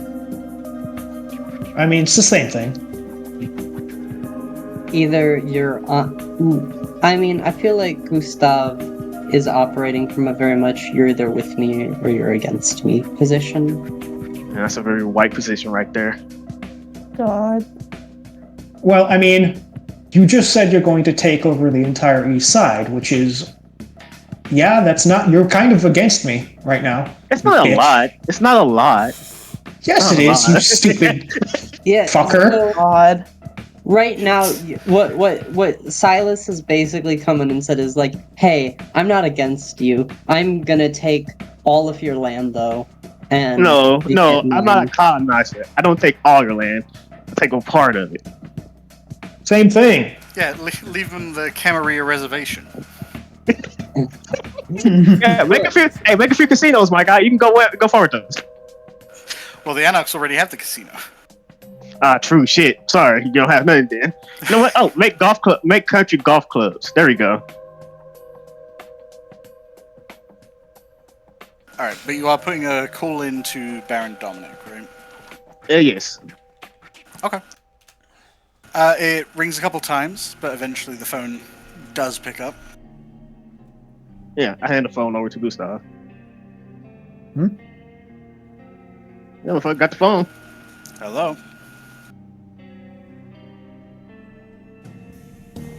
No one told me the name of this guy, did they? Nope. I don't. Here's the thing. No, just- I don't remember it out of character. No, although I think Arturo might have said his name when he was talking about the Baron. Hmm. Okay, well, either way. Hello. Am I speaking to a leader of the Anarchs?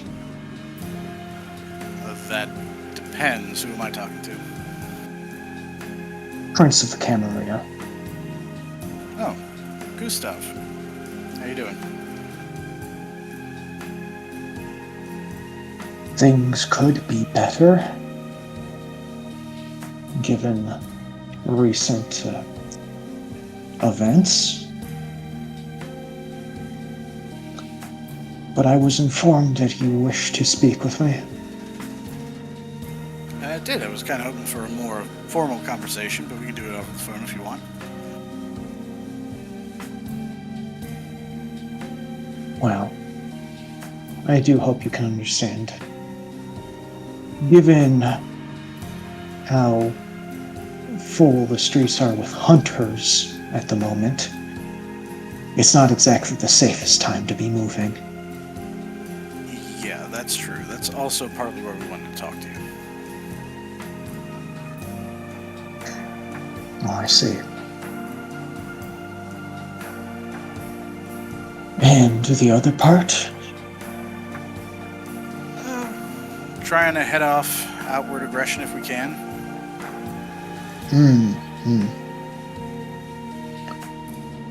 Well, I would very much like to have that be the case as well. Aggression between the Camarilla and the Anarchs would be ill-advised at this moment. Although, given what I'm hearing about your plans for the East, it seems that might be a bit difficult, won't it? Are you talking about the border extension?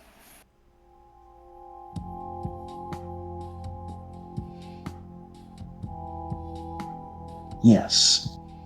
I suppose you could say that in that manner. I'm not going to allow that. Look, I get Gangrel kind of wild, but some of them do still have contacts in the city. They need to be able to move in and out. And having that kind of territory is important for them. Plus, a lot more food to be had in the actual city districts. Yes, well, I don't know if you've been aware of the Camaria's internal state, but as a new prince, giving away, a quarter of my territory would be very much the death knell for me. I'm not going to allow that. And the Gangrel can be as upset as they want about it, but I'm not going to give them an inch outside of the bayou. Well, I mean, I can address one part of your concerns right now, in terms of being a prince giving up territory. Don't have to be a prince.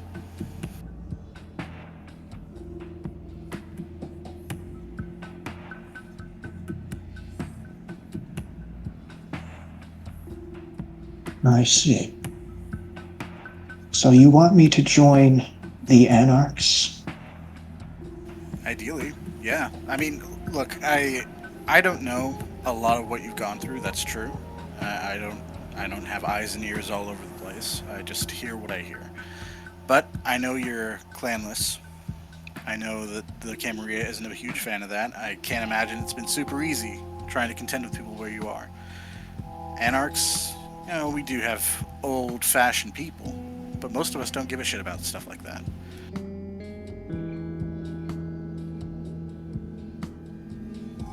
Yes, of course. I'll simply declare that I am now a baron, and all of those my clans of the Camarilla will take that swimmingly, won't they? Oh, no, I mean, there would be people who are pissed, but you would have 3 barons who would have your back against the people who are pissed, rather than having to contend with them yourself when they inevitably try and backstab you because you're not the right kind of vampire.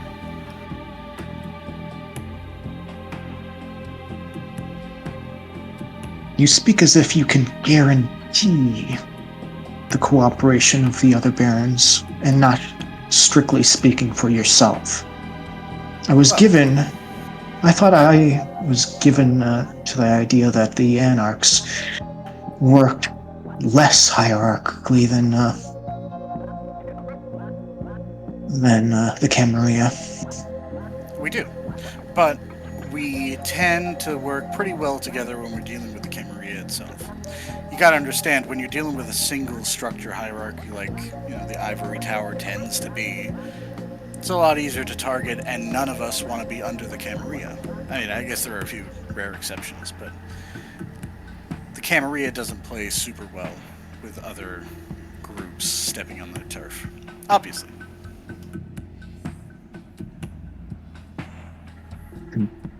What it tends to mean is that a single baron can get taken out, doesn't change much.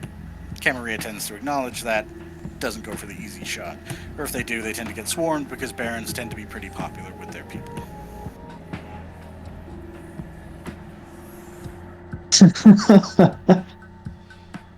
Popular.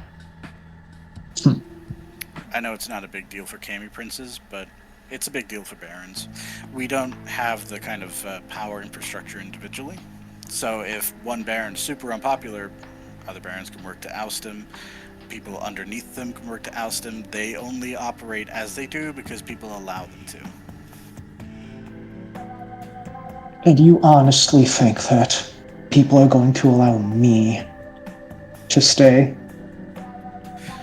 I mean, like I said, I don't know you super well, but I know you've lasted this long, which is pretty impressive. It either means you're really good at using the Camarilla structure, which is, you could use the Anarch structure just as well, or you have friends. You have ways of making friendships and alliances that has kept you alive. either way, I think works pretty well as a Baron. I mean, it would have to go through Silas as well. It's not a decision I can make to just, like, knight you a Baron or whatever. There would be probably some contesting it, but I'd throw my voice in the ring. If I was to become a Baron, I would keep everything that I'm currently is currently under me. Okay. You gotta understand that a barony with that much territory all by itself is not going to be viewed super popularly either. There are a few, don't get me wrong, around the country, other places, there are pretty large baronies, but New Orleans has never cooperated super well with a despot, which I'm not saying you would be, but it would look that way if you had a whole bunch of territory like that.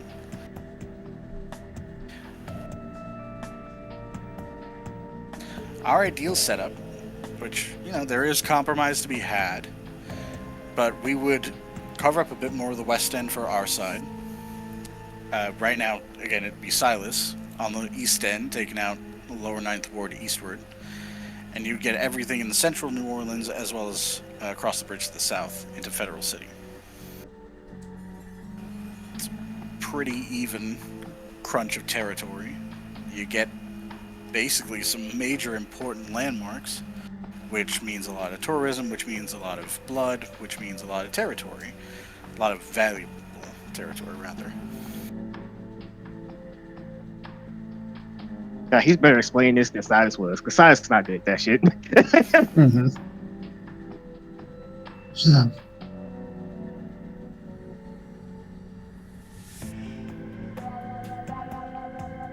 let me ask you, as a Baron, what are your responsibilities? Making sure the kindred in my territory and domain are taken care of. Making sure the barony is secure as well as it can be. And do you believe that as the Prince of the Camarilla, I don't have those same priorities? Maybe you tell yourself you have those same priorities, but maybe you do right now, but that's going to change. The longer you're in that position, the less you can care about anyone else but yourself. Camarilla princes are in the unenviable position of being the linchpin in a huge power structure. You saw what happened with Antonio, right? We heard about that from all the way over here. He went down, everything started toppling after him, because he built a lot on himself, which you have to be important enough for people not to just take you out immediately. If you're a Baron, you don't have that responsibility. You can focus your attention where you want to focus it. And I'm not saying all the Anarchs are perfect. You know, I've been in some baronies that were much more prince-like than Baron-like. But with a lot less territory to take care of and a lot less focus on vying for your position, you can get away with giving a shit.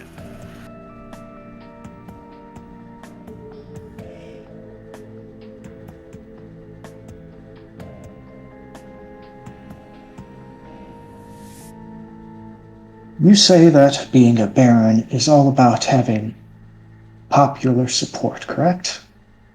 Big part of it, yeah. So if I were to go in front of the entirety of the Camarilla and have them choose what they wanted, do you think they would support this? I mean, you might be surprised. We've had a few converts pretty recently.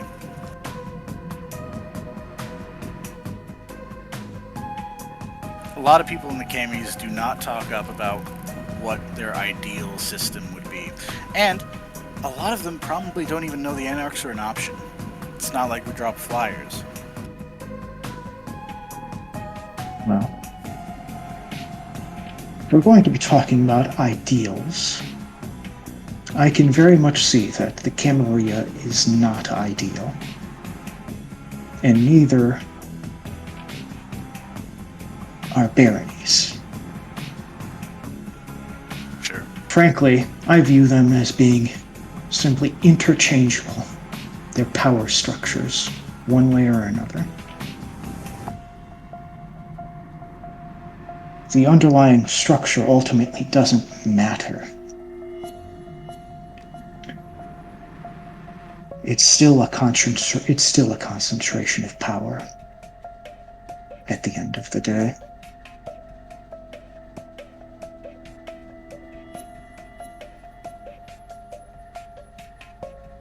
I mean, if I'm not going to convince you philosophically, I can try and convince you realistically.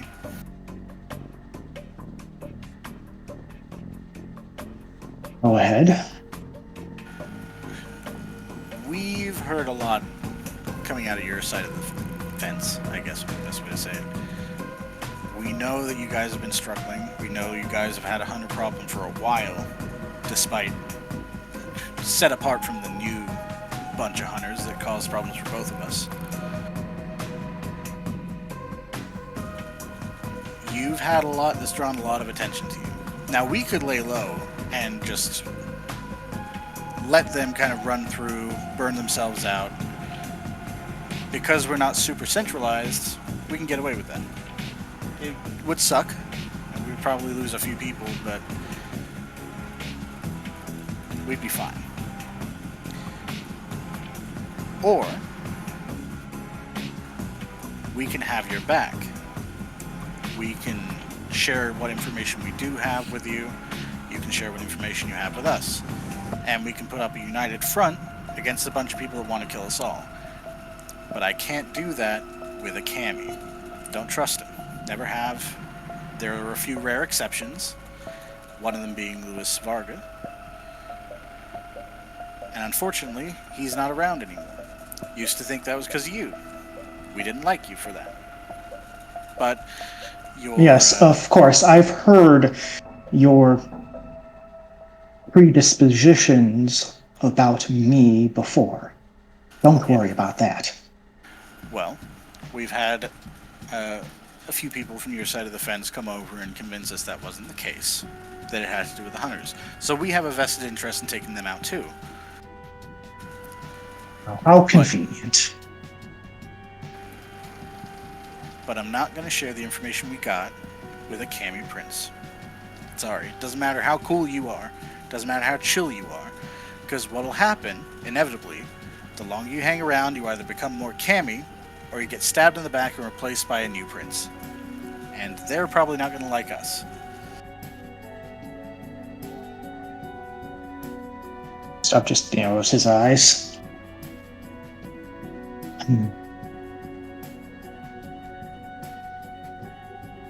You know, you are just as presumptuous as every other vampire I've ever met, you know. Presuming what will happen to me, what I'll become.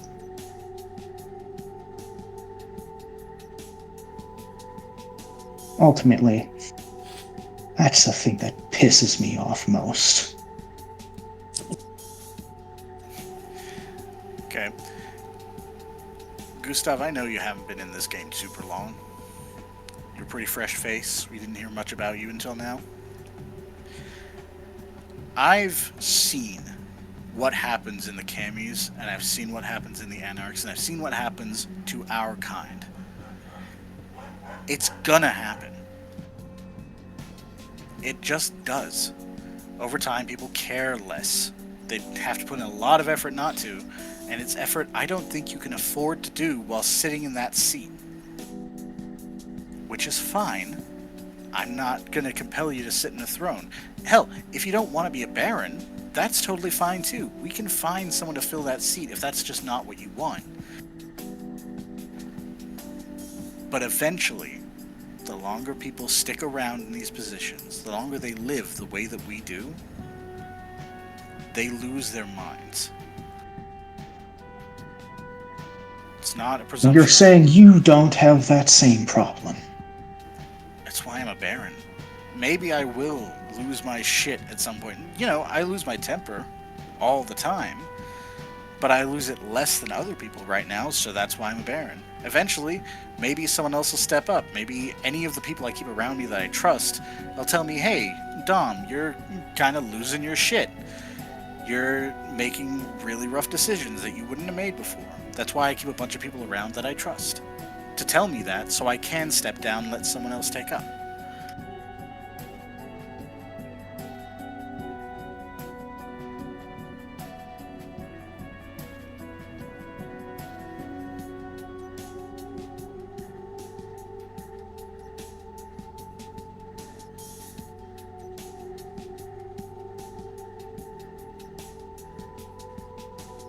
You'll just have to forgive me. But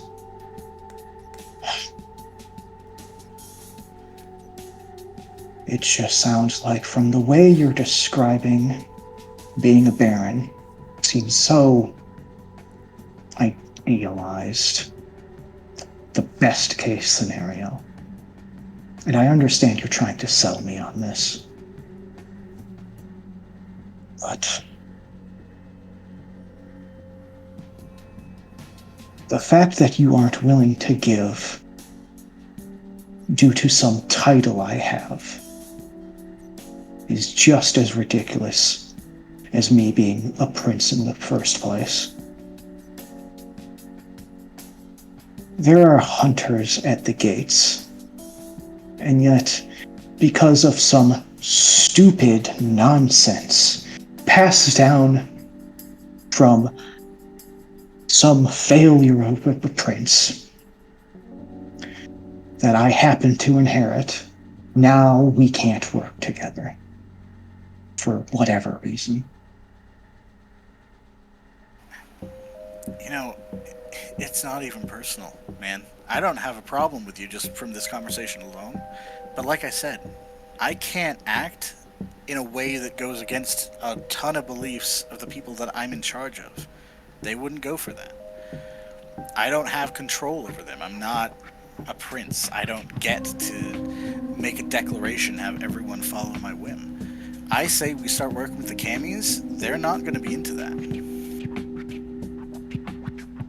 But that's the thing about leadership. Making unpopular choices and sticking to your guns because you know it's the right thing to do.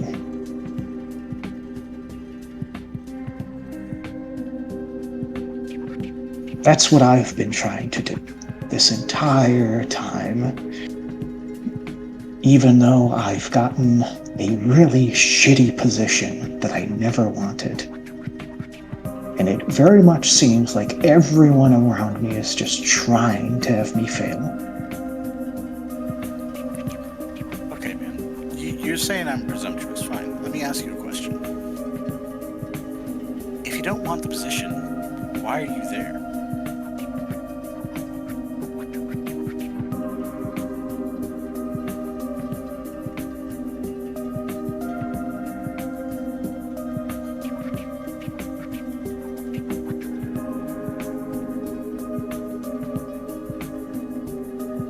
Because, like it or not, I have a responsibility to my people.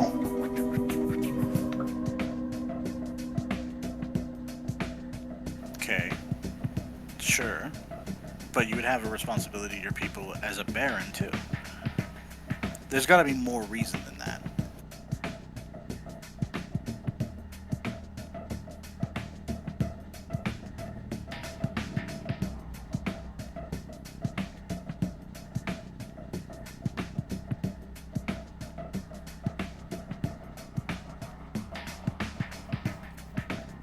Because I believe that I'm in a position to actually make changes to the structures of the Camarilla. And that isn't going to be allowed to happen otherwise. And frankly, I don't want to start a civil war in the middle of the city and have vampires killing vampires, kindred killing kindred, all because I make a declaration to make things easier on myself. That wouldn't be fair to them. I mean, you gotta admit, saying that I view things idealistically and then saying you're gonna change the Camarilla, it's pretty hypocritical. I never said I wasn't.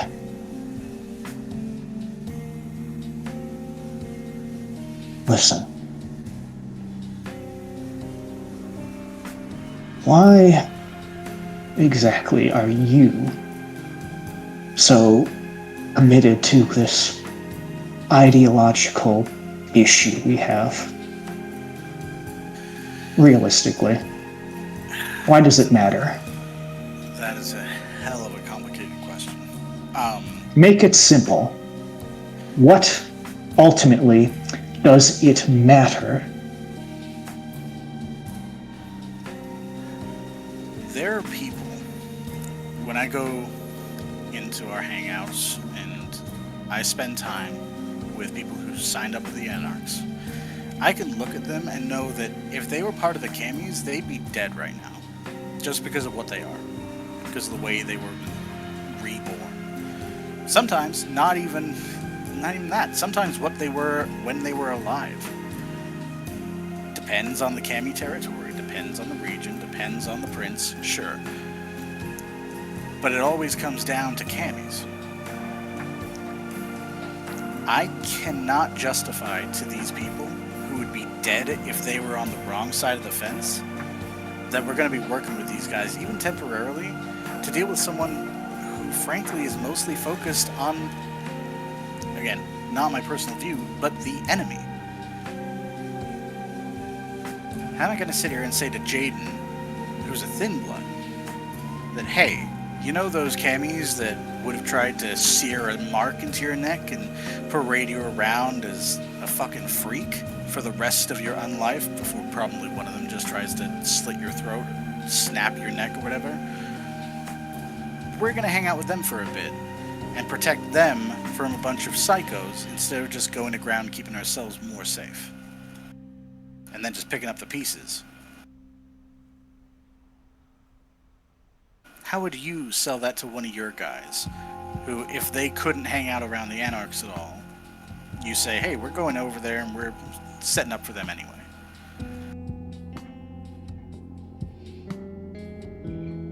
Because it's not a rare story, Gustav. It happens all the time over here.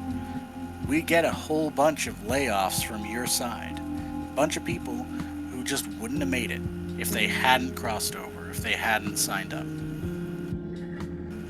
I mean, they could have gone their own way, obviously. Like, we're not exactly a police state over here. But I can't look these people in the eye and tell them that we're signing up with you if you're a Cami.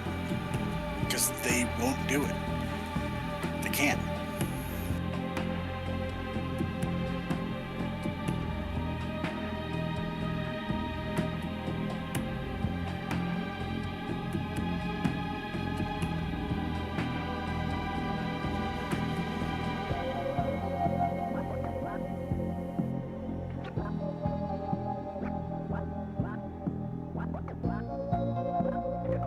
So ultimately, you want me to bend. And you to make no sacrifices.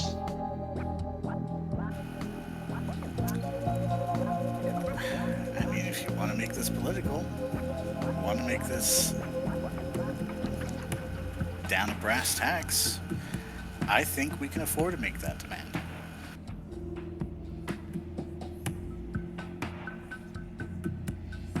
Look,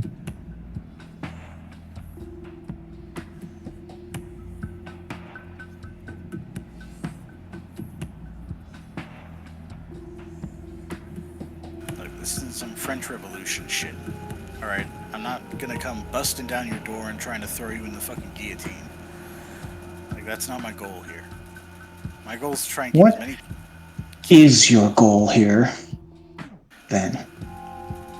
I mean, ideally, Anarch Free State of New Orleans, kick out the hunters as best we can. Survive. Well, right now I'm trying to do my best to survive. And frankly, with things starting to stabilize here, I don't know whether throwing it all away to join the revolution is my best option. All right, man. Well, look, I gave you the pitch. Don't want to hear it? That's totally up to you. Well, don't worry. I understand your position. Jen, honestly, you're in a position of power, just like me, and I don't envy that. Not one bit. I'm going to do what I need to do to keep the peace. That's all I want. I just would very much like it if I had other people in the city who wanted the same thing.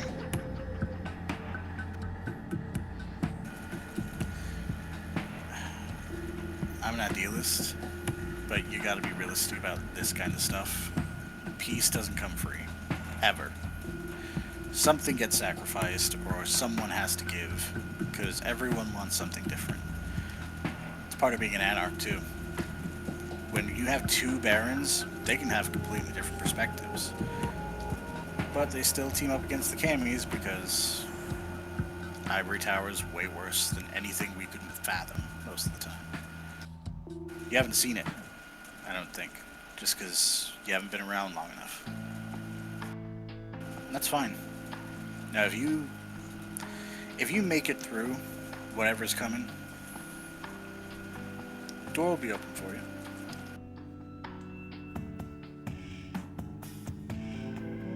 Maybe you'll make it. Maybe you'll survive another 50, 100 years. I don't know. But you're gonna find out what the tower's like.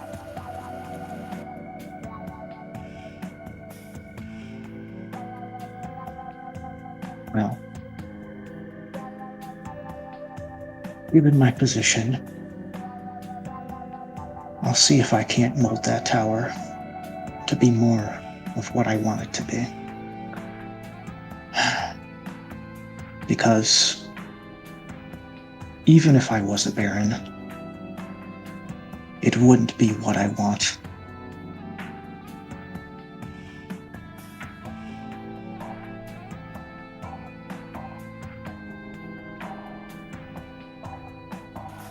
You know what? I wish you luck, Gustav. Others have tried. Hasn't worked, but maybe you'll be different. Well, I think I'm fairly different from the usual. Maybe I'll have a better chance. We'll see. Anyway, I gotta go. We have more stuff to deal with now, I guess. Oh, yes, also, your, camper, what was his name again? The guy I talked to?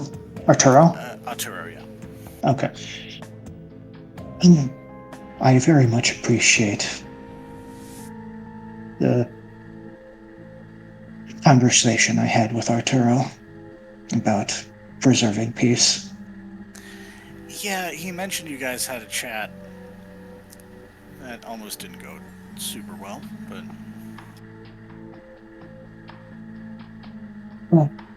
Well, given how ideologically strict you are, and your fellow anarchs are, I can understand why. Oh well, it's a payment of surrounding yourself in Bruja. A lot of short fuses.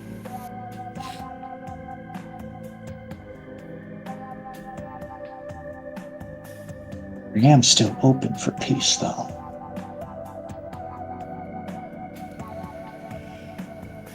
Look, man, I don't have any personal beef with you, but Then, I can't control what everyone does. There are people that live way close to the border. They step over occasionally. They make their attacks. I'm not a police state. I don't have whatever you got over there that keeps you informed about all that kind of stuff.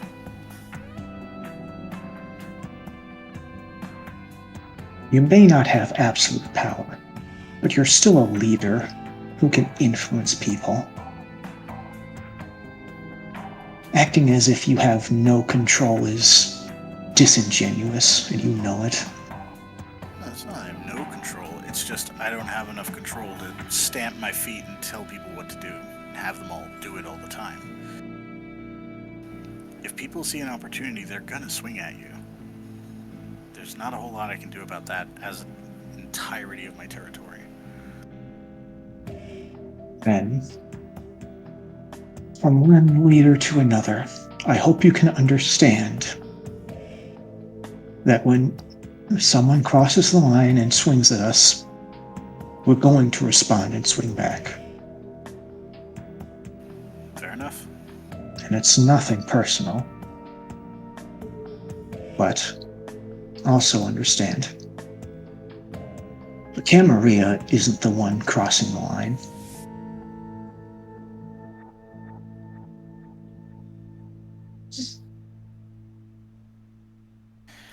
Not You under know- me. You know, if this were a few years ago, we'd get into some real deep political shit about previous borders and Xander's sacrifice and everything like that. But, I don't think most of it's relevant right now.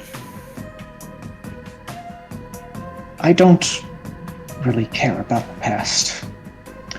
I more care about the present. And from what I'm seeing in the present,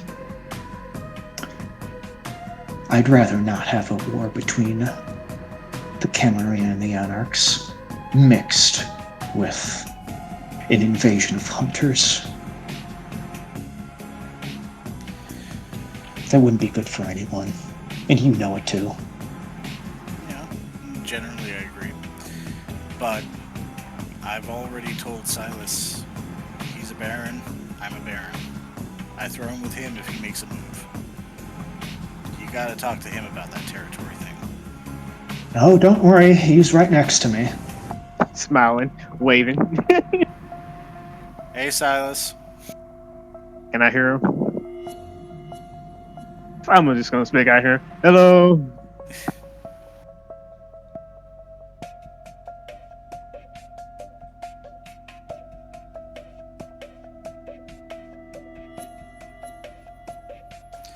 Look, that's something you guys gotta sort out yourself.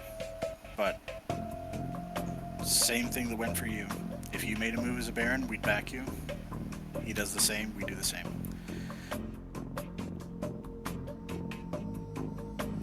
You full well know the consequences of that, what's going to happen. We're going to be busy tearing ourselves apart. And then it's going to just be easy pickings for the hunters. So don't make a stupid choice.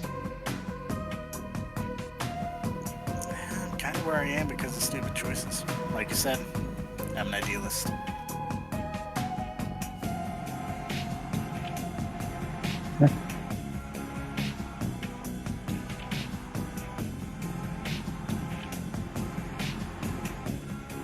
I suppose it is what it is then.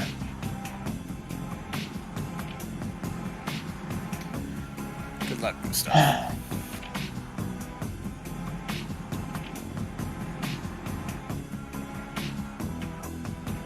Same to you. The phone clicks off. Hand out for my phone. Yeah, Gustav just hands it back. Anyway. So conversation was informative, I'm guessing. Well, you were there to listen in on it. I tried not to be too nosy. I only answered when my name was said. It's I'm your just going business to and your say this, politics. Silas. Don't cross over the border. Gustav, I have patience.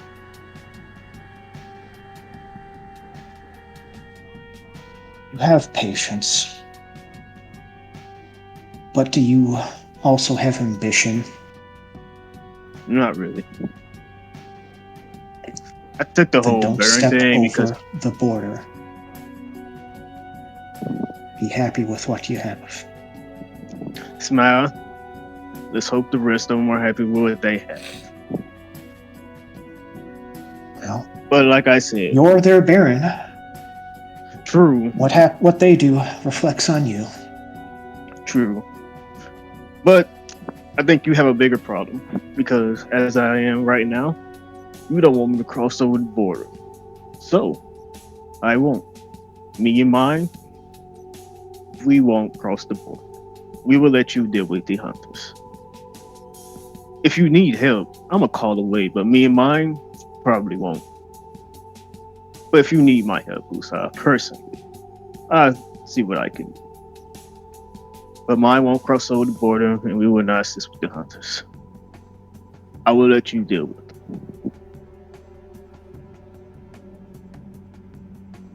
Well, very kind of you. It's not kind, it's realistic. You don't want Yes. me over the border. I accept that. But that means you have to deal with your problems on your borders.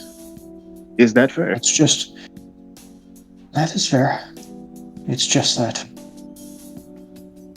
realistically, you should very much hope that my problems don't become your problems as well. Gustav, the only way your problems become mine if you send them my way. I'm being very cordial and I'm being very kind. I'm not going to step over these borders. I will myself have to step over the borders since I know someone here, but that's only to go check up on them.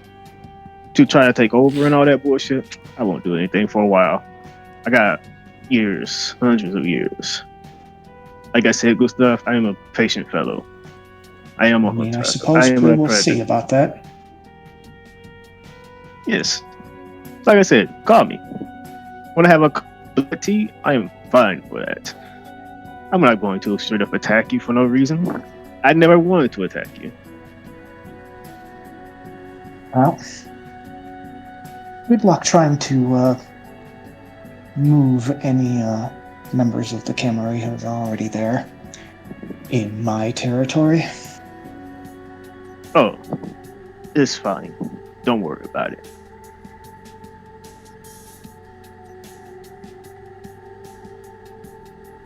But, like I said, need me for help or anything, got like one final battle that might come up with hunters, let me know. I'm always down for a little bit of blood sport. We will see, won't we? Yes. But I do hope the best for you, Gustav. I don't want you to die. You're a good person. Like I told you, I like doctors and nurses. My mother was a nurse. I have respect for your field. You're not exactly showing much respect then. I don't show respect to the prince, but to the person, to you, yes. This is They're the difference. same person. I hope not. I like the Gustav I knew when he wasn't a prince. He was more personal. I haven't changed. You have. I've just gotten more responsibility. Something you are going to need to learn to, given your new position. Gustav, I've been a leader of sorts when I was younger, before I became a vampire. Even after that, I had my instances. How do you think I met the people who protect this place? I haven't been in New Orleans on life.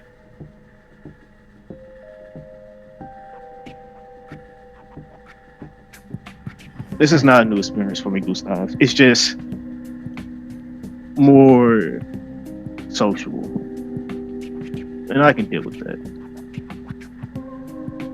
I hope you can. Well, I suppose you're going to be making your way now then. If you want me to, I will. Hey, say again up. I won't do. I will stop. I won't be in too much contact with my guards that I hired for this place. If you want to fire them, do so. They are technically on the lowest payment, but that's because I haven't switched over payment, even if I can. Choice is up to you. You do it to see what they would like. But the leader is a good friend of mine. So if you kill her or do anything wrong to her, then I will step over that line. But if you don't, I don't care. Keep her employed, let her be happy. Do you?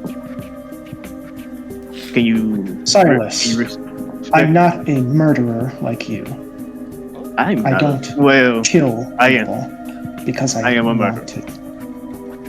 Yes, I know that. But you send people to do it. And I get up and walk out.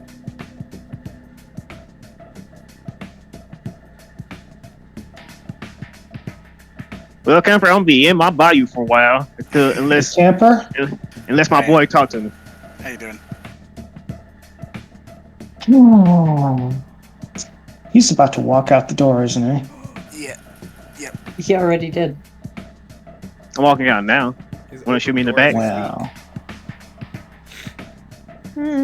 Hey, Camper, I see you changed the territory borders a bit. Well, it's just the contested zone. Yeah. Are you going to start a war? Don't do this. You already did. You already did. No, Starting a war. No, You already started a war. I told you I'm staying in the bayou.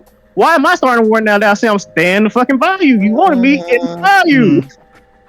You're going to literally said indicated you're going to stay in the bayou? Yes. I said I won't cross those borders. Get rid of the contested then. Well, but I said, here's the thing. I said I'm patient. Sooner or later, I will cross the border. But right now, I said I have hundreds of years. I'm not doing it for a while. But yes, it's still contested because of my people, not because of me, motherfucker. Lola, because of my Let's people. go to the kitchen because this shit about to get. So he's saying I'm gonna look. I'm not gonna cross the borders right now, but in 100 years I will. Oh my god. Just like in the Avatar. Jesus Christ. So Here's the thing. Here's what I'm saying. Here's what I'm saying. You can either start the war now when you're still getting stabilized, or wait when you have everything ready. That's basically the difference. Yeah, this is your choice if you want the war now or in 100 years when you're stable. The choice is yours. Well, we're not going to be playing for 100 years, so I might as well do it now, right? This is your character. Motherfucker, this is your character. If you want to do this, Dan, what your I character love that is great mentality. I love that. I love that you were just like, no, we don't want to start a war. We want to unite and fight the hunters. Fuck you, Silas. I'll kill your ass. So, Gustav.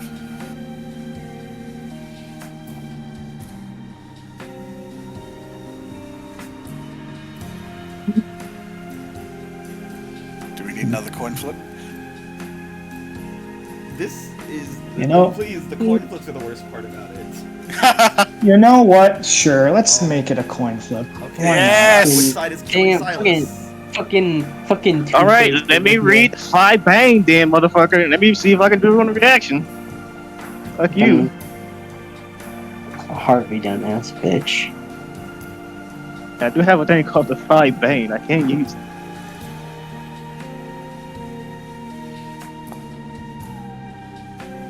I say I can, but I can't. I don't have the good dice for it. Dan, what does that mean?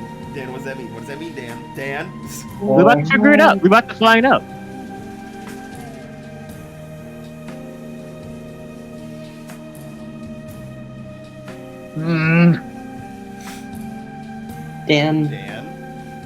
Dan, what do Yes? you want to do? What do you want I to don't do? want to kill Silas. But the dice just Out of totally fell, character. didn't it? Yes. Oh my god. Do it. Dan, if you, You don't want you to do don't it, have then to don't listen do to it. the dice. Dan, also think about this. But I have to. But No, Dan, you don't. Dan, No, you I'm gonna be the don't, voice Dan. Of reason here. I'm gonna be the voice of reason for you. Silas and Moses are friends, Mm-hmm. and Moses is standing right next to you. Uh-huh. That's all I'm gonna say. Yeah. I don't know, I think Gustav's real confident about his chances. The only person. Well, that's the thing. I'm not planning on killing him. Yeah, really but maiming him. from a strategic perspective, would Gustav believe that Moses wouldn't think he's trying to kill him? Yeah, that's true. Moses doesn't think. Moses knows. He doesn't know the right thing, but he knows. Well, he doesn't know, he just thinks he knows. And it's perceived, which means it's real. Seeing is believing. Yeah, Gustav is going to just give out a text.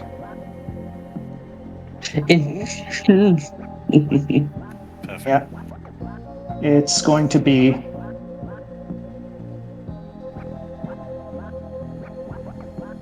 no targets coming out the door. Coward!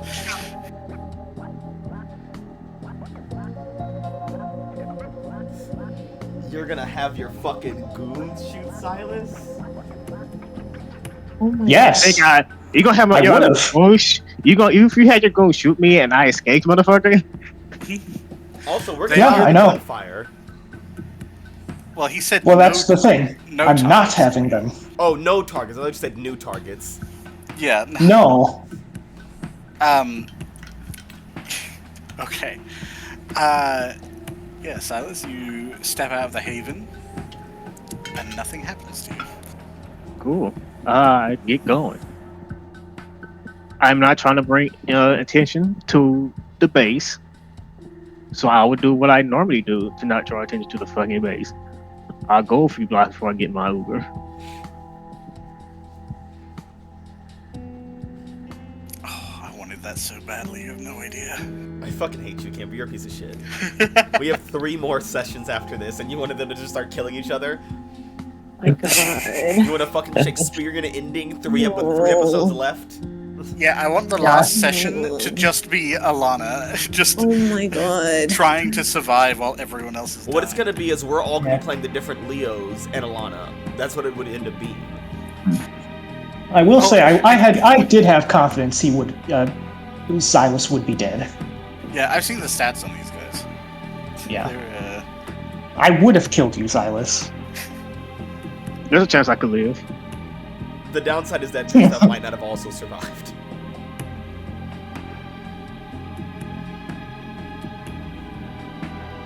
okay.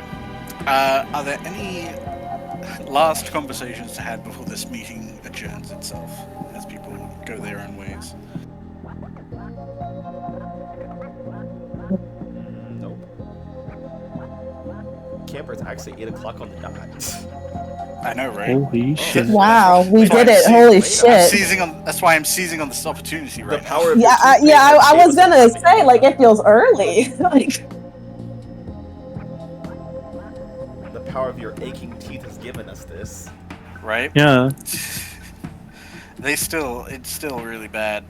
But it's fine. We got there. We got here. Yay.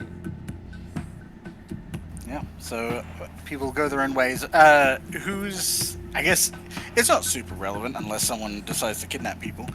Who's Mhm. staying at the coterie haven after that heated conversation? I'm going to the barrel house. That's my code. I would say not me. Yeah, I've kind of Yeah, figured really? that. Yeah. Yeah.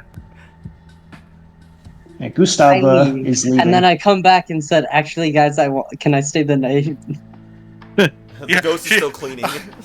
Alana comes back. Can I stay the night? And she's just wearing like a very distinctive wire through her jacket. It's like, Would you guys like to sell out a vampire? Speak closely to the flower in my lapel. How do you do, my fellow vampires, here on 373 Lower Gardens District Lane? How do you Oh do, boy, fellow I love drinking the blood of the living. Oh boy. Don't you also like drinking the blood of living? How about you tell me about the most violent time that you've done it? Hey, Moses Speak up. LeBlanc. How are you doing, Moses LeBlanc? Why'd you say my full It's name? good. It's good to see you here, Moses LeBlanc, here at the Lower I'm Garden glad. District Coterie Haven. I'm glad nobody knows my full name. There's a lot of sizes. There's a lot of people named Silas. Glad nobody knows my last name. Yeah, I'm gonna go to the barrel house, and I'd invite Lola. Oh. She would. Lola's too rich to go to your stank ass place. Yeah. Yeah. That's Um, right. Invite Lola to the I barrel house. Be mean, like, my... they kept my brother alive once, so I guess I'll go. Yeah, you want to sleep in the fucking freezer? No, I didn't say you had to sleep. It's not that late at night. no, I'll tolerate being in it. Lola shows up. I'll tolerate being in the building. Lola shows up, looks around, is like, the barrel house is as big as half my living room. She does the fucking rich, like, bougie grandma thing where she, like, walks with a handbag, stands in the doorway, and is like, nice to see you all. Well, I do have to get going. It is late, and then walks out. Oh my god. She walks up to the door, pour, and walks away. She's not even like a millionaire or anything, guys. But she's richer than How- us. I Do you guess. have 2 dots or 3 dots? Yeah, answer the Or question. 4? I How don't many dots and know resources you got? how many do I have? Dots and what? And resources. Resources. Oh. 2 in You resources. know how many I have? I'm richer than you, bitch. Let's go. Criminal activity. Jesus. Hey, Dad, God. do you want to share what you just sent me? Damn. We can share it after game. Okay. No. Yeah? Let's do it now. What's wrong? I mean, everyone's here. Yeah, before Cash falls asleep. Or I fall asleep again. I mean, it's nothing. It's just I realized something. Silas is going to blab what we talked about to the rest of the Anarchs, isn't he? No. You sure? Can't confirm or No. deny that. They haven't, like, what? No, I don't need to. You got He's your own. his This is family, your he doesn't business. gotta worry about them. This is literally your business now. Like, I am no longer a part of that whole thing. And technically, it's still a coterie secret, so he can't really. Yeah, also that, too. Like, I snitch That's once not tonight. stopped I'm done. people before. Yeah. I snitch. Look, I do the mad thing. I'm gonna snitch once, and that's gonna be the last time. You literally snitched on me earlier tonight. Yeah, that's my one-time snitch. Okay, good. So you're not going to snitch that Gustav is making a deal with the No, hunters, that's your huh? business. That's your Okay. business. Like I told you, if it's your problem to deal with, it's not my problem. If your problem, as long as your problem don't become my problem, you can do what the fuck you want. Just don't. Well, how can fuck you prove wrong. I moved my problem to be your problem? They know they start coming to the bayou, and Because it's you're already still your alive. problem. It's Like if they start coming to the bayou, and nothing bad happened in the city, then I know some bullshit happened. it's very much that how you know about that out here. I didn't even tell them about that. Yeah, there's only one person who knows where my fucking place is. Well, 2, but one of them's still there. He hasn't left yet.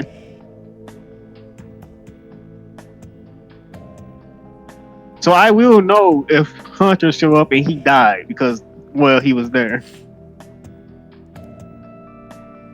Not a lot of Yeah, enemies. Well, I motherfucker. suppose that's going to be a you problem, isn't it? Yeah. The levels of toxicity in this group is far too high. Man, you say Well- toxicity. Man, you say toxicity. I say friendship. Well, I- here's the thing. So I said, Dan, do you want to share what you sent me? And Dan went with the reason for what he sent me. Yeah, but but what did you send me? Dan? I regret not killing him already. that was all I got. Oh my god.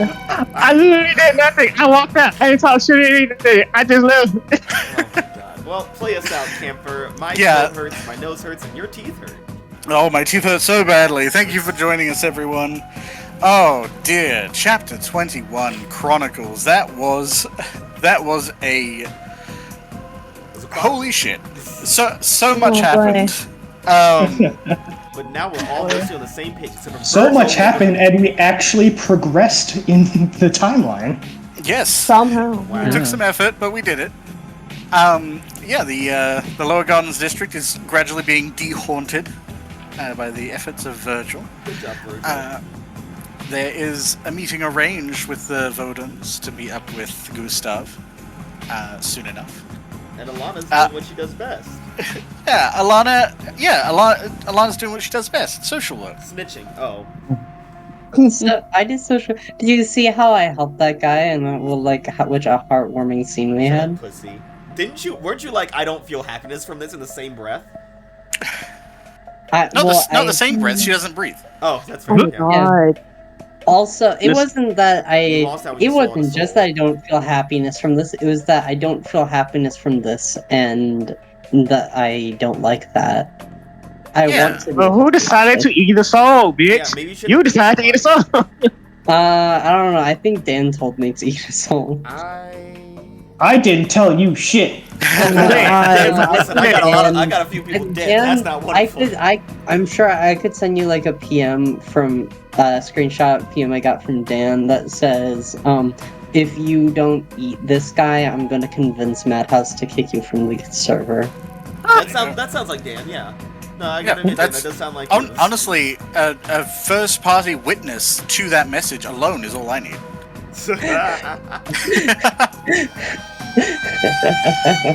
Yeah, but Alana had a. Wait, I'm still going through the recap. What? No, they should have watched the session. They know what happened. Alana had a conversation with a bejacketed fellow. Oh, bejacketed. Okay. Yeah, I didn't and that know went what you well. said, you British fuck.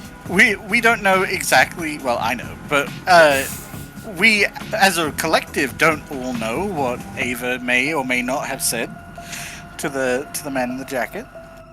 Look, she's a snitch. We all know this. We're not surprised. Alana does the 3 S's. Social work, snitch, and survive. And a 4th one's sometimes soul sucking. That'd be 5 S's, wouldn't it? Oh yeah, I guess. I feel like we had a really productive meeting. Really nice conversation amongst ourselves. Yeah. Mm-hmm. And we've made real progress here, I think, toward true peace. Yeah. There's nothing sure, more peaceful. Sure. As we all fight for one piece of New Orleans. I love now that One have 4 Piece. characters have to. I love now that 4 characters have to team up to start the hunter problem, Nice. and then Capra will pull me into it. Oh, just you wait, buddy boy. No, I'm gonna pull you into this shit, bitch. I'm the one they want. Oh, don't worry. You won't need to. Oh, great. You better not go after Kenny, you motherfucker. I I heard it. I heard it in your Silas. motherfucking voice. I heard it in your voice. I heard Kenny. Oh dear. If you well, I heard it in the tone. it sounds like Kenny. Join us next time, everyone, to see what pasty white child dies next. Niles. Oh my god. May surprise you. The answer may surprise you. It probably won't. There's not a lot of Jesus. white children in this game, so it's a limited number there. Yeah. Thank God. Look, you better not make me say they killed Kenny, motherfucker. They killed Kenny, the bastards. Well, thank you for doing this, everyone. We will see you not next week, because I'm at an event, but I don't know. You guys do anything next week to fill the space? I'm not gonna not be I don't know. here. Okay. No, fuck them. Fuck these fans. Fuck you guys. Alright. You get nothing. You lose. Mm. Alright, Good day, bye. sir. Goodbye. Goodbye. Bye. Aegis is coming. No, it's not. Uh,